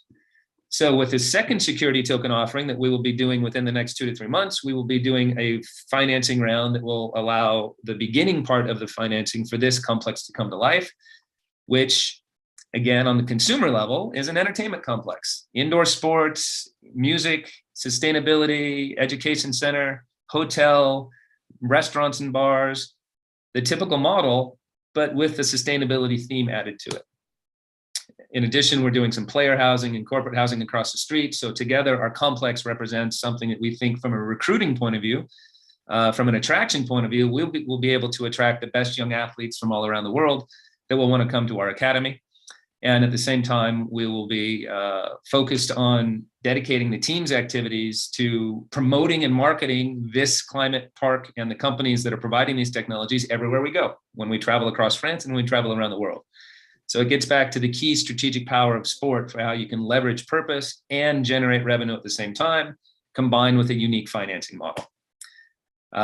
Together with the city, we're going to be doing a full sustainable renovation of our buildings, which is a case study for public owned buildings to be able to follow this model, to be able to achieve not only functional renovation, but also sustainable renovation, again, regarding energy and water and waste efficiencies. And we are not the only ones to do this. All of these ideas that I'm talking about have been done successfully in other parts of the world. We are just putting them together in one place to create a unique concept. Johan Cruyff Arena has had a similar strategy for the last 25 years on sustainability, not talking about digital currency or investments.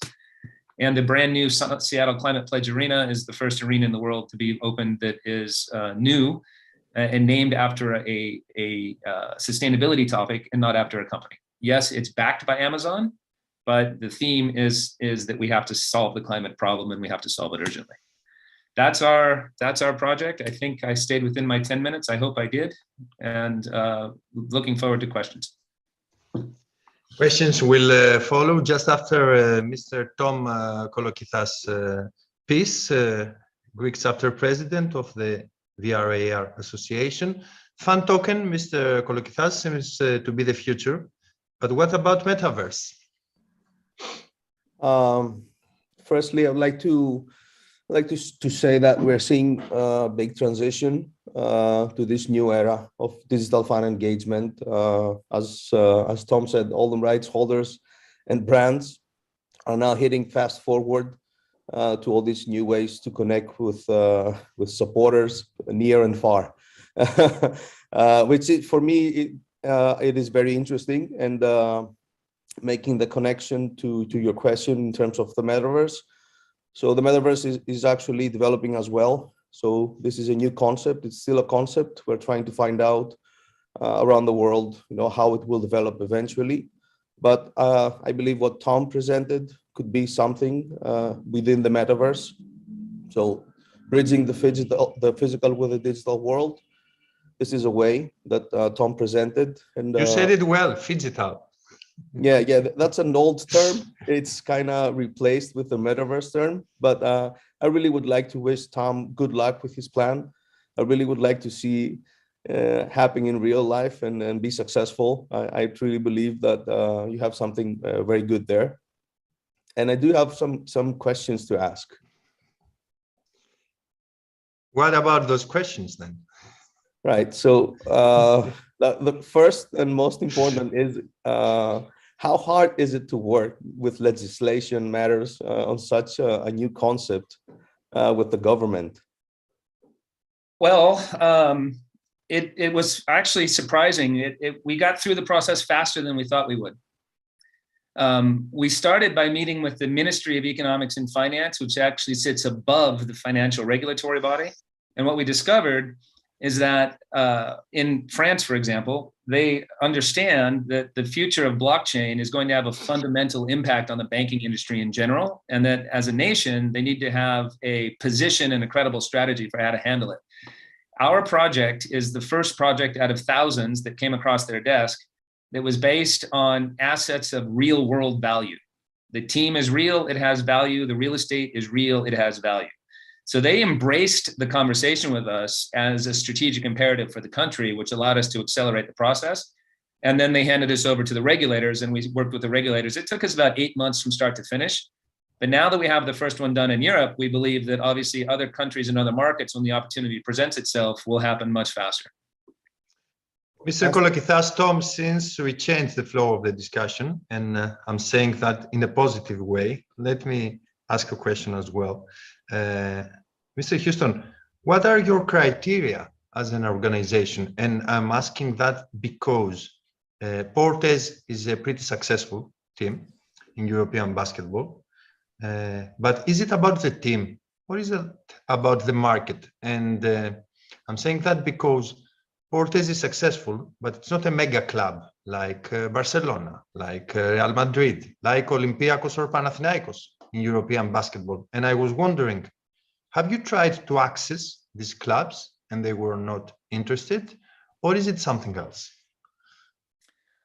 No, actually, literally, I think I touched on it briefly. Our first step was to actually go to the NBA and to present to them. That's why I'm asking, because you said that you tried to implement your schedule in European basketball in order to go to the NBA in the future.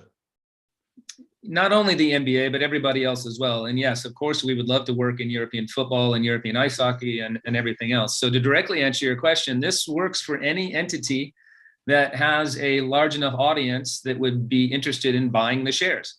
So if you have a big enough fan base the offering can be promoted to, then you can adopt this.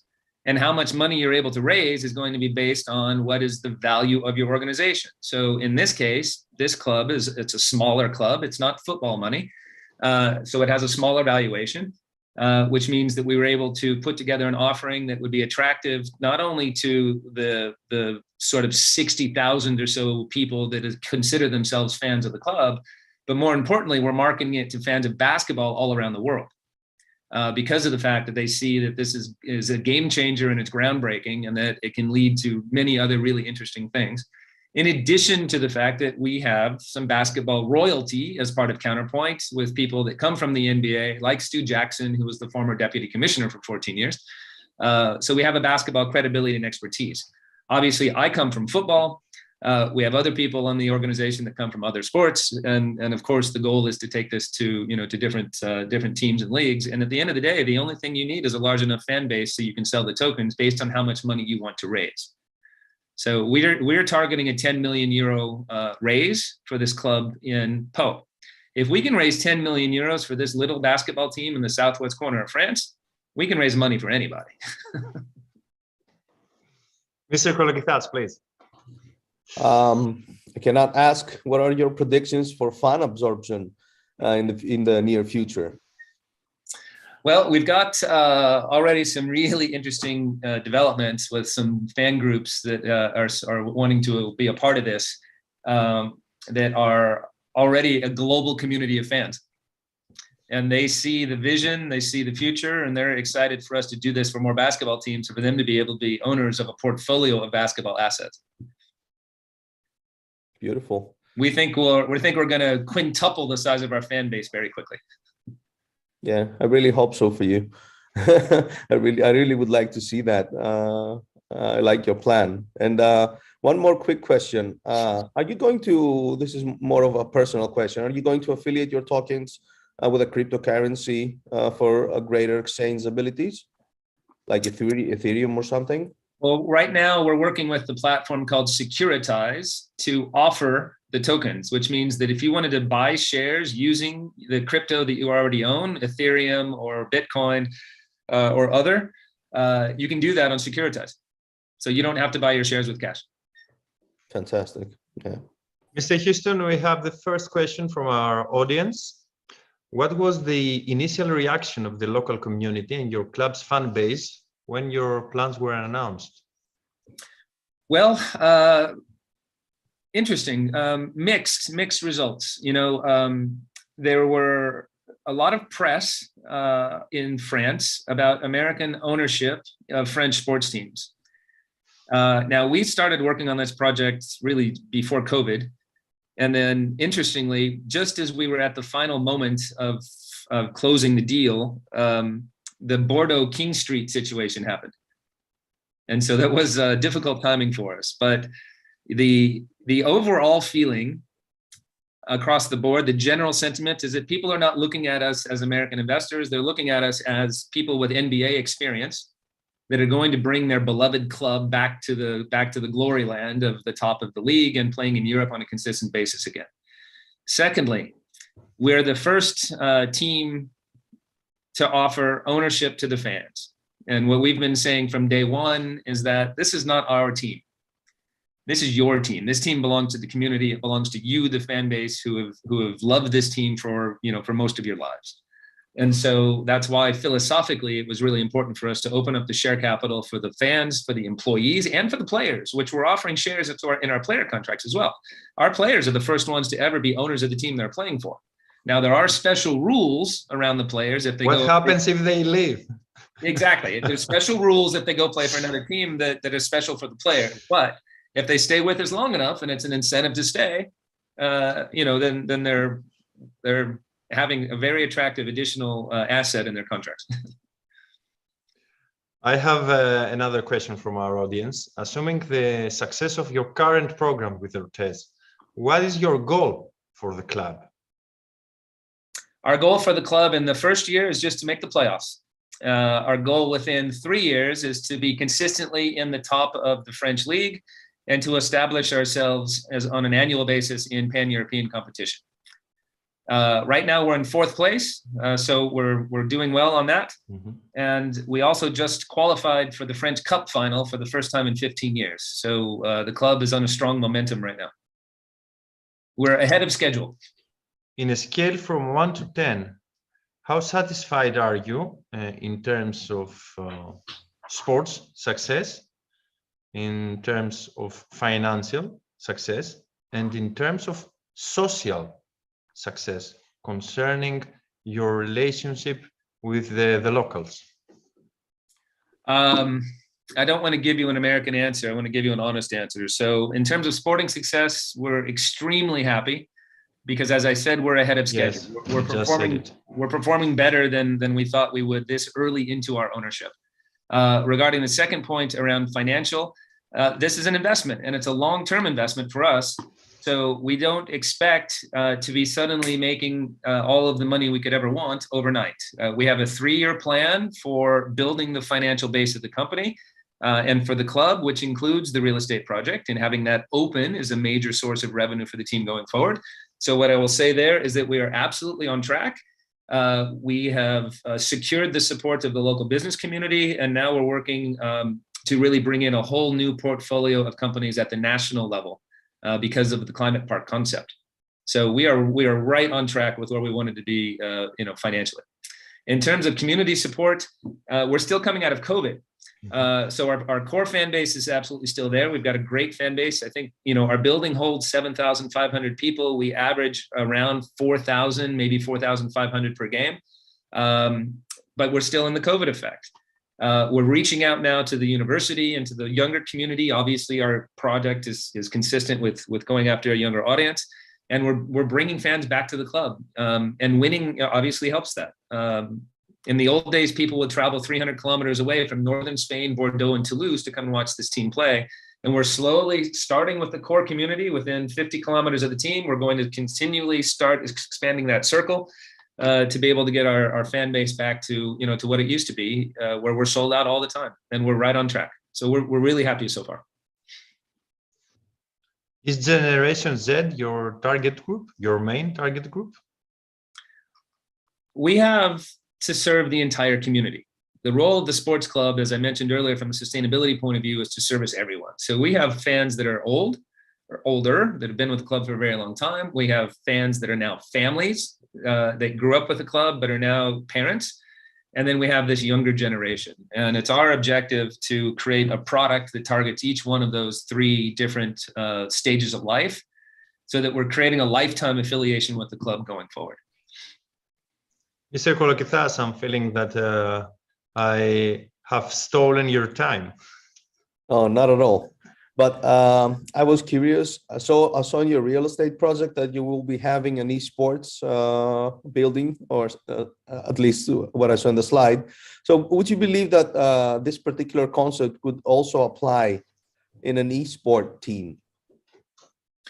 Well, going back to what you do, we are very much interested in the metaverse and creating our own virtual arena where we could sell theoretically an unlimited number of tickets around the world for people to come and watch our games with their virtual reality goggles on. And connected to that is, there's a huge and vibrant esport connection here. And thanks to blockchain and thanks to NFTs, the dynamic of gaming is changing so dramatically that you're starting to see the convergence, as you said, between the real world and the virtual world. And in order to survive going forward and not suffer from some of the things that Marshall Glickman was talking about in the previous call with declining fan base, if we don't embrace this, we're dead. So we believe, like you do, you've got to embrace the new digital era in terms of consumption. And at the end of the day, you have to stand for something. You've got to be solving a problem in the community and in people's lives in order for you to maintain that emotional connection. So you just don't have spectators, you have true fans that are following you when you're winning and when you're losing. So we have to entertain, we have to educate, we have to inspire, and we do that by being role models in all of the different parts of our philosophy, from open finance, to the types of products and services we offer, to just the way that we build a relationship with our community. Mr. Kolokithas, I'm feeling that this is a question that you could answer as well. What about metaverse in basketball or in sports in general? Where are we? I think, in my opinion, we're just scratching the surface. We are all experimenting and trying to see how the fans will react and consumers in general. But I would also agree with Tom that we are seeing that COVID has played a catalyst role to what technology is providing us and how we treat technology and how open we are right now to all these new concepts and how they are changing our lives as well in all the verticals like social, sports, economical, work, and all these factors. Nevertheless, I think that it will take a few years to see where we will end up. But I think it is very fun for the moment. I'm involved in very nice projects and very new concepts that I see people surprisingly adopting more than I do. all these new possibilities, and I really like that for the last 3 to 4 years now. Mr. Houston, could you provide us with some numbers? Another question from the audience on the amount of people that have already purchased their security token. The tokens haven't gone on sale yet, so they'll be going on sale the final week in April. Mm-hmm. And what is your goal? Well, our goal is obviously to sell out the full offering. And if some people invest more, then we'll have a smaller number of shareholders. Right now, the offering is being done in four different levels. The opening level for fans is priced at about the price of a normal season ticket. So we're hoping to raise a total of 10 million euros. And so we'll see. I'll be able to answer that question in May. Could you say that this is a project oriented to fans, basketball fans, or fans of the team who are not able to follow its games, maybe, or other things that happen around the team? People that are far away, maybe. I mean, absolutely. And what happens with those who are in the area, in the region? Are they more difficult to be persuaded to follow?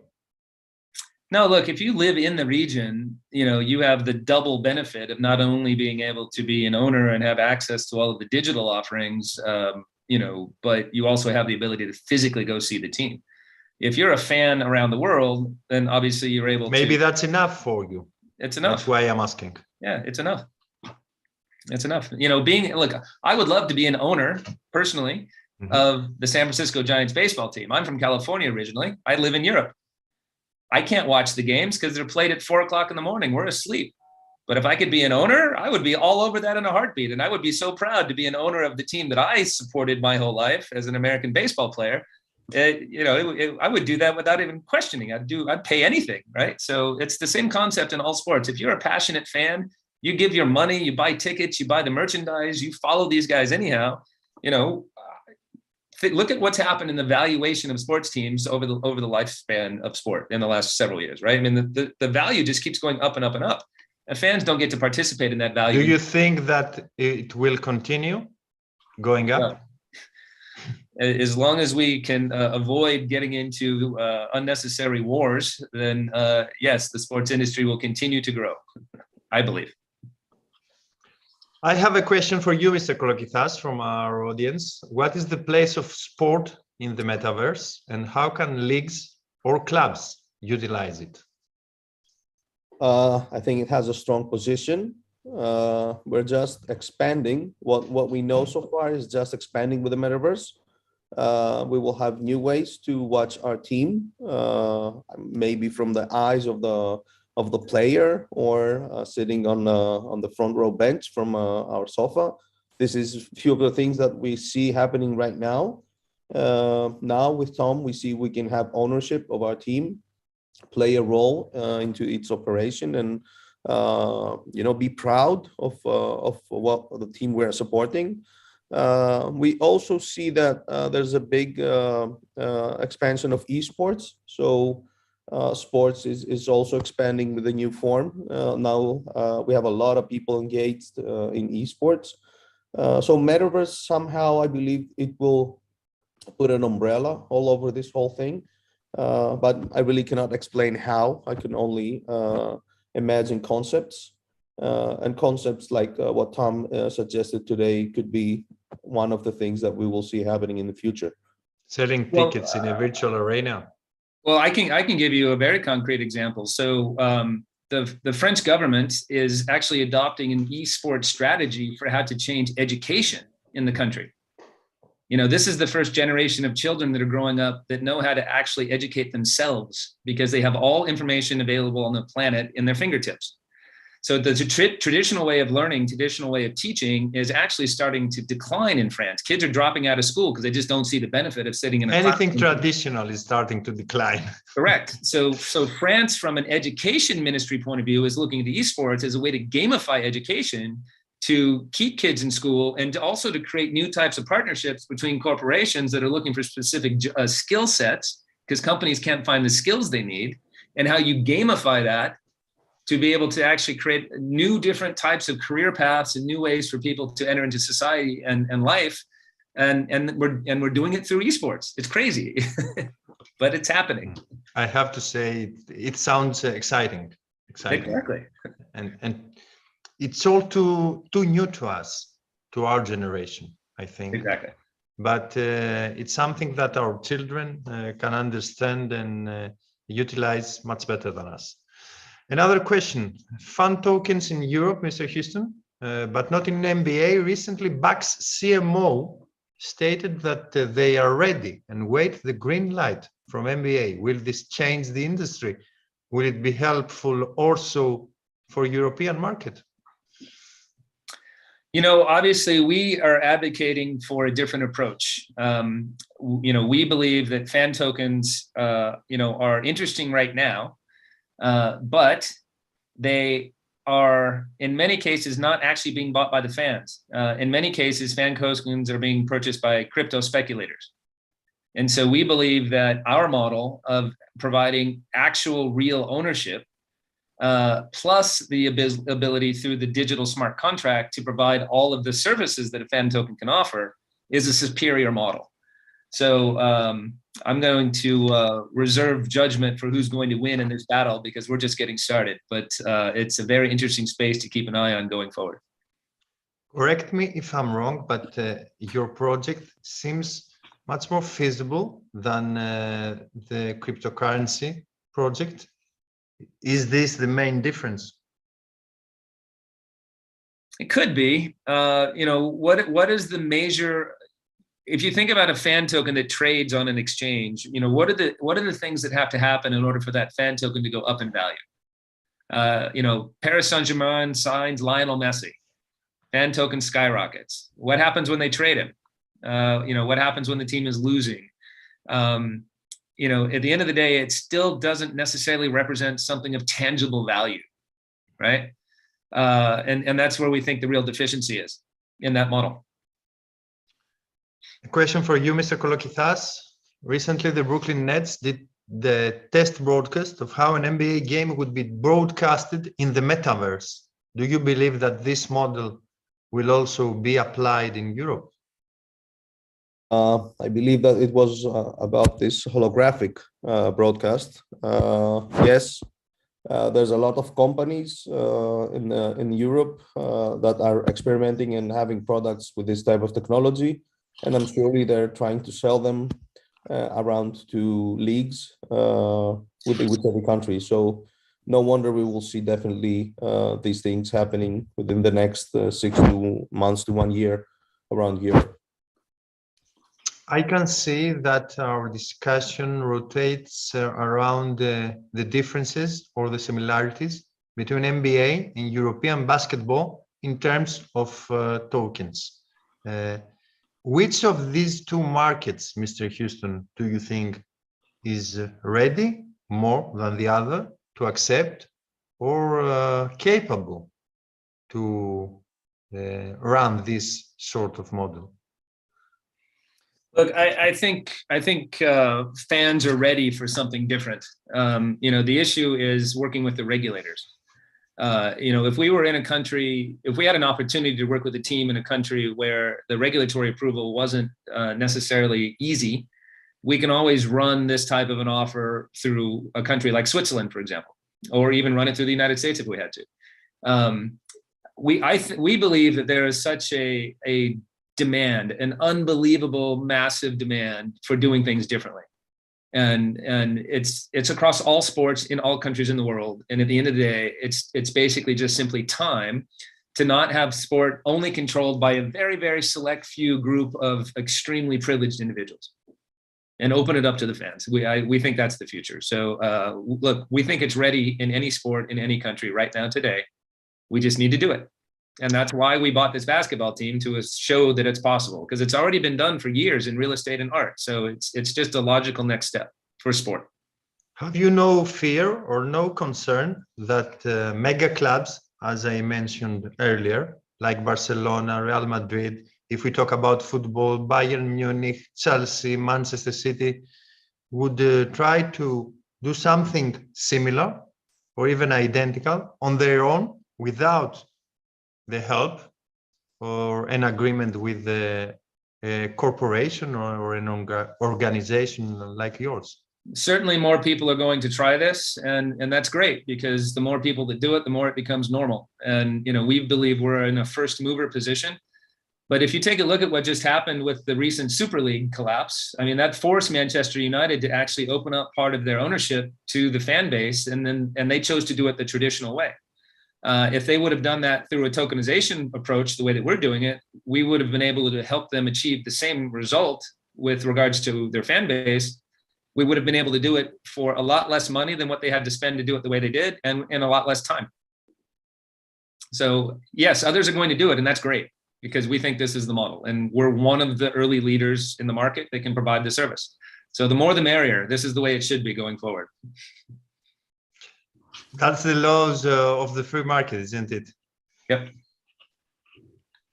Mr. Kolokithas, one closing statement, maybe? I would like to say that I'm hoping to see more people and organizations doing what they're doing in a sustainable way. I believe that this is far most important in order to keep our sports healthy and alive. We need to have a healthy planet. And I really like that Tom and his team are doing it the right way, or at least this is what I understood. I said earlier, Mr. Houston, that I was pretty intrigued after doing my homework. I'm even more now, having heard what you have just said. And I would like to ask you also a closing statement for our discussion. Yeah, thanks, guys, and thank you for your remarks. I really appreciate it.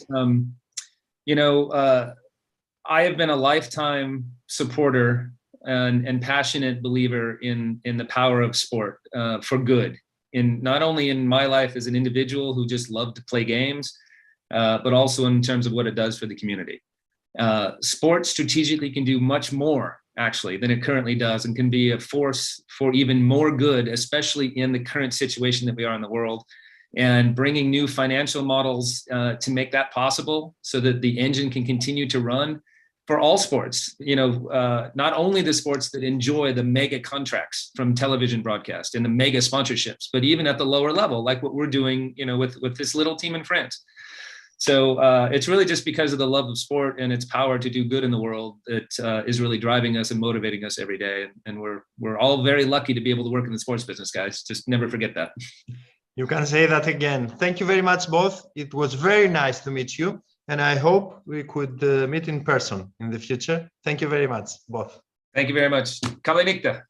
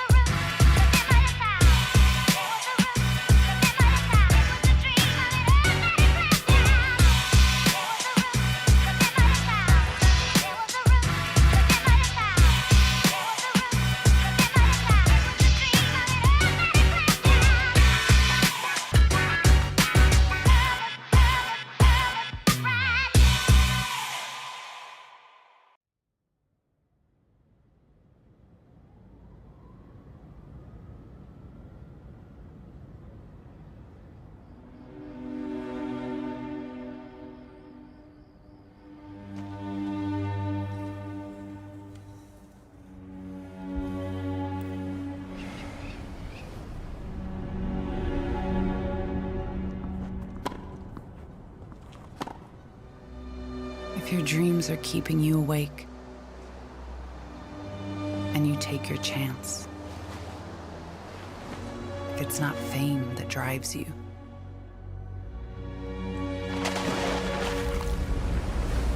but that one moment and a single target.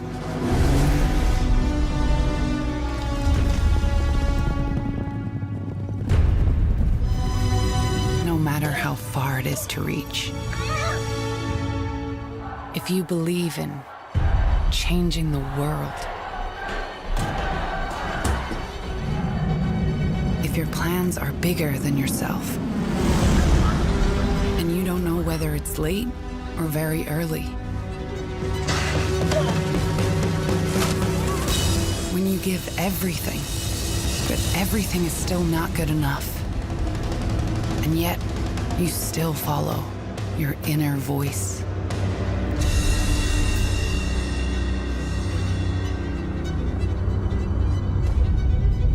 When they say forget it. But that is exactly what you cannot do. And if you want to give up 1,000 times, but just have to keep going, because dreams drive you, then you are one of us. Because we too were born from a dream. We too believe in dreams and in putting them into practice.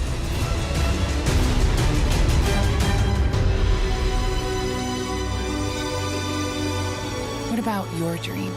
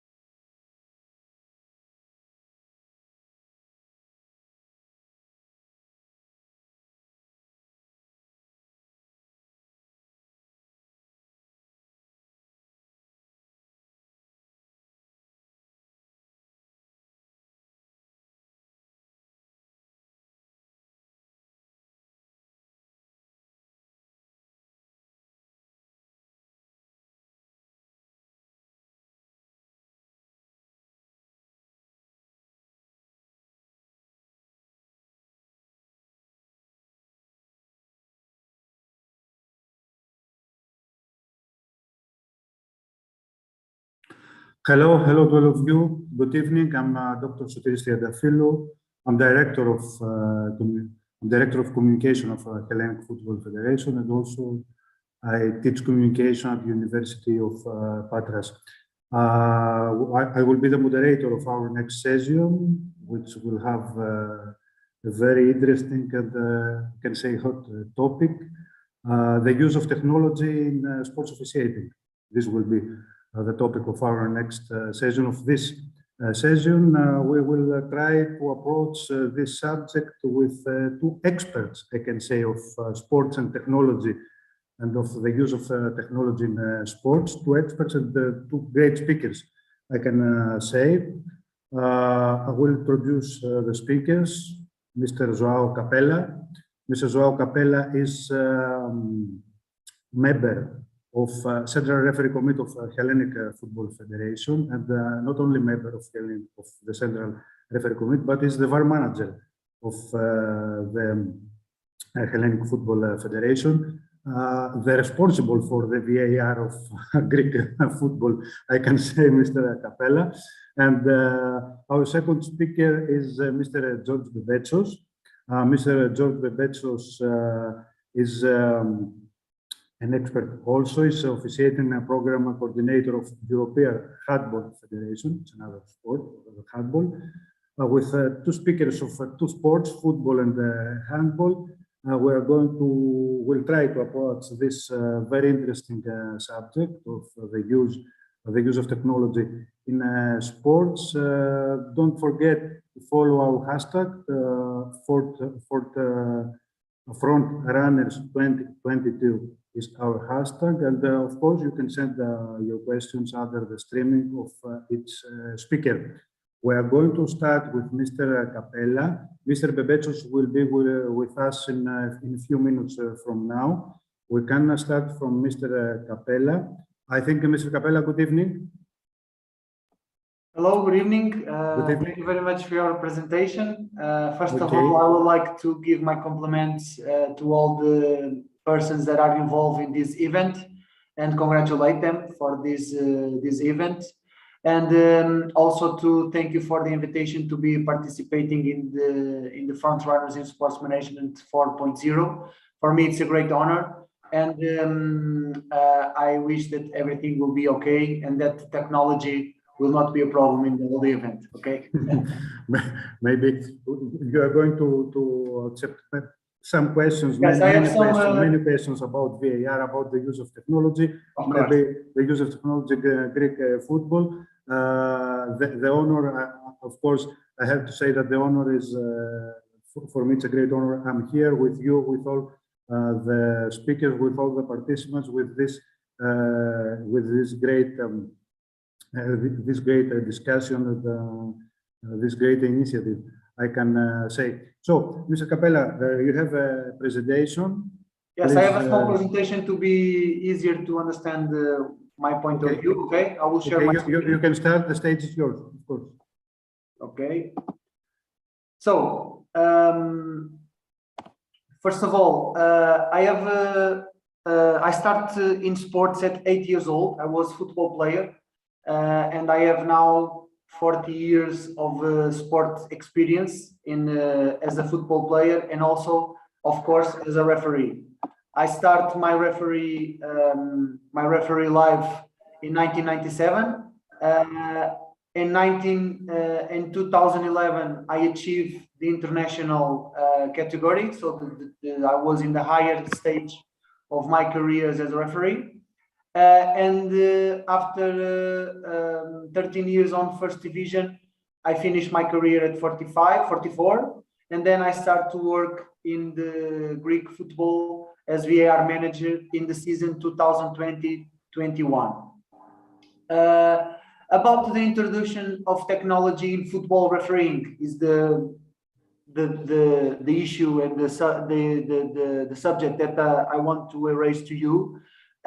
We have not only the VAR in football refereeing, we have another technologies that were introduced before VAR. So the first one, it was the beep flags. So before 1997, all the referees and the assistant referees, they used the the eye communication. So they need to look to each other, to always keep in touch, to always communicate about all the important decisions on the pitch. On 1997, we introduced the beeps flags in the referee live. So the referee used the beep on his arm, left or right, it doesn't matter.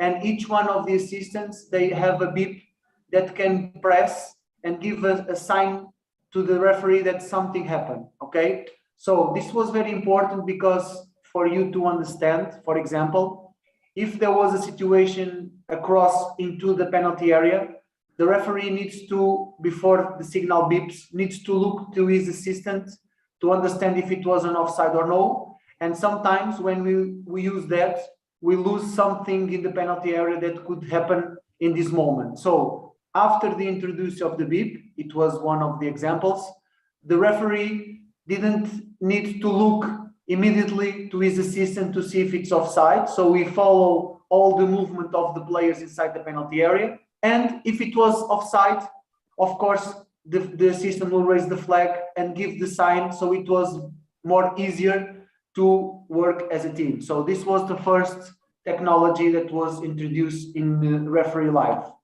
In 2007, we introduced the communication system. So after a long time, we start to be able to speak and listen each other without need to look sometimes to each other. So this was a big change in referee working, how the teams work in the pitch, because we need to understand that we start to listen everything that the other guys were saying.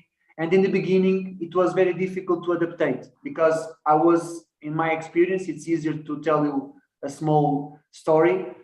In the first year that we started to use the communication system, I had a match, and in one possible penalty kick, I looked to the play. For me, it was debatable, and I listened, penalty.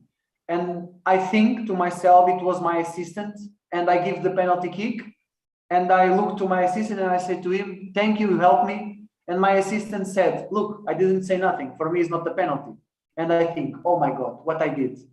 And I understand that because I use my communication system, as you see on the picture, on my right here, what happened, it was that some player on my left side screamed penalty, and I understand, because I want help, that it was my assistant, but it was not. So this is what we need to work when we have this new technology. We have to understand the difference between the old days and the new days.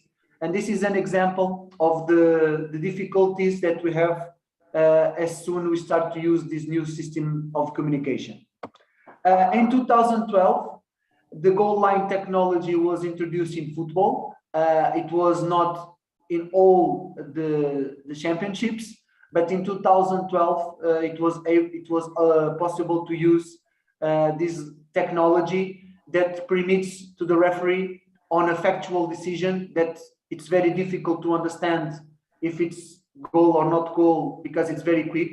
And even when we had the assistants, the referees additionals close to the goal line, I was part of the Pedro Proença teams for a long time as a referee assistant additional close to the goal line. And also in that position that all of the persons more or less think that it was very easy to see if the ball was inside or no. It was not so easy because, for example, if I had two players in front of me and I look to the posts to see the ball and it's not possible to see the ball, I cannot be able to say if it was a goal or no. So we had some problems also. And the introduction of the additional assistant referees in the line was not the result that we expect. It was not the solution. So the technology was introduced in 2012, and now we can be sure that when the ball is inside, totally inside the goal line, we have this signal to the watch that the referee, the assistant referees, and the fourth official use, and they receive a signal beep like the flags to to know when is goal, okay? In 2017, we start to use the VAR, the video assistant referee, and in 2022, we have now a new system in the virtual line of sites that the artificial intelligence help us, and we don't need to work as normally to use the lines and to say to the operator to put the lines on the knee or in the head, this defender, this attacker, this is the point of the ball. Now the artificial intelligence can tell us everything in very quick time. So just for you to understand, now the referee, it's more or less in the pitch a little bit like the RoboCop, because he had the communication system to speak with the colleagues, he had the beep on the right or the left arm, and he have also the watch to give some information how if the ball is inside or no. And also now in professional football, in some championships and for sure in the big competitions, all the referees use also a GPS system in their back. So now we have a lot of technology in football refereeing. About the video technology in sport, football was very resistant to change.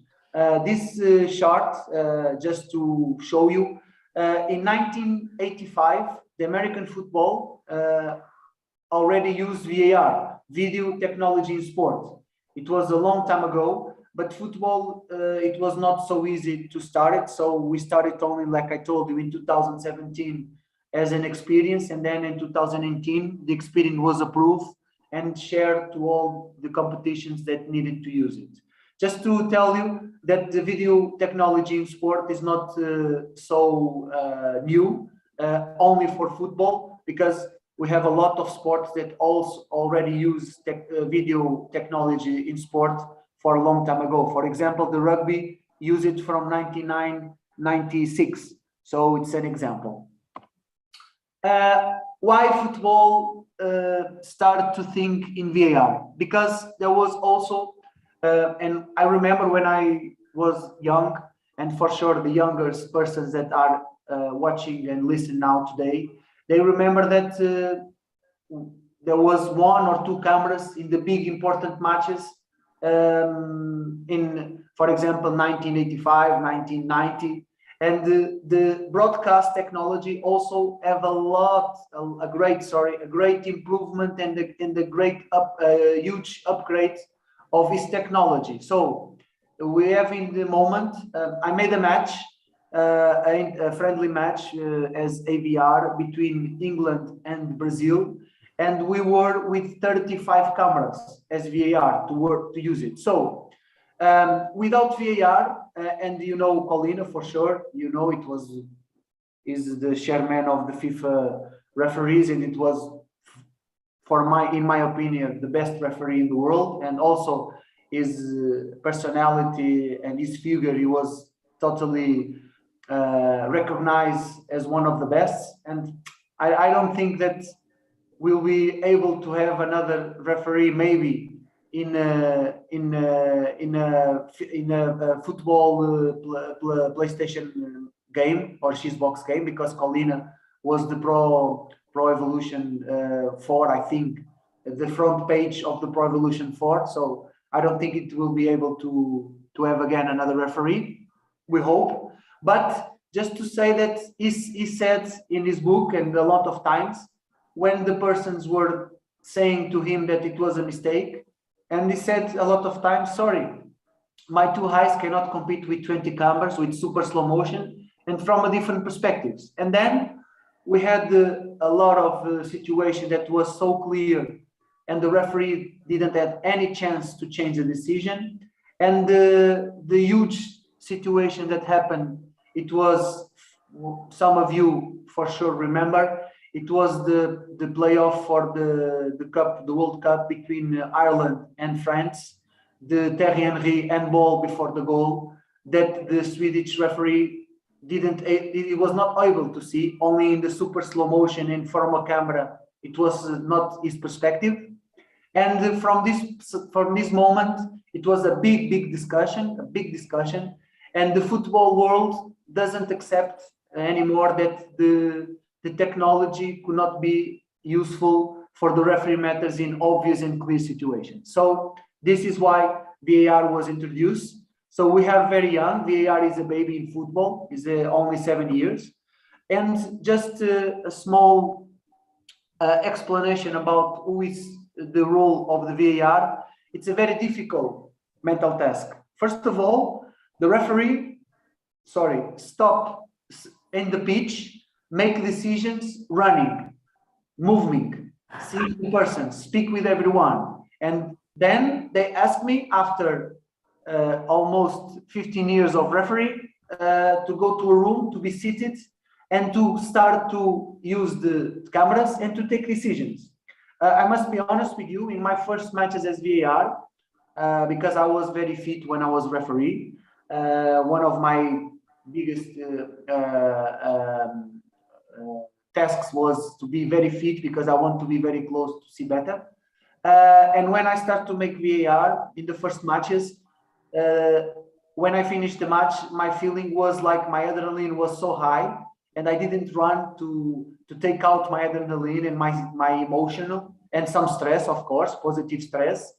And then the first matches, I finished the match and when I get home, I said to my wife, look, I need to run. And she said, you are crazy. I said, maybe, but I need to run. I need to take out some stress from inside of my body. Just to tell you that also to be VAR, when something happened, the VAR is checking the situation that already happened. The match continues most of the times. He needs to speak with his operator to check the cameras, the best cameras. He needs to listen what is the communication inside the pitch of the referee team. And also his AVR that is working close to him, normally is assistant referee, that is also watching the match when the VAR is checking something. This is a very difficult mental task, and it was a big change. Imagine, I told you with the communication system, we have a lot of problems in the beginning in the pitch. In the VAR, we need to also to adaptate, and the first years were very difficult. All the first years, and for example, Portugal starts in the first year of VAR, so no one knows about it. Now the other federations, they have more or less some experience how it works, how they need to train. But when we started, it was a change of 6 months.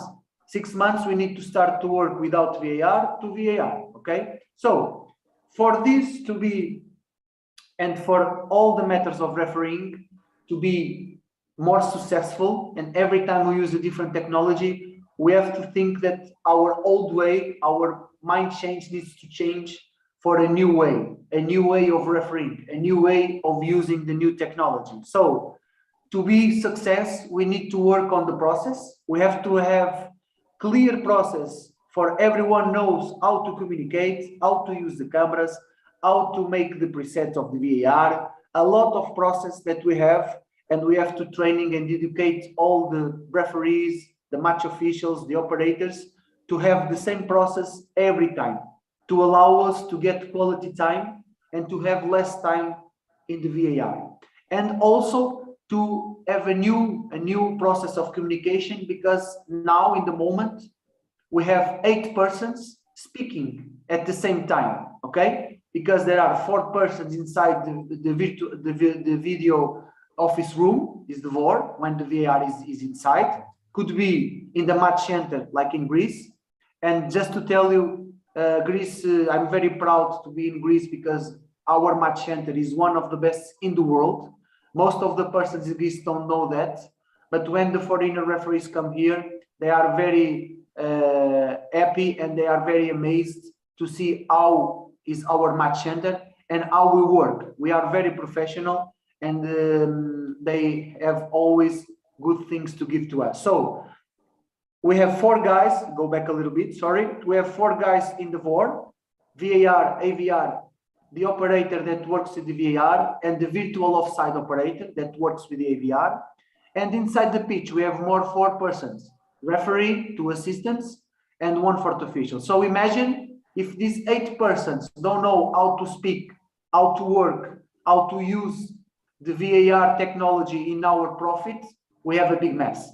So some of the times when something is not so good in the VAR, when we take too much time or when we make a wrong decision with the use of VAR, most of the times is because of the process was wrong and the communication was not correct, not about the decision itself. Okay, so just for you to understand how the engine works, we have inside of the field communication, and then we have the field communication inside to the video office room, and then from the video office room to inside the pitch, and then inside the video office room. So if this is not how can I say, balanced and in a good way, if all the persons don't know what is their responsibilities, what is their rules, we could have a problem. So the engine could not give you the best power that it has. Okay,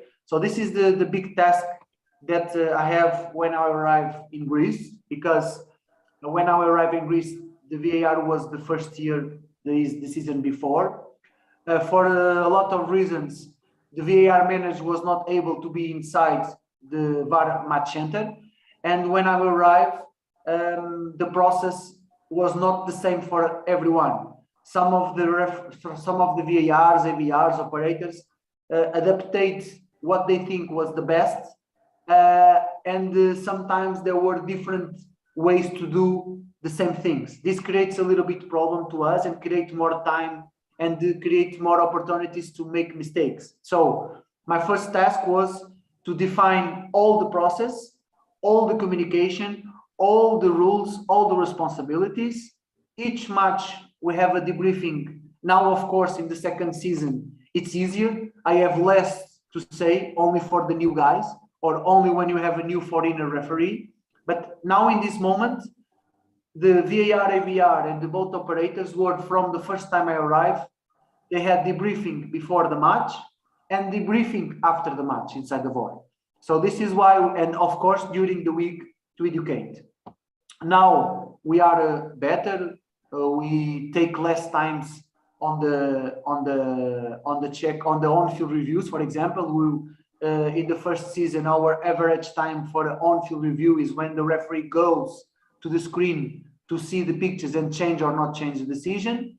The average time was 2 minutes and 31 seconds, and in this season we have 1:59. We are talking about 31 seconds. This is very good in 1 year, very good. Okay. So in final conclusions, every time we have a new technology, not only in refereeing, but also in sports, we have to understand that we have to adaptate for a new beginning. We have to be prepared for a new beginning, and we have to have a new language to make the new technology be profit to the main goal that it was introduced on sport. Okay, this is my considerations. This is my idea. It's not probably some of you could have some ideas, different ideas we can discuss, but my experience tell me that, for example, the specialist that I am in referee, that every time we have a new technology, if we don't have a good process, if we don't have a good communication process also, we are more difficult to understand how we can use the technology in the better way.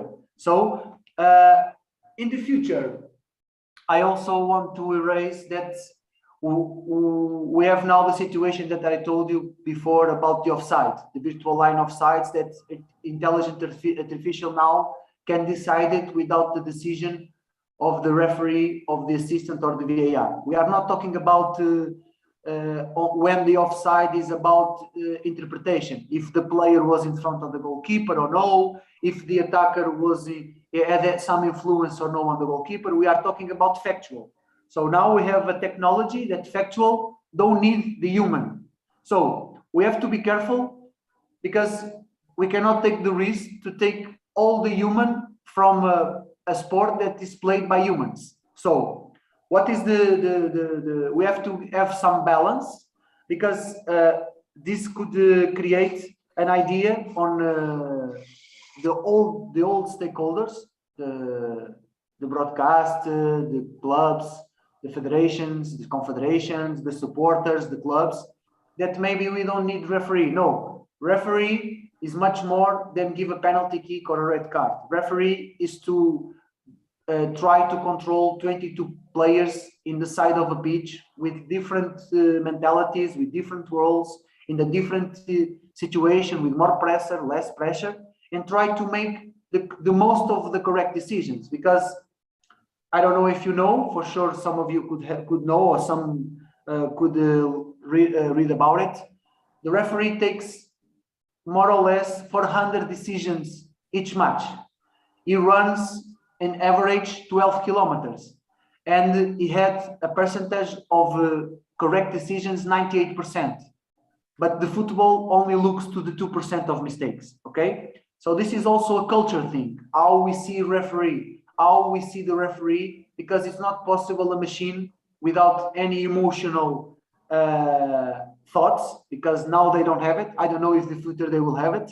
It's a big discussion also, not for here, but a referee, a machine referee on the pitch without emotional, for sure will not be able to control the players, and for sure all the matches will not stop, will not end 11 with 11. Okay, so about the technology also, just to finalize my presentation, we have to understand that the technology is natural. Okay, but all the stakeholders that are inside the sports that use the technology sometimes clarify or have different interpretations and try to use technology in their own profit, only in their own profit, and not only in the profit of the whole sport. For example, in football, the technology sometimes is used to justify things that is like not the good result of my team, and I try to see technology is in the positive way or a negative way. No, the technology is natural. The humans use the technology, and the human needs to be ethic.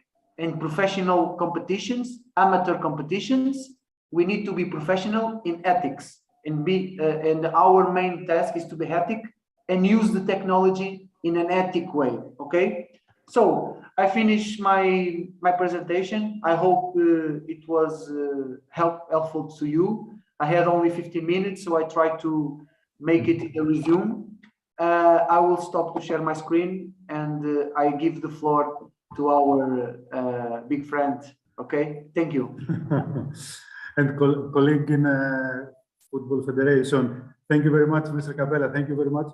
It was not only helpful, but with impressive details, your presentation. I'd like to thank you very much. We have already learned many things about the use of technology in sports, and especially in football. And you have to know that we already have many questions for you for the use of technology in sports. So we can go straight to the questions, because there are a lot of questions. So first question, Mr. Capella, what is the biggest positive and the biggest negative outcome of having a VAR for the referees? So the best positive outcome is that the big mistakes, the factual mistakes, now we have a technology that could help us to give images to the referee that he has not be possible to have it in the pitch. We have the super slow motion, the close-ups, the different perspectives. Okay, so the positive way was that we were able to have now a technology that could help us to don't have these clear and obvious mistakes. The negative view of the VAR is that for one side, we reduce the protests and we reduce all the bad talks about football. But this was on the gray decisions, on the debatable decisions. What we are going now seeing is that when there's some mistake that is a clear decision, factual decision, and the VAR for some reason made a mistake, this creates much more debate, because now the clubs, the spectators, the teams don't accept that one clear situation, factual situation, is not correct by the VAR. Do you understand? So we reduce the number of protestings, but we increase when it's a factual and clear decision. We increase, and it's worse because they don't accept it. So this is the, if I can say, the positive and the negative way of the VAR. Okay. Okay, thank you very much. I will come back to the questions for Mr. Capella. We'll interrupt it for some minutes because we have with us Mr. Bebechos. So I will give the stage to Mr. Bebechos for his presentation and be back with the questions for Mr. Capella or questions for Mr. Bebechos. So, Mr. Bebechos. Good evening, everyone from Vienna. From Vienna, okay. From Vienna. Good evening. Please accept my apologies because I was flying from Berlin and there was a delay on the flight, so I just jumped in. My sincere apologies, Mr. Capella. I was not able to attend your presentation, but I'm looking impressive. Which was impressive, but Mr. Capella and Mr. Bebechos and our friends, you can see the use of technology, the problems of the use of technology, the delay of the flight, okay. And allow me to say that what we are doing today is making history. It is the first time that you have two officiating experts from two different sports discussing pretty much on the same issue. So I'm glad to be part of this history. The way that I am going to approach... I'm happy that I'm part of this historic moment. Thank you. Thank you. The United Nations, okay. Which is very, very we popular. Can go on with your presentation. And the way that I am approaching the use of technology is not handball specific. It is not sport specific. I'm trying to approach the use of technology in sports officiating, in particularly in team sports, because this is the crucial point at the moment. So to open the field for discussion, trying to cover the use of technology in all team sports, in particularly the contact sports. So let me share my screen. Just give me a second. Okay, take your time. Yeah, just need to do the share screen. Okay, it's okay. Can you see it now? Yeah, of course. Okay. The title of my presentation is Putting Innovation on the Field of Play. I'm using the term field of play in purpose, just to generalize the term to cover all sports, whether they are sand sports, grass sports, floor, pitch, whatever each sport is using. These are the topics that I'm going to touch today. Basic introduction, how technology shapes officiating, the advantages and disadvantages of using technology in sports officiating, how can us referees approach technology, harness technology in sports, and try to come up with some conclusions and some put also some questions as food for thought. Why we introduce technology in sports officiating? The reason is simple. Because the average spectator at home at this moment has 10 times more opportunities to see a situation clearer than the referee on the court itself. And this is not acceptable either by the media or the fans. Plus, the technology is giving us some extra weapons in our hands as a referees. It is not when a referee, and I'm putting myself because I was a referee until some years ago, we are judging referees. It is not possible to judge a referee without giving him the same instruments that we have as judges when when we criticize when we evaluate their game. So that was one main reason, the improvements in technology and the social pressure from the media and the fans that forced us to put technology into sports officiating. But what we are discussing about, it is not something new, because we have been using technology in sports officiating in one or another way for many years now. Let me give you some examples. First of all, the communication. The basic communication device that we are using in most of the team sports now, it's one intervention of technology in sports officiating. The playback, whatever you call it VAR, video replay, instant replay, which is a decision-making tool in the hands of the referees, is the second biggest innovation that we are using. The tracking technology. In handball, we are using what we say the eyeball. The eyeball has 2 microchips inside, and there are sensors on the roof of the arena. And all the time, besides all kinematic data that we can have from this, the speed of the ball, the direction of the ball, whatever, we can have always the position of the ball on the field of play, in or out of the field of play. The same stands for the players. We have sensors and we can see how players are moving, either in terms of physiological parameters or eventually and possibly in the near future for assessing their position in relation to the rules of the game. Scoring. The scoreboards, it's just another officiating aid which helps us keep the score, particularly in sports where a score can be high, like handball or basketball. The laser techniques that are used in track and field to measure the jump or to measure the distance of a player of a throw, this is another means of technology.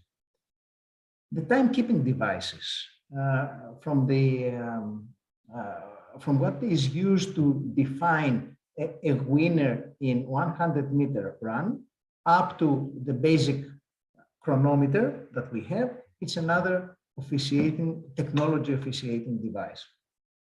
And finally, record keeping. We take videos and we analyze these videos in order to evaluate a situation or to evaluate the game of the referees. What are the advantages and disadvantages? Well, there is no golden solution. In any solution, there are advantages and disadvantages. In our situation, we have to weigh both and see which one is heavier than the other.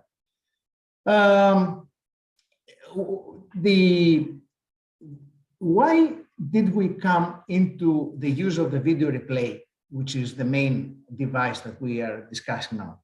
Because of 3 reasons.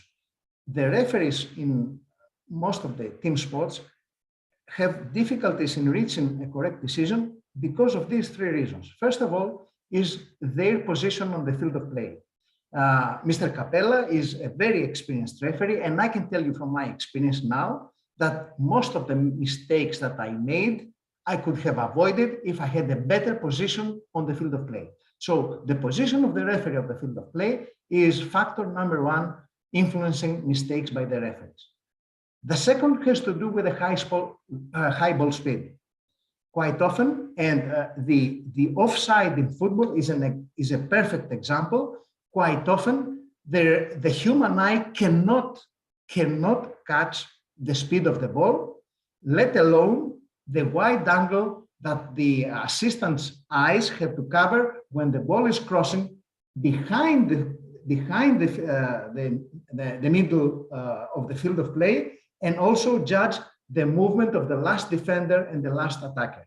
This is humanly impossible to achieve. And finally, in sports like handball, basketball, and football, it's the body contact.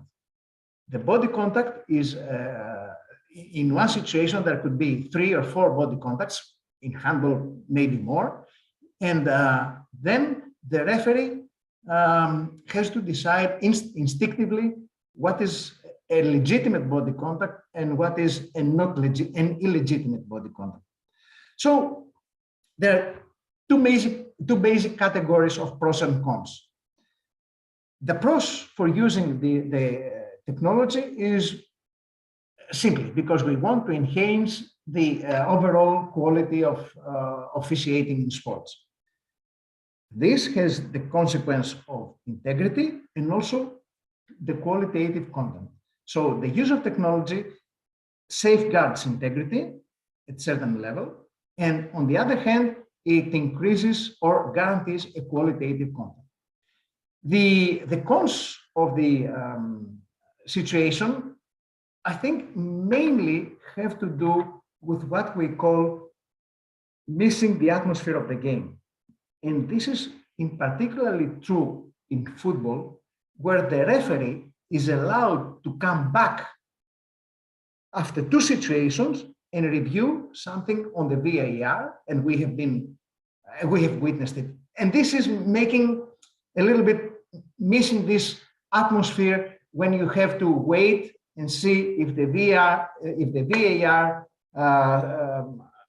confirms the goal, and then you can celebrate for that. These are the main pros and cons. Now I try to accumulate advantages and disadvantages. Let's start with the advantages.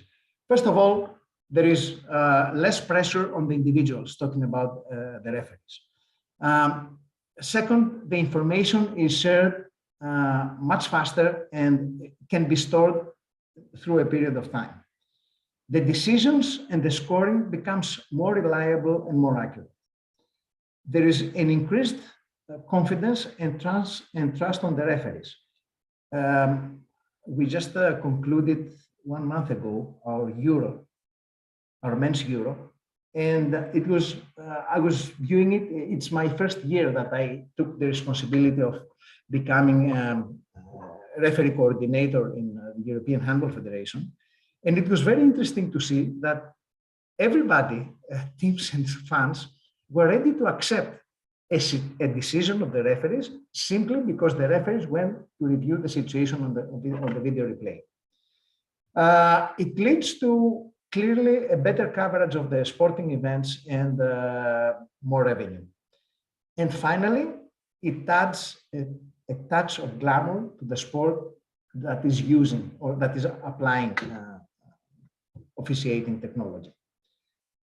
Finally, the spectators can get a little more engaged with the sport, and particularly with what we call in our rules gray zones.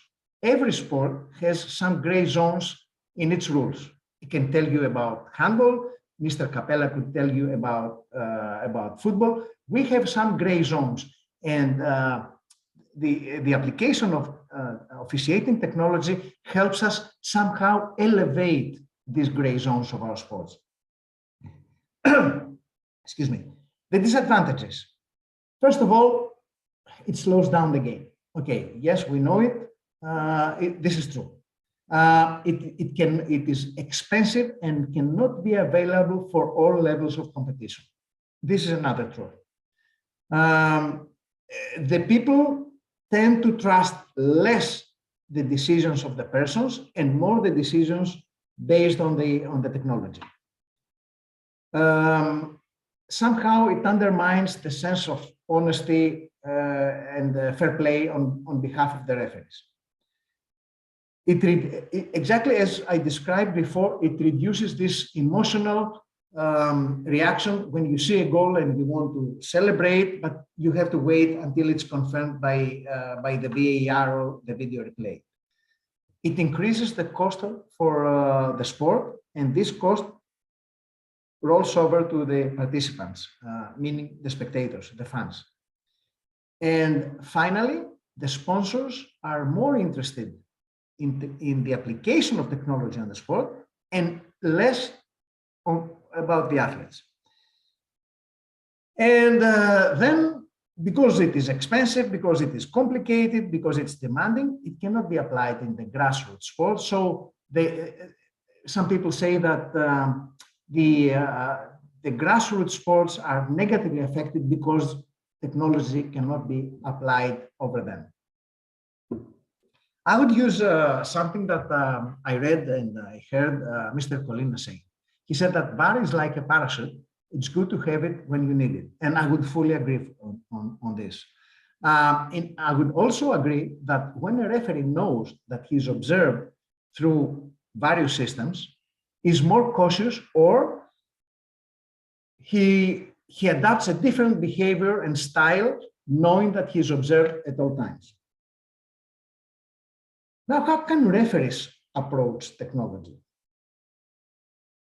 First of all, the referees must continue to decide first. The first to decide will always be the referee. We try to teach our referees to be at the right place in the right moment. It is not always achievable, but at least this is our intention. The more ready you are, the less you need technology. It's this what we say, thanks, but I'm better than you.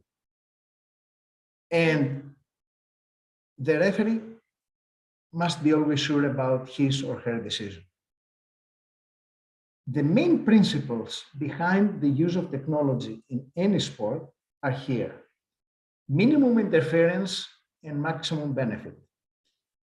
There is no internal regulation or rule on how many times a referee can approach or can ask for the use of the video or technological means. But after a while, if a referee goes 5, 6 times over the video, then people start wondering, and then why do we pay you?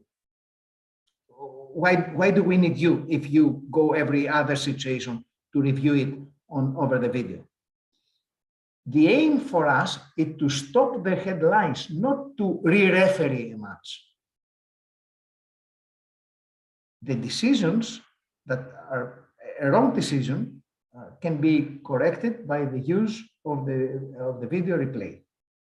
And finally, the referees will always be the last ones to take a decision. The video will not replace the referee, because this is a fear among the most conservative parts of the referee community. The video will replace us. The video will never replace the referee. Even with the most sophisticated use of the video, it will always be the referee who interprets what he sees and finally call the situation. I want to give you 2 or 3 examples on the way we apply some part of technology in handball. This is a goal line technology that we are applying in beach handball. In beach handball, we have the problem that there is no line on the court between the goalposts. So what we are using there is we project a virtual line from the cameras that are attached on the crossbar. Let me see. I guess you can see the situation here. This line is projected. It is not existing in reality. This is a projection of the camera, and we call this goal line technology. I want to show you another situation which we apply the goal light technology. The goal light technology are LED lights attached to the goalpost, to the back of the goalpost. Why? Because in an arena, quite often the referee cannot hear the buzzer signing the end of the period. And in handball, the rule says that whenever the end of the period buzzer sounds, it's like a wall stopping the ball. But when a ball is moving with 120, 130 kilometers per hour, it is very difficult for the human eye to synchronize with the moment the ball is crossing the goal line and the sound signal. So we apply this goal light technology. You can see the lights, and now you can see the view from the goal light camera. So the referees can compare the moment where the light flashes and the moment that the ball crosses the line. and then they know whether it's in time or out of time.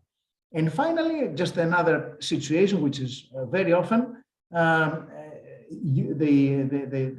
video replay used for judging a red card or no red card. This is a, not this one, but. This is a must-win game. You can see there's a hit on the face of the player. All of a sudden, a player is down, holding her face. The referees were not able to see what happened, so they reviewed the situation. You can see that was a hit on the face after the ball, after the pass. Usually, the eyes of the referees follow the ball, so they were not able to catch this. And with the help, you can see now it's more clear, the hit on the face by the defender. So after reviewing the situation on the video replay, they came back with a red. They came back with a red card. These are just three typical examples on how we are applying video technology in handball. Now let's go back in generally speaking about sports. What does it mean, harness technology in sports? Mr. Bebetsos, you have only 1 minute. Yeah, enhance video instant replay technology, explore new technology that can positively impact the game, leverage technologies to improve the experience of the fans, and spread technologies globally. At this point, instead of jumping into conclusions, given the limited amount of time, I would just like to state 3 questions that can be points of discussion for the continuation. First of all, how we can stimulate the progress and identify what are the limits of innovation in the world of sports, in the world of sports officiating. What will sport look in the future, and how video technology changes the sport and the governing of the sport as well, the governance of the sport. And then, is handball, football, basketball an entertainment or a sporting machine? With this, I would like to conclude my presentation, open the field for discussion, and thank you for your attendance. Okay, thank you very much. Thank you very much, Mr. Bebetsos, for your very good presentation, which will be not only for handball, as you said in the beginning. Yes, thank you. I left before some questions. We have a lot of questions, but just to see 1 or 2 questions for Mr. Capella or for you, Mr. Bebetsos. I have seen 1 question which can be common. This question is, what is the next step for technological development in sport officiating, or next step for the use of technology in sports, in football, for example, or in handball? Mr. Capella.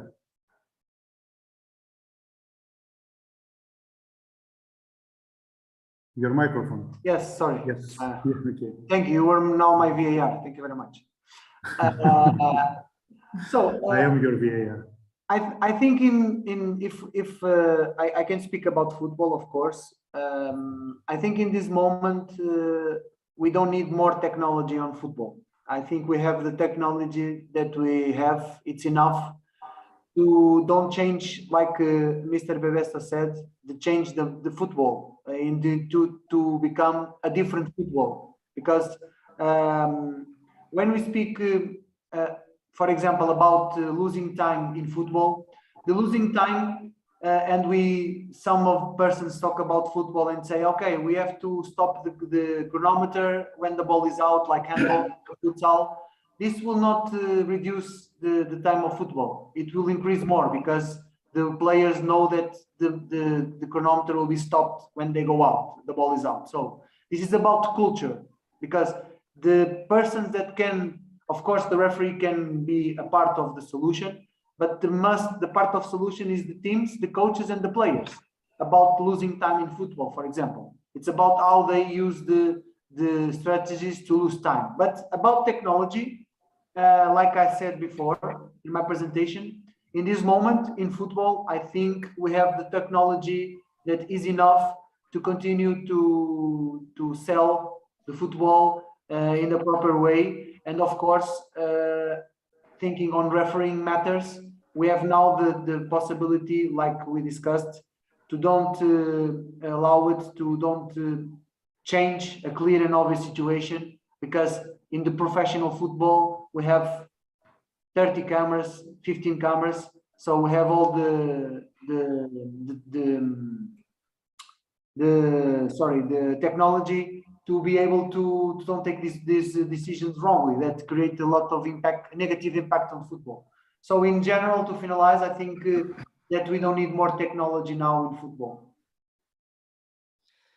From my side, I would say, if I could, I would like to influence things in the use of technology in handball to do just what I said before, to elevate the gray zones of the sport. The gray zones are zones where the rules allow any Bebetsos, any Triantafylou, any Capella to interpret the situation, and this is less and less acceptable by the fans and the players.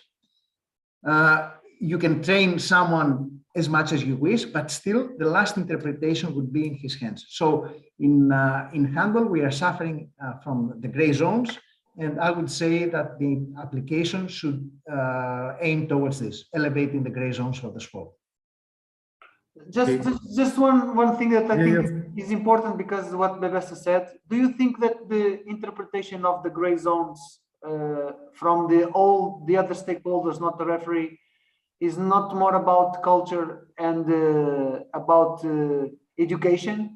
Because what technology is just only a question, because I also think on what you're saying, what technology can help us to be able to define if a gray zone is from the left side or the right side of the decision. This is not so easy, because in the end, it's always about, like you said, and I totally agree with you, in the end is the referee decision on the pitch that prevails. I would agree to a certain extent with you, but in sport, there is no half goal. It's either goal or no goal. So when we have someone stepping on the line, and this can be proved by the use of the video replay, the people, they don't accept it. They say, you have it, use it. For sure, I agree with you. We are talking about factual things. Yes, yes. But in our sport, we teach the referees and we say, if you see that the defender is a little bit inside the goal area, if it's not intentional, maybe it's a step behind, he cannot see the line behind him, let it go. With the use of technology, this can be eliminated. Of course, of course. Or we have the wrong substitution. If we tell the delegate at the table, officials, if you see that a player just made a mistake by 1 second or 1 step or 1 meter inside without interfering with the play, let it play. But it happens in some situations that the TV camera catches the action of this mistake. And you see the reaction of the table, normal, nothing happened, because there was no interference with the game. And then we start having this discussion. Yes, but the rule says something like different. And it creates more discussion. I totally agree with you, because in football we have the same in, for example, the penalty kick, that we say to the VAR, we only interfere when it's the player have some interference. But what I think that now what the referee world needs to start to think is that the laws of the game needs to be adapted to matches with technology and matches without technology. We have. Do you understand what I'm saying? Yes. Because we have to adapt this, but this will be very difficult in football for sure. But this is my view. Okay, we have no more time. We can discuss until midnight and sorry. Maybe. I think it was very useful debate. Better than the presentations, I think, at the same level with the presentations. I'd like to thank you. Thank you a lot, both of you, Mr. Capella and Mr. Bebetsos, Mr. Capella. I hope that we make our attendance wiser. the final conclusion, I think, is that with the proper human mediation and maybe better, the proper human mediation with the proper use of technology can be ideal, okay, for the sports and for the sport, for the football, for all the sports. I'd like to thank you very much. Nice having you with us, and I'd like to have another debate or another discussion in the future with you. Thank you very much again. The next target should be to invite more sport experts like us from volleyball. Yes. In volleyball, they have the coaches challenge, which is another big issue. Now it opens also in handball, basketball. So we have a more global sports view. experts. I agree. Okay. Thank you. Thank you. Good night. Good night, all. Bye-bye. Thank you. Bye-bye. Thank you, Matt.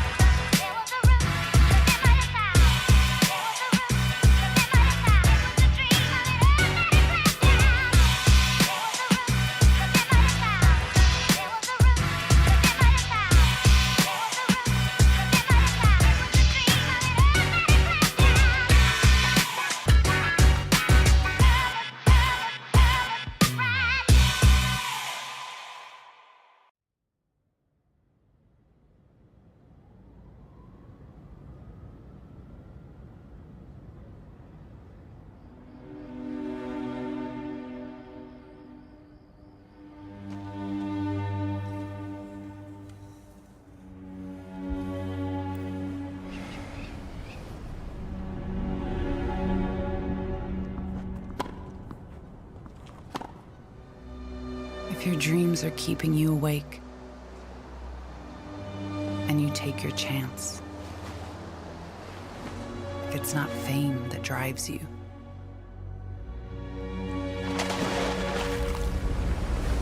but that one moment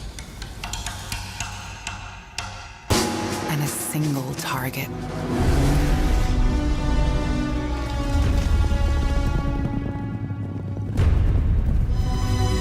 No matter how far it is to reach. If you believe in changing the world, if your plans are bigger than yourself, and you don't know whether it's late or very early, when you give everything, but everything is still not good enough, and yet you still follow your inner voice.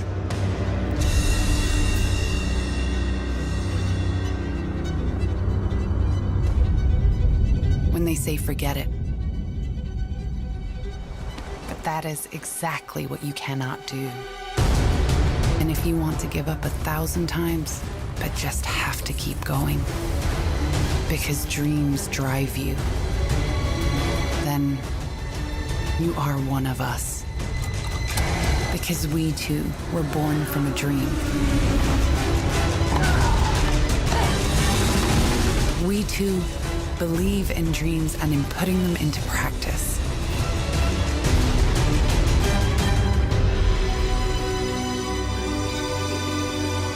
What about your dream?